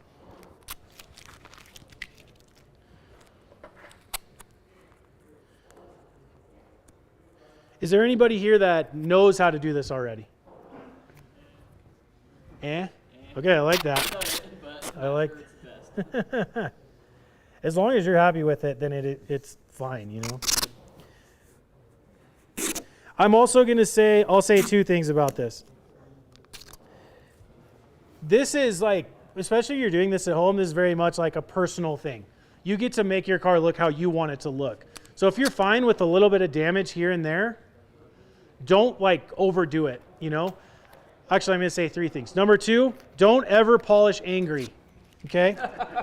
If you're getting frustrated, set the polisher down and just take a break, because if you polish angry, you're going to keep going, and then you could damage the paint. So now, the last thing I'll say about it is I know that there are some people here who are like have professional detailing business, right? You're one of them.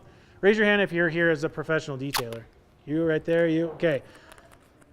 Unlike you guys, everyone else here that's doing it at home, they don't have deadlines, okay? They didn't have a customer drop off a car and say, here's my car on Monday, I need it on Tuesday. I want a full paint correction, ceramic coating, and I want you to do this and that. And you're like, oh my God, I got to work 18 hours to finish this, right?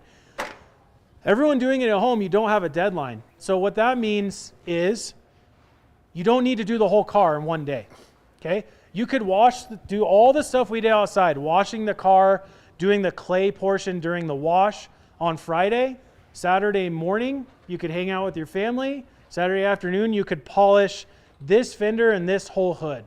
And on Sunday, you could polish that fender and that door. And then the next weekend, you could polish that door. And like, you could do this in pieces. So it's not as, especially when you're new to this, you know, but I guarantee that you'll do one section. And this is why all these guys are professional detailers, is they did one section and they fell in love with it. It was like, I did not know I could make a car look like this. There's a story. We were at Hot August Nights. It's one of the best car shows in Reno, Nevada. It's a huge car show. I mean, they had like 5,000 car entries last year. It's across the whole city, and the cars have to be older than 1972. It can't be newer. If it's newer than 1972, you can't even drive into the place. And a guy came. He had a Corvette that was newer than 72. So he passed through. He bought all of our polishing stuff, and this was at like 1 o'clock in the afternoon. At 8 o'clock, he pulled back in, and he was done. He got the bug so bad, he got home and he did the whole thing. It was wild. I've never seen that ever again. But it's kind of like, it's a little bit of an addicting process, because the results you get are pretty shocking, you know. Let me just plug this in here. Thank you.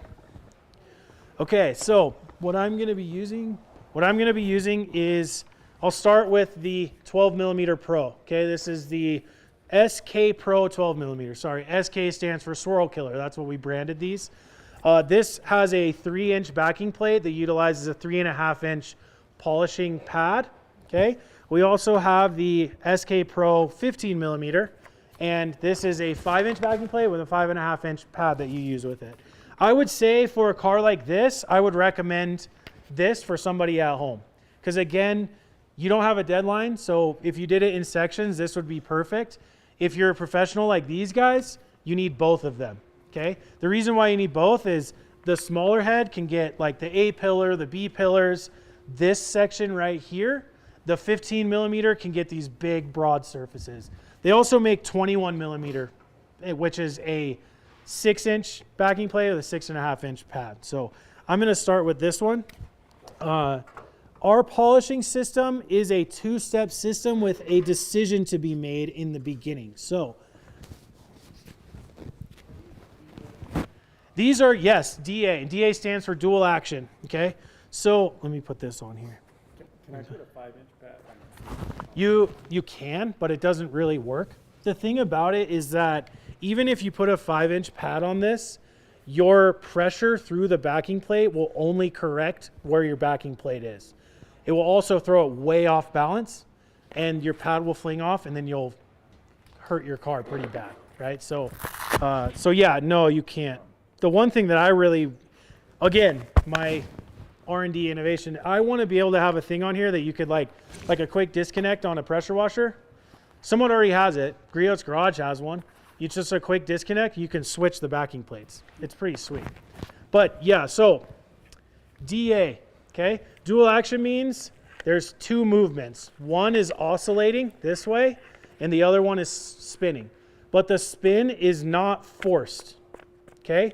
So when I say so this is not a rotary buffer. A rotary buffer only spins, and it's gear-driven forced. So no matter how hard you push on that car, it is going to push through, and it's going to create friction, which causes heat, which causes damage, okay? These ones you can, if you lean on this as hard as you can, but the technique is not that, okay? So like if I put this on setting 2 or 3 and I turn this on, I couldn't do this with a rotary buffer. I can actually hold this and like turn the pad as I'm doing this, okay? So I can do this. So it's non-force, but because of the motion of the orbit, it allows it to spin in a certain direction. It's like a hula hoop, right?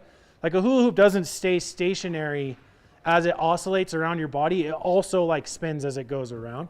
Same kind of concept. So it has a different speed setting 1 all the way to setting 6. When I'm using this, I kind of run it on setting 4 most of the time. If not less than that, I tend to never go to. First step is compounding. Compounding removes damage. Okay, it doesn't finish perfect, but it removes all the damage. So it does the heavy lifting. So we cut through all the swirl marks and the scratches. It leaves a little bit of haze on the surface, and then you clean it up with the second step, which is polish. Okay? The reason why I say you have to make a decision is in the beginning, you either have to pick blue foam or microfiber pad. Okay? And by the way, these ones don't have it, but on the blue foam pad, it's blue because the compound is blue. So it's color coded, okay? If you're colorblind, on the back, it says compound, okay? So you know that these go together. These ones don't have it right now, but normally the microfiber pads say compound on the back as well. So, and then your second step with the polish is white, the pad is white, okay? And on the back, it says polish. Now, one thing I will say, not that this matters, I kind of geek out on stuff like this, but these foams are very different. I'll pass these ones around so you can feel them, but if you're not scared of COVID or anything, you can also blow into them. And this is a open cell foam. This is a closed cell foam. So if I try to blow into this, I can't blow any air through it, okay? I can with this one. Airflow through this reduces heat, okay? And with compounding being a bigger abrasive, it generates more heat. So I want more airflow for it to work and go. And also the compound, I don't want, in each one of these, there's diminishing abrasive. And what I don't want the compound to do is break down as fast as the polish, because I want the abrasive to stay at a certain level so I can cut through all of the damage. So if I used a closed cell foam with compound, it would break down too fast. So you use an open cell foam for that, and this is a harder foam, so it doesn't absorb as much of my pressure when I'm polishing, okay? So it's designed in a way to be effective, okay? So I'll pass this one around so you can feel it.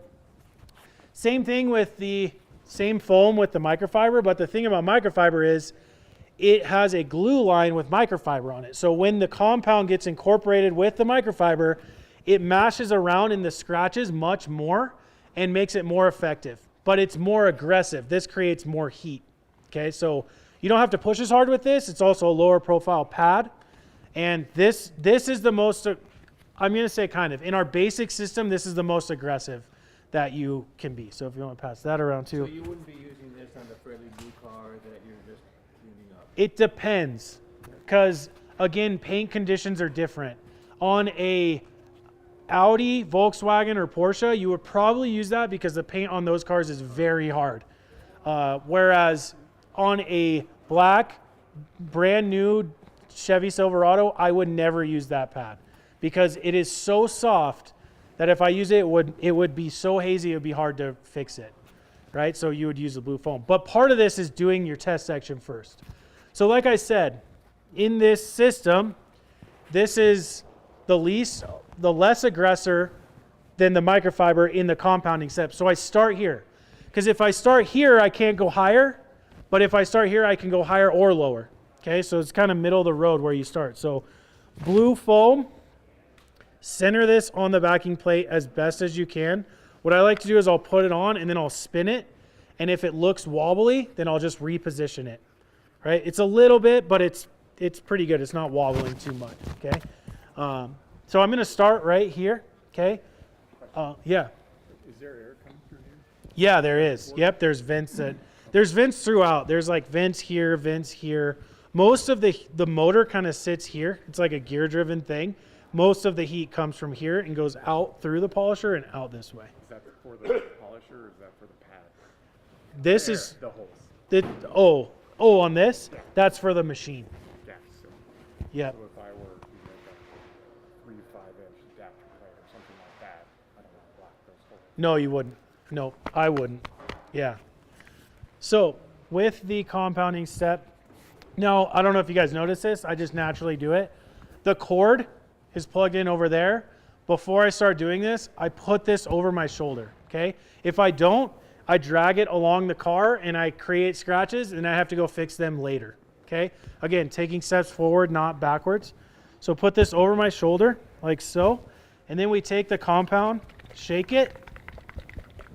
And I like to put a line across the whole pad in like a X or a cross if you want to do that. So you're not a 3-dot man. I'm not. And the reason why, I'll just tell you this too. Like last year I was able to take a sanding, rotary buffing, and DA class at Rupes. Rupes makes they make all kinds of stuff, but they're kind of the leader in abrasion technology. Their machines are amazing. They also come at a premium price, okay? But I'm sure if there's any professional detailer here, they probably have one, right? It's more on the professional side of things. I took their class and they actually recommended doing a line across the whole thing. Reason being is you get coverage of compound across the whole diameter of the pad. Yeah. So when we do this, I'm working in this section right here. If you haven't had a chance to see what it looks like, I would like step up and look so you guys can see what kind of damage is in there.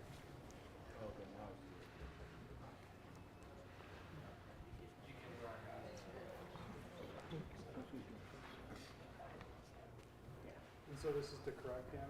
Yep. I mean, just pretending that you've never done it before. Yeah, so when you start, you want to start, like I said, with the blue foam. It just gives you options, you know? So if it's soft paint, this will correct soft paint. If it's hard paint, it won't. So then you have to go up to the microfiber. So and that, like just work, because I go to people's house, like mobile detailing. Yeah. If I'm there at their house and I have no idea, should I Google it? Should I just start with the blue? no, do a test spot on their car. Okay. And the other, these guys could give you advice. So I don't know if you guys do this. You're a professional detailer? Oh, okay. When I do it, when I have a customer, when I do a side gig and they come here and they want me to buff their car, I will do this in front of them. Like I will be like, here, let's see what we could do to your car. And I'll start with like a 1-step and I'll be like, yeah, they're like, no, I want more of the scratches out. Then I do this process and they're like, that's what I want. I'd be like, okay, it's $1,200. And they'll be like, nope, you can do the other one for $600, you know? Okay. So it's very much like, what does the customer want and what is their budget? You know, some people have unlimited budget, right? Some people don't. I just did a car that was like crazy oxidized and I did the 1-step polish on it and the guy, like, his mind was blown. And I was like, dude, this does not look that good. Like I could have gone way further, but he only wanted to pay me $600, you know? So realistically, what I would think about is like how long this is going to take you, how much money you're trying to get out of it as like a per hour type of thing. You don't tell them you're charging them $100 per hour, but you say like, if this is going to take me 12 hours to do, it's $1,200 because I'm $100 an hour. So when they say, how much does it cost? You're like, it's $1,200. And they're like, what do you mean? It's like, it's $1,200. It's going to take me 2 days to do this, you know, 6 hours each day. Plus you have to wash it and do all the clay and everything else, you know? So yeah, you start with this. So I came up with this thing. I can't remember it always perfect every time, but it's called like the 5 P's of polishing, as in the letter P, okay? Now, before I start getting into that, with the compound on your pad, you want you want to spread this out a little bit, okay? The reason why you spread it out is if I turn this machine on and this was all on the pad, it would sling everywhere. Then you have to go clean that. So again, on this whole theme of taking steps forward and not backwards. Okay, so I like to spread this out nice and thin. So it's either the 5, 6, 7, I can't remember how many P's we got, Chris, but I think we got to 7 at one point. yeah, I think we got to 7. But anyways, the first most important thing, cord over shoulders. Second is when you start the polisher, it needs to be in contact with the car. You don't want to start it like this and then put it on the car. Okay, so I will say the first P of polishing, I would say plane. And that's like the plane at which the pad sits on the car. Okay, rotary buffing, you tilt the rotary buffer because it's going in a single direction. So you would rotary buff like this, and then when you come back, you would switch like this. Okay, and especially when you're going over an edge, the rotary buffing motion needs to go over the edge and not against it, or else you screw the car up immediately like that. With this, the plane of the polishing pad needs to be perfectly flat on the surface you're working on. So I do not want this tilted. I want it perfectly flat. So if that means I'm going to come down over here, I need to make sure I keep it flat. Okay? Does anyone have a pen on them? Let me see that. I'm sorry if I screw it up. I actually will mark if I can actually do it. Sorry, it's a purple pen too. Yeah, it is kind of blue. Can you see? I might need... Okay, he's going to give me Sharpie. I'll show you guys this here in a second. But if your pad's not flat on the car, you will know it. You'll know it immediately. Okay, and he's going to get a Sharpie so I can show you that. By the way, if you're new to this, make a Sharpie marker on your pad like I just did. You can do it on both sides if you want. Okay, so the first is the plane. Okay, plane means it needs to stay flat on the surface you're working on. Number 2, pressure. How hard do you push? Okay, there is an A very strategically placed on the top of our polishers, right here and right here.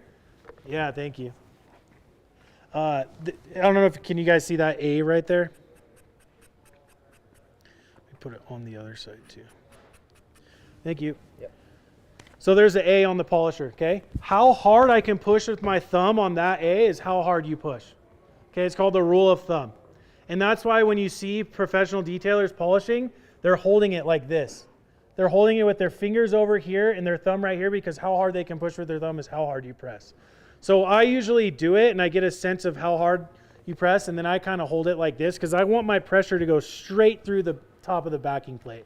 And it's not as much as you think. It's probably like 2 pounds of pressure, maybe, right? With the microfiber pad, you don't need to press as hard. The microfibers are doing more of the work.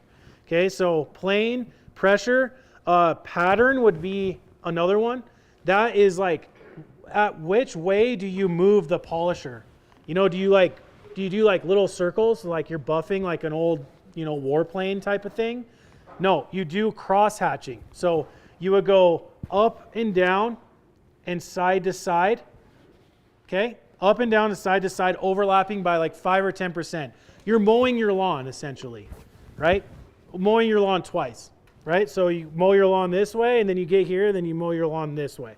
Okay? That was 3. Number 4 is passes. How many passes do I do? You do 2 passes. 1 pass is defined by up and down and side to side. That's 1 pass. Okay? Up and down, that's half. Side to side is half. That equals 1. Do 2 passes. Okay? So I will go like this. Up and down, side to side, 1 pass. Up and down, side to side, that's 2 passes, and then I turn the machine off and I check my progress. What's another one, Chris? Pace is another one. That means how fast do you move the machine. If you watch people, who's here seen someone do rotary buffing? Or who's done it before? You look like this. You're going super, super fast. You're trying to reduce the amount of heat that's happening. Because this is a DA polisher, you've already reduced the heat. So you move about this. I can't even define it really, but it's about this fast. You move about this fast. It's a slow and steady. You're a turtle, not a rabbit. You're gonna win the race, but you just got to take your time. And again, polishing angry, you're like, oh no, right? So polishing, don't polish angry. Does that matter with the speed of the polisher? You said you're like at a 4. If you were up to a 6, you're going to speed up You know, I would say no. I would do it about the same. The interesting thing about the speed on a DA is it's not as much about how much faster it's spinning. It's actually controlling your orbit.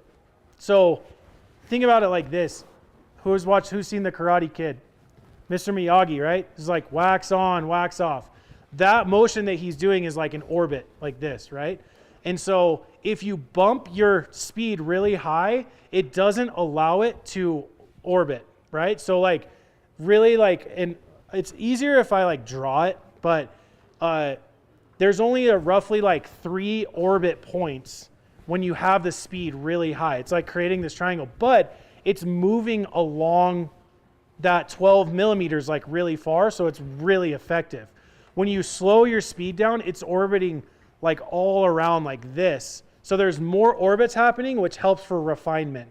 So more when I run the speed, it's more of like, do I need to do a lot more work? Then I need my orbit to move further, or I need it to move orbit less, but the backing plate move further. When I'm trying to refine something down to perfection, like black GM paint, I run it on like setting 1 or 2 because I want more orbits to happen to refine the abrasive that's in the thing. So here, I'll just show you this. I just put, this is drying out, so I added a little more. So again, polisher on the car, keeping it flat. What I like to do is I turn the machine on with the hand that I am putting pressure on with, because it's easier for me to control it with my other hand. Does that make sense? So the hand that's in the back, I'm controlling it being flat on the surface by rotating it side to side or tilting it up and down. And then this hand is guiding the pressure, and then I'm either like pulling it or pushing it with this hand, trying to keep it as flat as possible. Now pay attention to these marks that are on the backing plate. Okay, so turn it on. It's a slow start, so we'll go. So see, it's spinning so fast that you can't see the black mark. If it's not flat, see how it stops? If I push too hard, it starts to stop, okay? But about as hard as I can push is the rule of thumb. So you'll hear the machine start to work a little harder. Ready? That's how hard you push, okay? Now I move about this fast, and now I'm doing the crosshatch motion.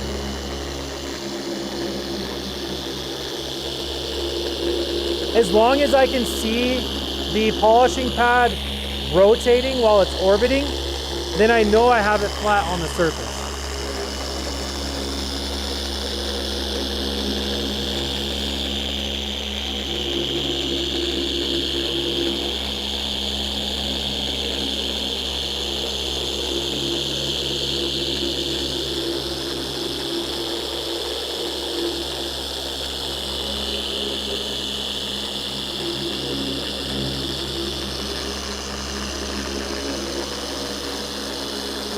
So that was one pass.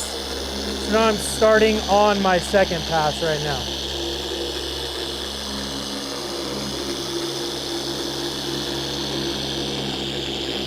Can you see how slow the mark's moving around? That is like perfect. That's like how fast I want it to spin. I don't want it spinning too fast and too slow.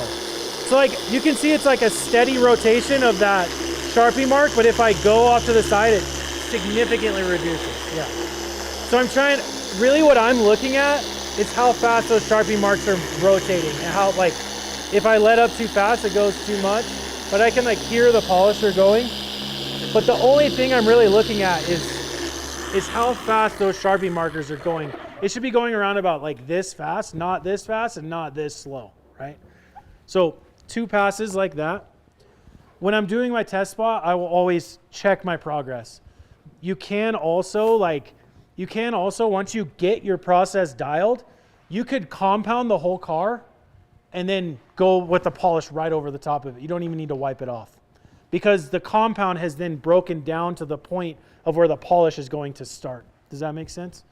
So we'll take a plush micro. Oh, we talked about microfibers earlier. Pass that around so you can feel the towels that we utilize.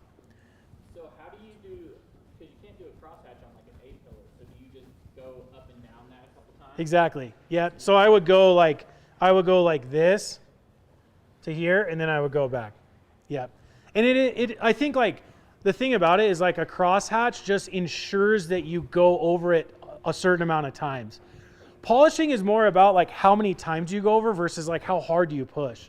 You know, so yeah, like you would go up and then back, you know.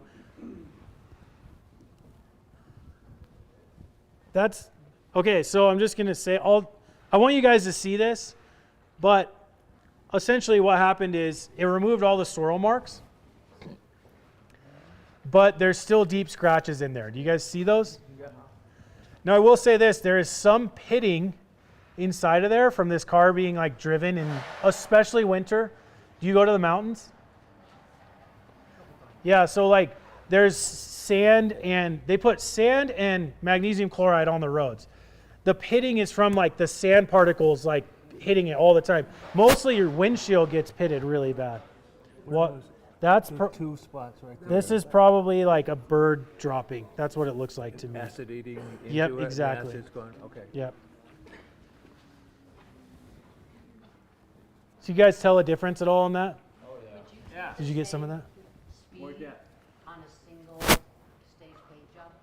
Yes. Yeah, and actually, yeah, for the correcting part I would. The thing about single stage paint is you're almost like moving paint around a little bit, but when I get to the refinement step, I'd probably drop my speed to 3 or 2 just to get a few more of those orbits to really like blend it all together. Oh yeah. Oh, you are so lucky because single stage paint corrects better than any. There's not even a question. Single stage paint always looks better than clear coated paint. I don't know what it is. It's probably not very good for you. It's like lead paint and all this other stuff, but single stage paint is, oh man, it is amazing. It almost has like this feeling to it. Like it looks like you could reach down into and grab something. It's like, I love that you do classic cars, and I love doing classic cars. Okay, so no, I'm gonna say this. I put a second tape strip here because any more extra work that I do in this, it's always gonna get better. So if I went and I said, well, I wanna get the rest of these deeper scratches out, so I switched to the microfiber pad like this. And I went over this, of course it's gonna look better, right? I've already done a bunch of work on this side. Better meaning more scratches out. Yeah, so what I'm trying to do is when I work with the compound, I'm trying to get both the swirl marks and the deep scratches out all at the same time, right? To make my process more efficient. So in this case, the blue foam got the swirl marks out, but it didn't get the deeper damage out. So the swirl marks probably are from years of washing and drying and just wiping your car down. Wiping the car. Where the defects are actually a branch falls or a bird or... Are you married? No. No. Well, I was going to say, oftentimes these deeper scratches right here is someone put either their coffee right here because they're like putting stuff in the car, or they put like a bag or something and then you go and grab it and it goes like... But this to me, actually, to be honest with you, I don't know if this is true or not. It kind of looks like brushing snow off of your car. Like there's scratches coming this way, and then there's like scratches going this way. And especially like right here. Okay, so it's not from that. It just could be from normal wear and tear. Oh, it's snow, okay, yeah. So snow brush, yeah. And by the way, when I push snow off my car, because I park my car outside, it looks like I give it a buzz cut, but I don't like shave it off. I leave like a thin layer of snow. I just need it off enough that I can see, you know? So, but anyways, that's a whole different technique. This is not centered. Yeah, I love that. I also, if I scratch it, I don't care too much because I know how to do this. So clearly, with the stuff, there's still some defects that was appropriate to use to polish. I mean, no, you used to compound it first. Yeah, I mean, I think if you want, I could show you this down here and see how it's not really going to do anything. I mean, it will a little bit. It will add like gloss enhancement, but it's not going to correct the deeper scratches. I think Adam had a YouTube.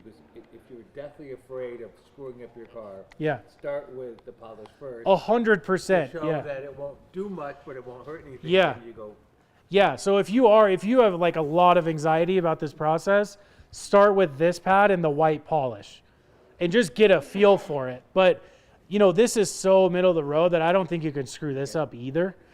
So, but yeah, if you are really nervous about it, like you could start with this. But I will say, like, this is one of those topics. I'm just going to say this really quick.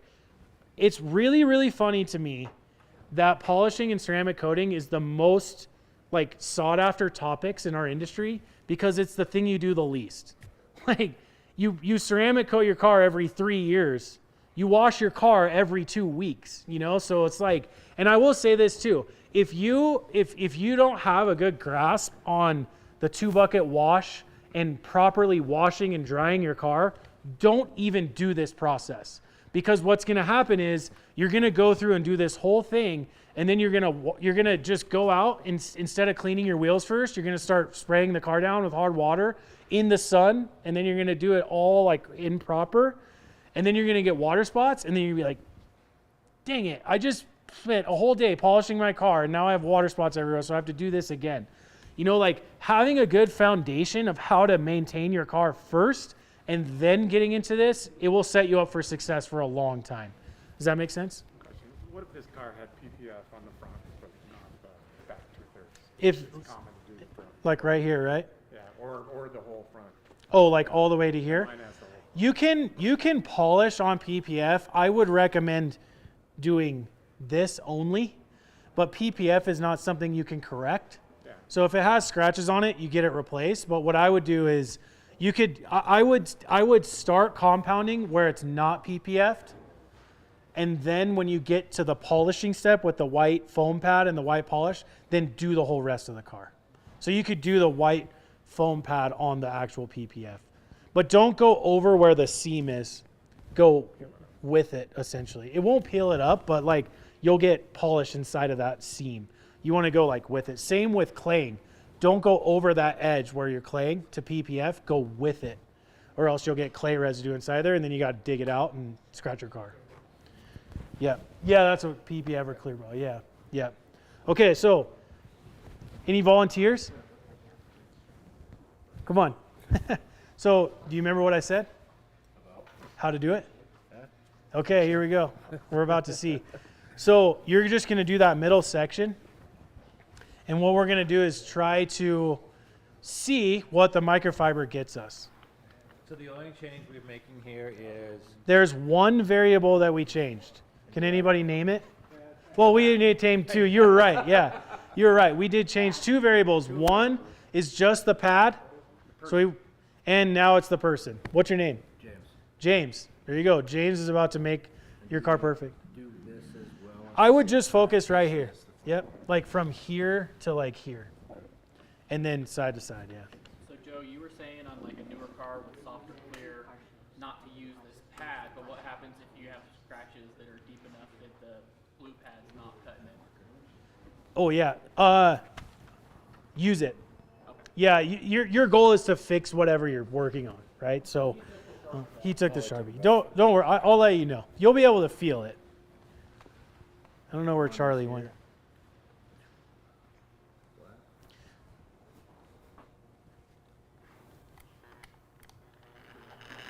Yeah.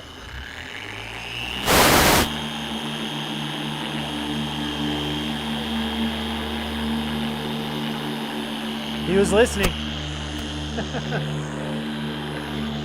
Just let me know if I'm in the way.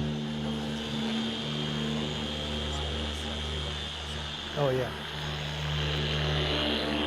Is this live, Chris? How about like right here? This way? Is that okay?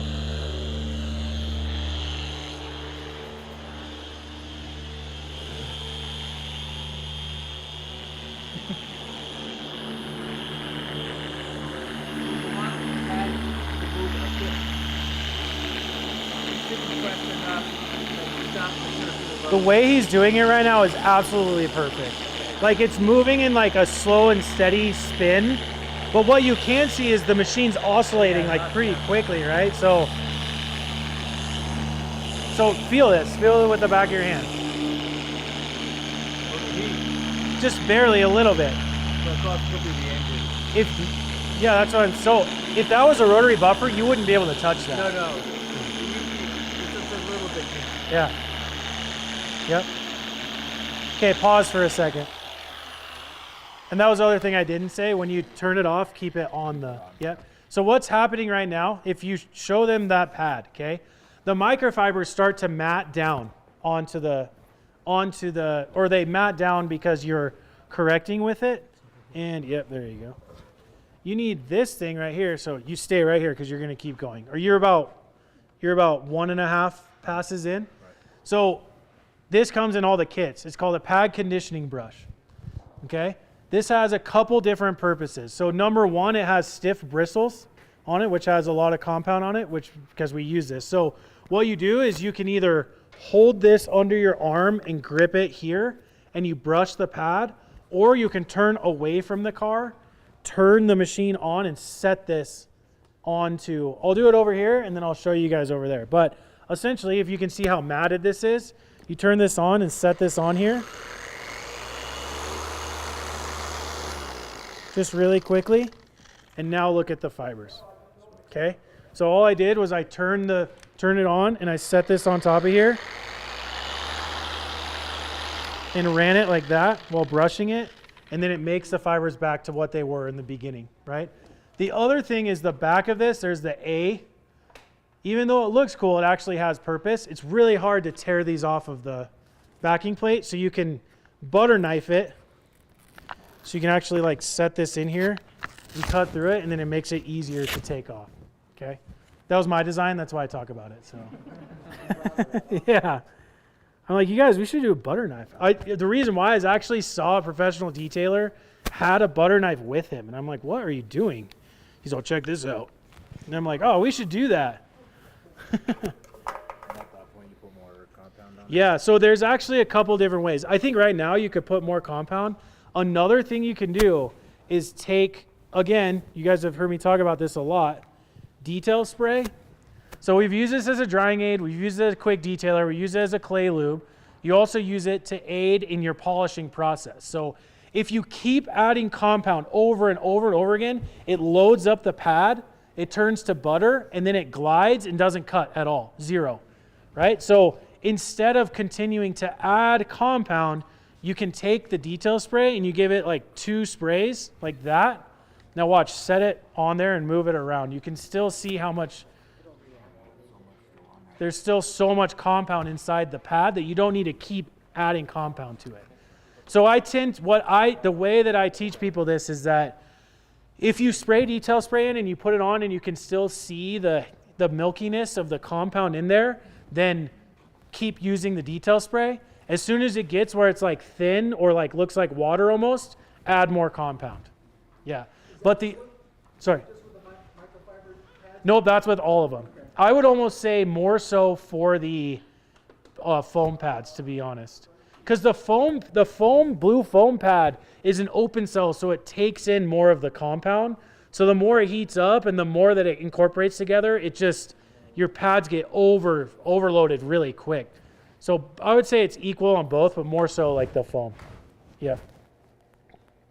The other thing I will keep going, but while you're going, I'll talk about it. The other thing I will say too is like every time you use detail spray to reactivate the solids of your compound has been breaking down.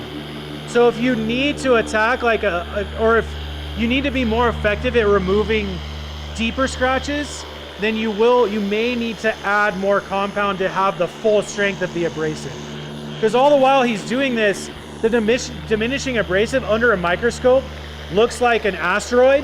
And as he does this and it heats up and it mashes around, little pieces of it start to break off, right? And it refines it down. And even more so with the polish does it refine down. That's how you get the perfect mirror. So right when you add the compound and you start doing it, it's at its most effective right at that moment. You could have fooled me. It looks like you've been doing this for years. So we'll wipe this off. And sometimes it will dry a little bit, so you just give a couple sprays of detail spray. Oh, we got it. I know that is the right step. I don't even have to see if the damage is gone. I already know that's the right step. So the reason why I can tell is because I can tell a little bit of the gloss level, but you can see the haziness from the motion of the microfiber pad. Can you see it looks like a little bit hazy? Just like a little bit. It's not like crazy too much. Oh my God, that's wild. So, you can see the haze? You get the reflection of the sign Yep. from this angle, and you can really see it because it's fuzzier. So if you stand kind of in here and you find the light and then you move your body kind of slow, you can see, I can see like where he did his passes, which is the haziness of it like this. That is from the aggressiveness of the compound and the microfiber together, right? Now, the haze that's a very good sign because that means that you are doing a lot of correction, which the deeper scratches and swirl marks are gone. Like, that's virtually perfect other than the haze, right? I mean, I haven't really looked at it, but is there anything crazy in there? No. So, the reason why I'm fine with the haze is because the second step of polish fixes that. So now we just, anyone else want to try? You're up. You've been itching all day. I could feel it. So, would you go from the microfiber right to the white? That's what I'm doing right now, yeah. So like I said, this is a two-step system. So guess what we just did? We did 2 test spots to make the decision of which one we're using. So after I did that, now I know, I made a mental note. You could write it down if you want. I need to use compound with the microfiber pad on this whole car to correct it, right? And then to refine it. So I'll set this over with my compound, and then I'm going to switch to the white foam pad. Try to center it the best I can. That's pretty good. You gonna mark it? Do you want me to? Yeah. Where's Charlie? He keeps leaving. He didn't trust you with the Sharpie? Well, they do tend to disappear with me for some reason, because I use them and then I set them in all of these cabinets, and then they're like, "Oh, that's where my Sharpie went." I'm like, "Sorry." So you could, yeah. So you decided what's the best course of attack now. A year later, you'd probably want to do it again. Yeah. Wouldn't you? Because every year is going to be. Yeah, and I think like over a year span, you might not have as much damage. You might just have surface swirl marks. So just doing blue foam might only be worth it. Okay. Does that make sense? Yeah, so each time you want to evaluate what you have that day. I think to get the best results, yes. Okay. Does that make sense? Yeah, perfectly. But if you're ceramic coating, you wouldn't do that, right? Oh yeah, that'd be great. With a ceramic coating, I actually do it, but with a ceramic coating, I would invest into this. Yep. The reason being is that a ceramic coating is a harder substance than clear coat. Okay. Now, the one-step polish, while he's polishing this, I'll even describe it. I absolutely love the one-step polish. It is, and as a professional, if I was a professional detailer, I would have different packages for people to choose from, one being a one-step polish. The reason being is one-step polish means you only go around the car one time. But the way it works is that the abrasive was designed in a way that right up front, it cuts and then it starts refining. Like it starts refining after a certain period of time. So you end up doing 3 passes instead of 2, but you can get like amazing results with that. And with a ceramic coating, the damage isn't as severe. So like the initial cut from the one step corrects it. And then because it's a harder surface, the one step finishes it great. Like I did a video on YouTube about should I polish a ceramic coated vehicle, and the results were insane. I even like, You could ask Chris. I was like, I can't believe that this worked. Like, this is incredible. And so which pad do you use with that? It depends. So your one-step polish is designed to be used with any of these pads. And the pad that you choose determines the aggressiveness that you are. So on a ceramic coated vehicle, one-step polish with this blue foam pad is amazing, right? I was telling you guys, I did a 2006 Toyota Tundra that was oxidized to, I'll show you guys videos if you want to see them. I had to use this. But the guy did not care if it finished great because it was a white car. He just wanted as much of the oxidation off. So this ripped through the oxidation, and it didn't finish till it probably had marring marks. So you couldn't see him because it was a white car. So I like showed him, and he was like, he couldn't believe it. He called me. He like sent me a Venmo request immediately. He was like so fired up, and I was like, I don't know, man. I would have done the two-step, but he only wanted to pay $600. So that means for me, 6 hours of polishing, $600. I'm $100 an hour, you know? You remember what to do? Yep. I have a question. So Yep. about your kit, and it comes. What? This one, yeah, this one right here. About your kit, and it comes with this little light. Yeah. What's the little light for? How do I use the little light? Okay, these ones aren't charged, or else I would have used them. But this is you don't have lighting like that. Cord over your shoulder. See, someone got them already. I love that. Yep, start with it on. So what I like to do, because it's a slow start, is like set it right here, which is close to you, which is easy. So get your thumb on there. Yep. So when you click the machine on, it's gonna slow start. So it makes it so it's easy to kind of get going. Then just like set your bearings before you push down. So get your hand a little bit further back. So this is to tilt forward or turn it. So you're keeping it flat with this hand, and you're also pushing it and pulling it. Now your thumb is to how hard you push. Yep. Yep, see how that's like perfect. So if you pushed a little like that right there. So we changed 2 variables again. No, sorry, we changed 3 variables. The polish, the pad, and the guy, right? So I didn't change the speed. I didn't change how fast I move. I didn't change how hard I push. None of that. You want to eliminate the amount of variables to make the process easier to absorb in your brain, so it makes it easy across the whole thing. But the light, when you first turn this on, it's going to give you the panel light right here. So some cars paint, like a car with metallic flake in it, it's easier to see scratches with this panel light. So you kind of hold it, and the best way to do it is to hold it kind of high and away from you and like angle it back towards you. Now, on a car with flat, that was one pass, you gotta do another one.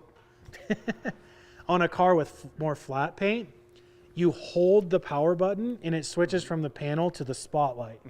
And on cars with flat paint, it's easier to see scratches with the spotlight. And then you can recharge it. Yeah. But this is like, lighting is, that actually is a good point.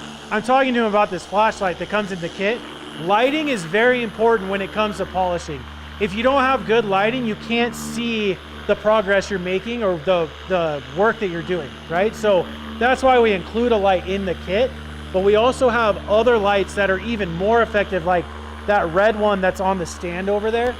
So like, if you guys ever see like professional detailers online or anything, their lighting setups are crazy. Like they have lights right next to them, they have lights above them. Spotlights work really good. By the way, this process you can do outside. Even in the sun, I'd say like on a 65 to 70 degree day, it's fine to do. We do it in Reno at Hot August Nights on classic original painted cars in 95 degree weather. It's just, your technique just changes a little bit, you know? You did a very good job, by the way. Okay, now another thing, I'll never forget this, when we were developing this system, because it used to be a 3-step system. And actually our old marketing director, Matt Butcher, who's here, who's amazing, and he challenges us to do amazing things. He was like, everyone has a 3-step system, let's make ours 2. So when we were developing this, I'll never forget this. It was actually right where he's standing, there was a car, and there was like 5 of us like this, sitting right here. And Adam was testing this polish, and he was like, he polished on it, and then he went like this, and he goes, not approved. And we're like, you didn't even look at the results. And he was like, yeah, I don't need to. And we're like, what the heck? So then he didn't even explain it to us. So we come back the next day. He tests another one. He's like, not approved. And then he like walks out that door. And then he's gone doing something. I don't know. Who knows? That guy does so many different things. Then the final time, he went like this and like this. And he was like, approved. And we were like, what is this guy talking? He's like, it's not necessarily about the results that you get. It's also about how easy this is to remove. So what he was feeling was the polish wasn't coming off easy enough, so he had to push harder, which pushing harder to wipe off means potential scratching. So if you went through this whole process of compounding, polishing your car, and you have to push really hard to wipe it off, you scratch it again, and then you just worked against yourself. Immediately, you reverse all the results you just got. So our polish, like I'm so prideful about it, going through that process with Adam, that those are the things that he thinks about for everybody here that nobody else thinks about. And that's part of his, 40 years of experience of detailing that he had gone through. So when you take this, it's just the weight of your hand. And by the way, when you do this, a lot of people want to hold the towel like this and do it. Fold it twice. 1, 2, so it gives your hand some suspension. And then what we like to do is spread our hands out wide, and you can grip them.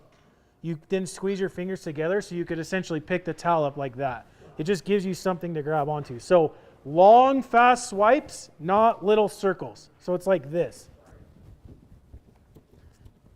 And the polish is gone, okay? So this, it dried a little bit right here. So instead of pushing harder, I just give a little bit of spray of detail spray to rehydrate it, and then long, fast swipes to wipe it off. And we got it. It is very good. Does it look good? Looks great. You know what that looks like? $1,200 grade. Yeah. You know? Yes, it does. Yeah, it does.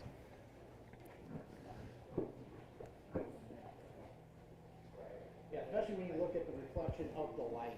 Yeah, the clarity of the image you're looking through. It's like you could reach in and grab the circle A that's up there, you know? Where's the video on YouTube?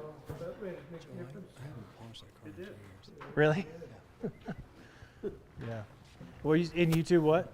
So he's showing a picture of the car, and this guy's like, well, that's not my car. My car's not that color. And he backs away, and it was showing the reflection of the car next to it. That's so cool. Yeah, that was very cool. Yeah. I've seen that because Yeah, I've gone down the rabbit hole hard. You guys have any questions about this? differences polishing chrome and stainless. Yeah, you use a different product.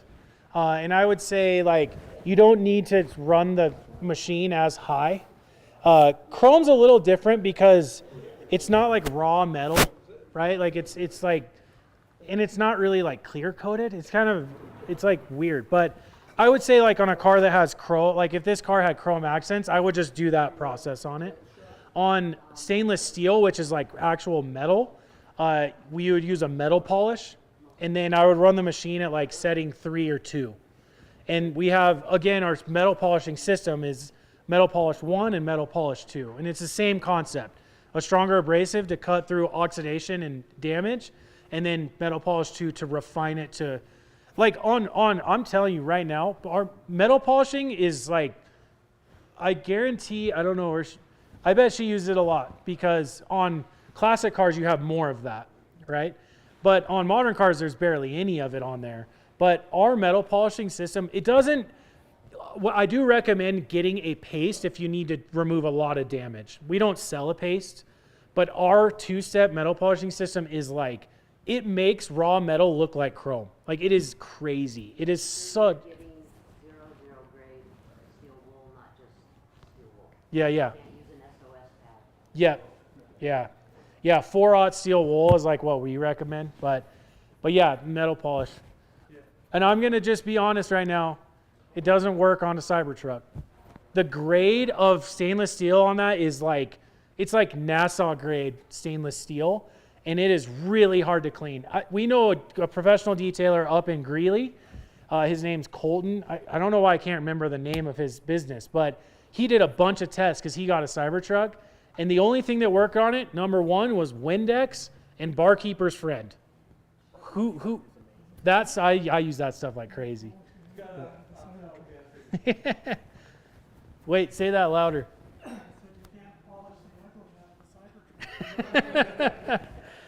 Yep. I guess you can burn them. How do you feel about that? I think it looks fantastic. In fact, when you change my thoughts, instead of using the foam pad, I've always been afraid of using a microfiber. Yeah. And I'm going to go to showroom and get some microfiber. Oh, okay. So I know that's always good. Hey, then I did my job, right? So for taking care of the pads, you know, different types, A, what's the best way to clean them? B, when you know, like, all right, so I was tired, I left stuff in there, you know, can I revitalize it? And how do I know, you know, because it's not when it's deteriorated, how do you know when it's time to get rid of it? Yeah, those are really great questions. And a big answer probably from me because there's a lot to pack in there. So let me just see something really quick. Okay, here we go. This is a pad that's been used like over and over and over again. So, you know, I would say if it's like the next day you're still working on the same job, like I would, you know, you could grab the same pad and put this on here and then use our secret tool to, you'll see how much dust comes off of this.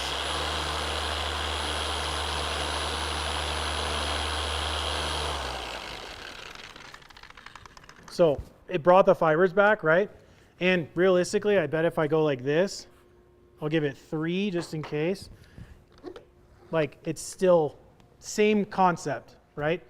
But I will say, like when you're done with your job, if you have a cart like this, which I highly recommend. No, I'm just kidding. But what I do with these is you can fit a 5-gallon or 3.5-gallon bucket right here, and I'll fill it with water. Like I was talking about the microfiber stuff.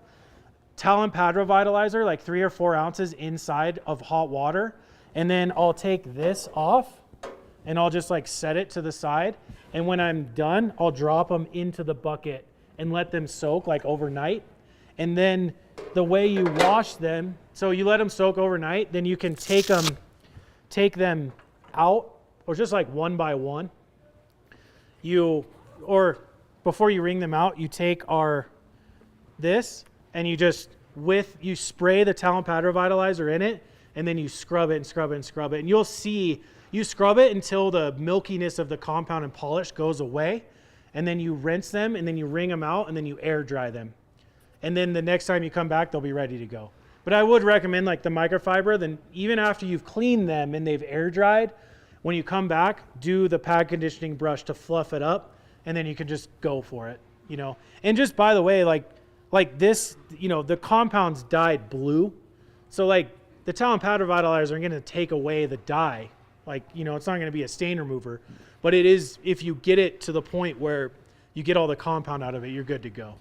Yeah. And just FYI, like we have multiple polishing kits. Our complete kits, which you can pick which polisher you want with it, comes with Talon pad revitalizer.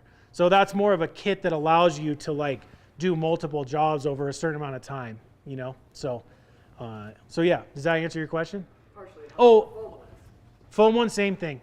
Yep. And yeah, and you also asked like when do they get like deteriorated? What happens with the microfiber is like the more you brush it, the more fibers come off. When it looks like minimal amount of fibers on there, then switch to a new microfiber pad. The foam gets chewed up. And like there's times where I've used an old polishing pad that like you can see the foam start to fling off of it. And that's because it's just deteriorated. The fibers aren't like fully connected anymore. That's when I would switch. But I'll be honest, there's a professional detailer in Colorado Springs, and he also goes to Hawaii and all over the place. His name's Kerwin, Aloha Detailing. He also, his hobby is knives. And we were at Hot August Nights again. This is my favorite car show, so I go every year. But he had a pad like this, and he had a knife. So he was polishing, and he could see the foam start to fling off like I was talking about. He pulled out a knife, and he went shoo, and he cut like a layer of foam off like that much, and then he kept going. And he had pads that had foam like that much on it. He's like, as long as I have foam on there, I'm good. But he's like super advanced, so he knows like the closer you get to the back hook and loop, the less pressure he needs to push because you don't have as much to absorb your pressure. I don't necessarily recommend that, but once you see this start to deteriorate, then boom, you're gone. It's gone, right? How about, I've been using the white pads. I've been warm water and Dawn. Yeah, you could do that too. They clean right up. Yeah. It's very similar. I think Dawn's fine. The reason why I say talent powder vitalizer is it was designed by the chemist who also designed the compound and polish to like break that down and get rid of it. So, and I also think like the talent powder vitalizer also has like some conditioning agents to the microfiber, so it makes them feel a lot softer.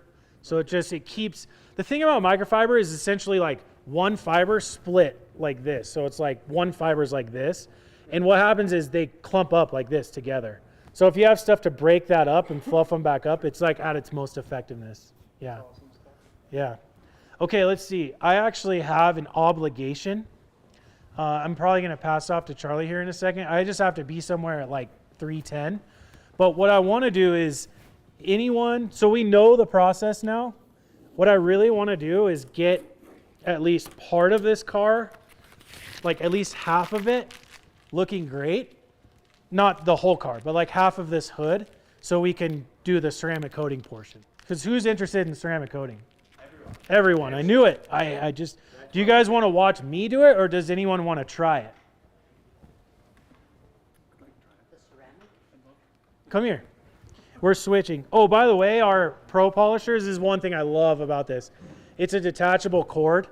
Okay, so what was happening on our first gen polisher is it was an attached cord, and that's where it would fail. So we would just replace the polisher because we didn't want any electrocution accidents. Not to say that would happen, but we Milwaukee learned that 30 years ago. That's why all of the... Oh, yeah. Yep. Yep, so I'm going to switch this because we can do a bigger surface area. So like I like this as for a professional detailer as well, because you can have multiple machines on your cart and just like one cord running from somewhere, you know? What's that? Yeah, actually, while he's doing this, I'll show you some of the glass polishing. Glass polishing you don't do with the machine. Oh, you don't? No. Remember how to do this? I'm gonna try. Okay. I'll walk you through the first step, and then if you have another question, this is the microfiber does the more heat transfer, correct? It's not necessarily heat transfer, it's just the microfibers they run against like think about it like this. I don't know if anybody cares about this. This is like me nerding out, but essentially polishing is like if we look at a profile in a microscope of like a flat surface like this, a scratch is just, it's like a microscopic Grand Canyon on your car, right? And what we see as humans is light comes down, it bounces around in the scratch, and then it comes out, right? Because light wants to reflect directly off. So the light goes in. What we see is the light bouncing around inside of the scratch and then coming out. So what we do is we shave off layers to get to the bottom of the scratch or the miniature Grand Canyon. And now when light hits it, it reflects perfectly off. And that's essentially what shine is. You cannot have a shiny car without light. Just like you can't have a photograph without light, right? So you have to have light bouncing directly off. And the reflection that's perfect, what you see is that perfect reflection coming off of it, right? So with a scratch like this, the foam will come across and it's like doing a lot of work, but the microfiber goes and hits, it pushes the compound against the scratch more hard, I guess. I don't know how to really say that. More effectively, I guess. And that's why it does more work. But because the microfiber, what it's made out of, it does generate a little bit more heat. And so you get a little bit more effectiveness out of it, but some of the haze. But I'm fine with the haze because we just finish it with the polish and we're good to go, right? So we'll get this centered. It's easier on these because these have the hole in it. Yeah. So I actually lined this up with the screw for the backing plate like that. Here, I'll do this really quick. Backing plate has it already. Yeah, it does, huh? Has what? The marks on it. Oh, No, there's some of our machines Oh, do. those are That's air vents, hose. yeah. Okay. And then, okay, so when it comes to the 15 millimeter, I'll show you, you can look over my shoulder. Instead of going across, because you can't, because there's a hole to mount the backing plate, you just do the lines from the middle out like this. The other thing I will say is some cars have extremely hard clear coats. Volkswagen is kind of known for that. My wife's car, she has a Volkswagen Atlas 2021. That paint is so hard. You can't correct even with this. So we have another, it's called heavy cutting compound. This is like another step up from our standard compound. And this is mainly used to boost the regular compound. So what I would do is open this, I'd put a dot here, here, here in between the lines, and it gives me a little bit extra cutting power. If that doesn't even cut it, then you just use this only, if that makes any sense. And we even also have a wool pad, which the wool pads really hold in the heat a lot, so it makes it even that much more effective. So, but in this case, I don't need to do that because we already know that this works. So remember, cord over your shoulder. Hold on. There we go. And then start. So what I would say is start here. And I mean, you don't really need to do this part, but like do like this section right here. So on this polisher, we'll get it to 4. So this, you pull the trigger. Because I almost did that. So pull the trigger, push that in. And it holds. Okay. Yep. And then you just pull it again to release it. Does that make sense? Yep.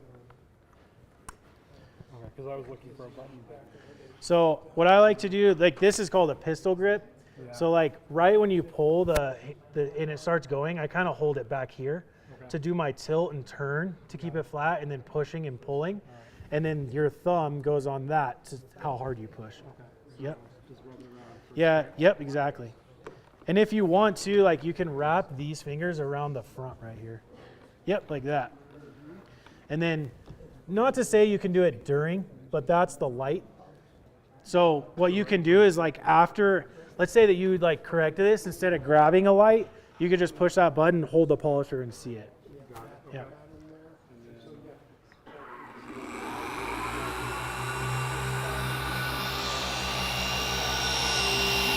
So watch it. Keep doing your thing. Lock it in. Yep. So you're gonna go about this fast. Ready? Like this, and overlap by like 5 or 10%, like you're mowing your lawn. And then all we're trying to do is keep the pad nice and flat, and then just how hard you can push. Yep. And then overlap. Go. Yep. Set this up a little bit. There you go.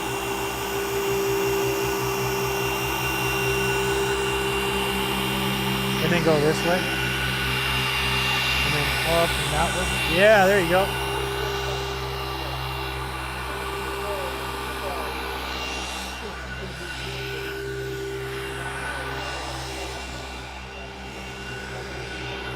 Okay, if you're interested in glass polish, I'll show you that right now. Where did that guy go? I think he was interested in it. This car doesn't really need it. It's pretty... Actually, if you look right here, you can see like, it's like water spots, kind of dingy, I guess you could call it. Yeah.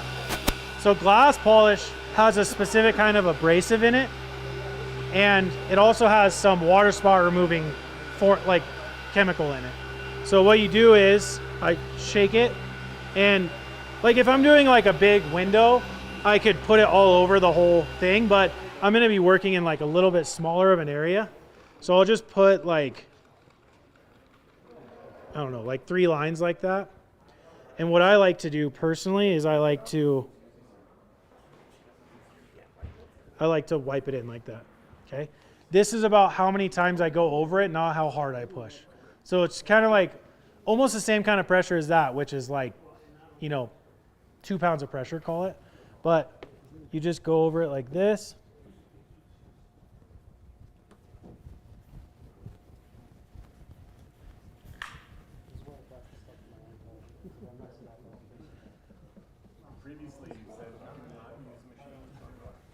What's that? You said you do not use the You can, but you don't need to.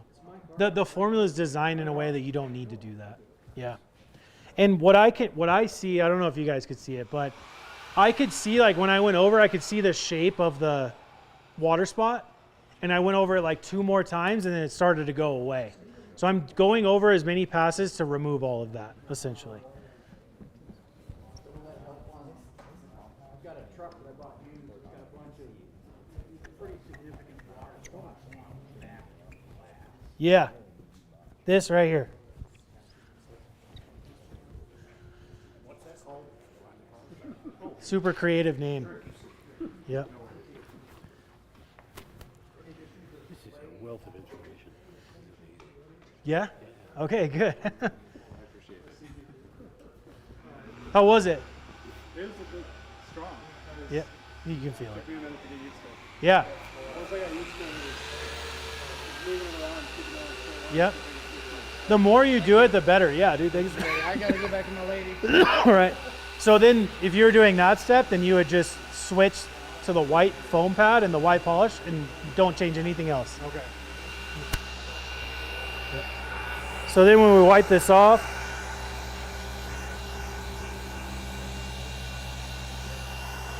still kind of wet down there. It's a little bit more clear, right? Yeah.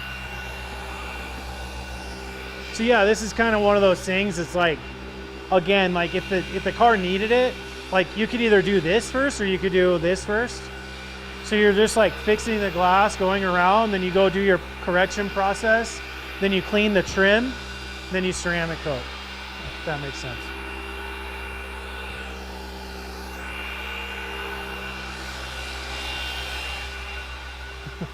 How was it when you were polishing? My wife is a glass artist, so she has all these different grinders and all of the diamond Oh yeah. grinding. Yeah. So I don't know if you've ever seen it, but most glass artists, she has a apron that's Velcro from here to here. Oh. She has all of her pads All stuck to all over. That's So pretty when cool. she's grinding, she can grab it and she'll stick back one on there. And I'm That's- like, that's ingenious. Yeah, that's really cool. Yeah. Huh.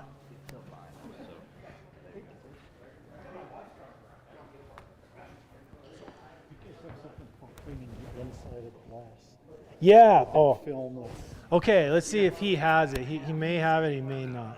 And even then, it might not come out 100%. But you're just Ready? So I'm like kind of a greasy person.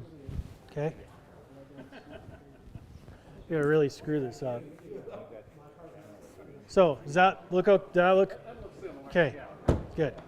I know what you're talking about. So the fog and haziness you get, there's volatile organic compounds that come out of your plastic and vinyl and everything inside your car called VOCs.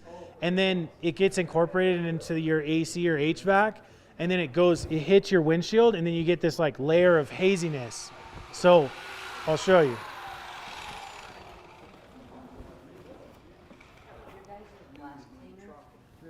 Cigarette smoke and vape oil too. Oh, really? Yeah. Well, that's good to know. This is the secret right here. brilliant. Okay, so this product is, I would say, like, this is one of Adam's original products, and the purpose of this was to, this is a glaze. If you ever see like Meguiar's mirror glaze, anytime it says glaze on it, it's to fill in imperfections. So it's like a masking product, right? So like, here's the thing about protection over the years and making cars look shiny was you either need to wax a car to make it look shiny or you need to glaze it, because there was no correction type of thing, right? They only had rotary buffers that not a lot of people knew how to use. So you would use like a glaze or a wax to fill in the scratches, and then when you wipe the top layer off, now the light's reflecting against the glaze that's sitting inside of the scratches. But when that went away, then people will go like, oh, I need to glaze my car again, or I need to wax my car again. It's a very non-permanent, it's not a correcting, it's a masking type of thing. So the original way that you would use this, which people still use today, is, well, first you shake it, and then you put it onto an applicator pad, and then you would rub it onto the car, and then you would let it dry. So it's a solvent-based product, so the solvent comes out of it. It leaves some wax behind. It also has a little tiny bit of an abrasive in it, so it will like clean up some oxidation.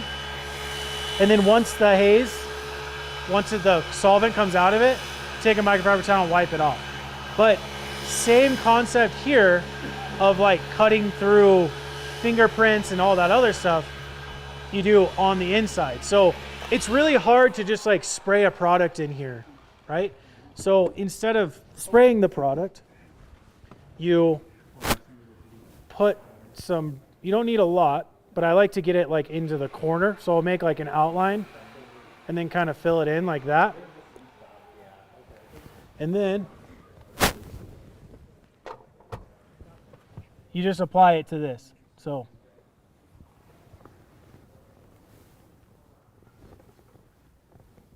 that's the glaze that you were putting on the outside? yeah, this is the Brilliant glaze, yeah. I say Brilliant really weird, by the way. Some guy on YouTube made a comment. He said, I thought you were saying burning glaze. I had no idea what you were saying.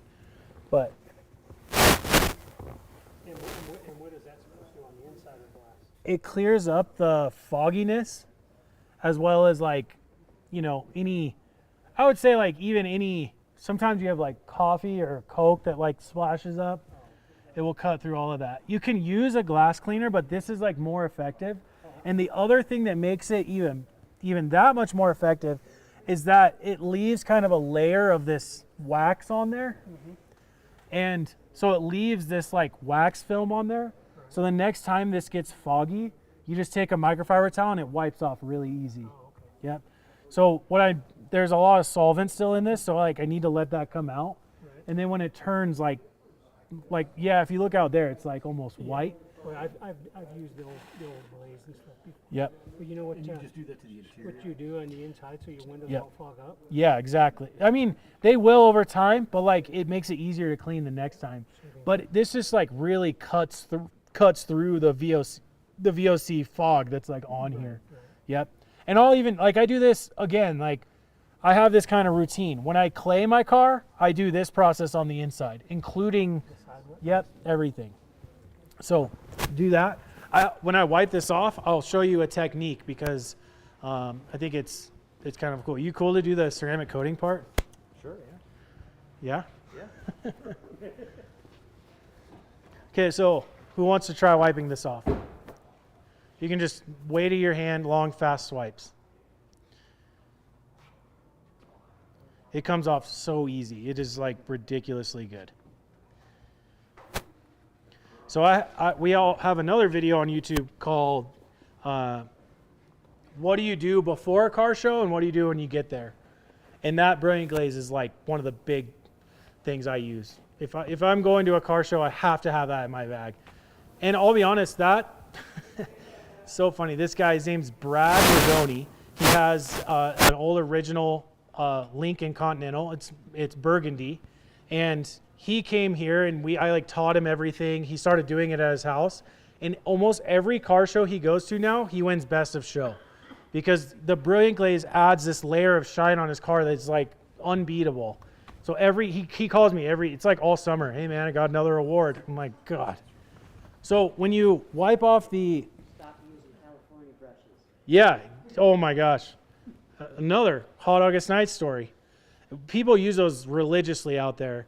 He'll go out and Adam will go out, see someone using it, and he'd be like, hey, can I see that really quick? And yeah, he takes it, he throws it right in the trash, and they go, what the hell?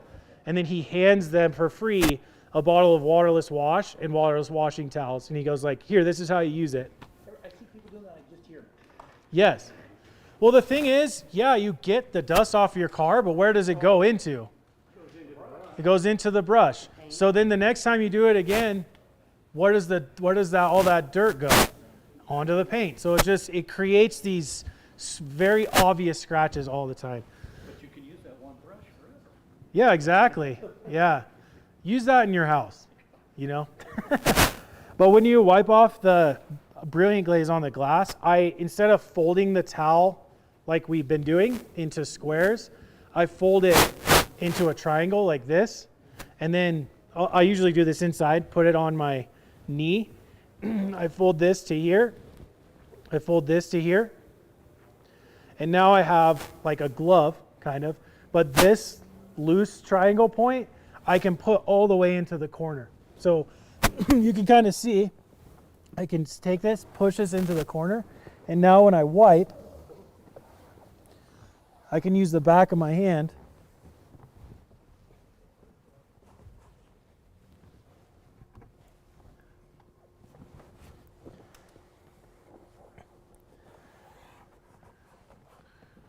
and then I can flip it.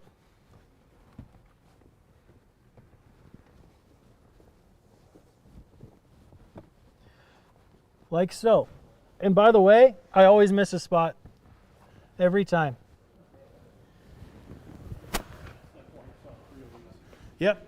And if you come, like, I think he does this to his car, but if you take this and rub it against the interior glass, oftentimes your towel, these type of towels will stick to glass. And with that layer of the glaze on there, it's like, it's smooth like the way his car feels. So that won't leave any of the microfiber in? Not with the glaze on there. If you did like the glass cleaner, which is an alcohol-based product, that sticks and then this will lint on there. Okay. But when you use the glaze, it puts like a layer. You can feel it. So you use the glaze instead of the glass cleaner? I use a glaze like every couple months. Okay. And then in between that, I only use the micro. I always have one of these in my car. Okay. And I mainly use them to do this. But I have it in my car, and like if I see some of the fog and I maybe a couple weeks down the road had just done the brilliant glaze treatment, I can just take this and I can like rub it and it will come off. Now if I go to do this and it feels like it's dragging, then I know, I'm like, okay, I need to do the brilliant glaze. Okay. That's the one thing about detailing I think is partially addicting for me, is it's very much a feel thing. You feel something and you know immediately what you need to do to it, you know? So it's definitely like a really neat experience, but that's how you would clean the inside of the windshield of your car. Yeah. Does that work with tint? Yes, 100%. Yeah, I don't think we have any of our we don't have a single product that doesn't work with tint, right? Yeah, all of our stuff works with tint, yeah. And like the glass polish, you know, you don't really need to do that on the inside. You're mainly doing it on the outside to cut through like water spots and things like that, you know. Your interior glass has definitely a different life than the exterior glass, you know. It's like your exterior glass lives outside and sees all the rain and weather and all the stuff. Your interior glass is, you know, it just sits in its palace and just gets a little foggy sometimes, you know. That new car smell. Yeah, exactly. Yep. I got an buddy's car, and you could tell he hadn't cleaned the inside of his windshield in like a year, I bet. It just drives me nuts. Yep. Yeah. Did you do the polish on here too? No, I was just trying not to be too loud. Oh, okay. You can finish that, and then I think I'll just say this really quick. I think Charlie will end up doing the ceramic coating segment, which he's very good at it. Him and his brother-in-law Colton,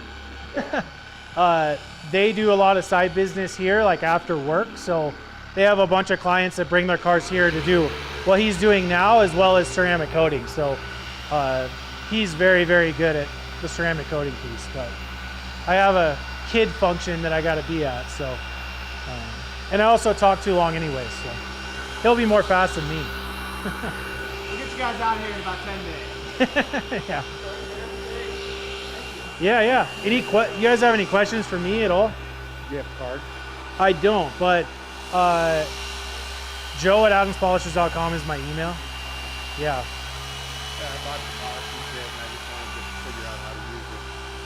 Please email me because I have the perfect video for you. Okay. Everything that I essentially explained. Joe? Yep, Joe at adamspolishes.com. But on our YouTube channel, there's a video called Adams Polishes Polishing 101. It's like one of my favorite videos I've ever created. Adam is in it talking. I'm behind the camera. and we worked really hard to create something that was very, very easy. And the thing I love about it is it features a car that desperately needs to be polished.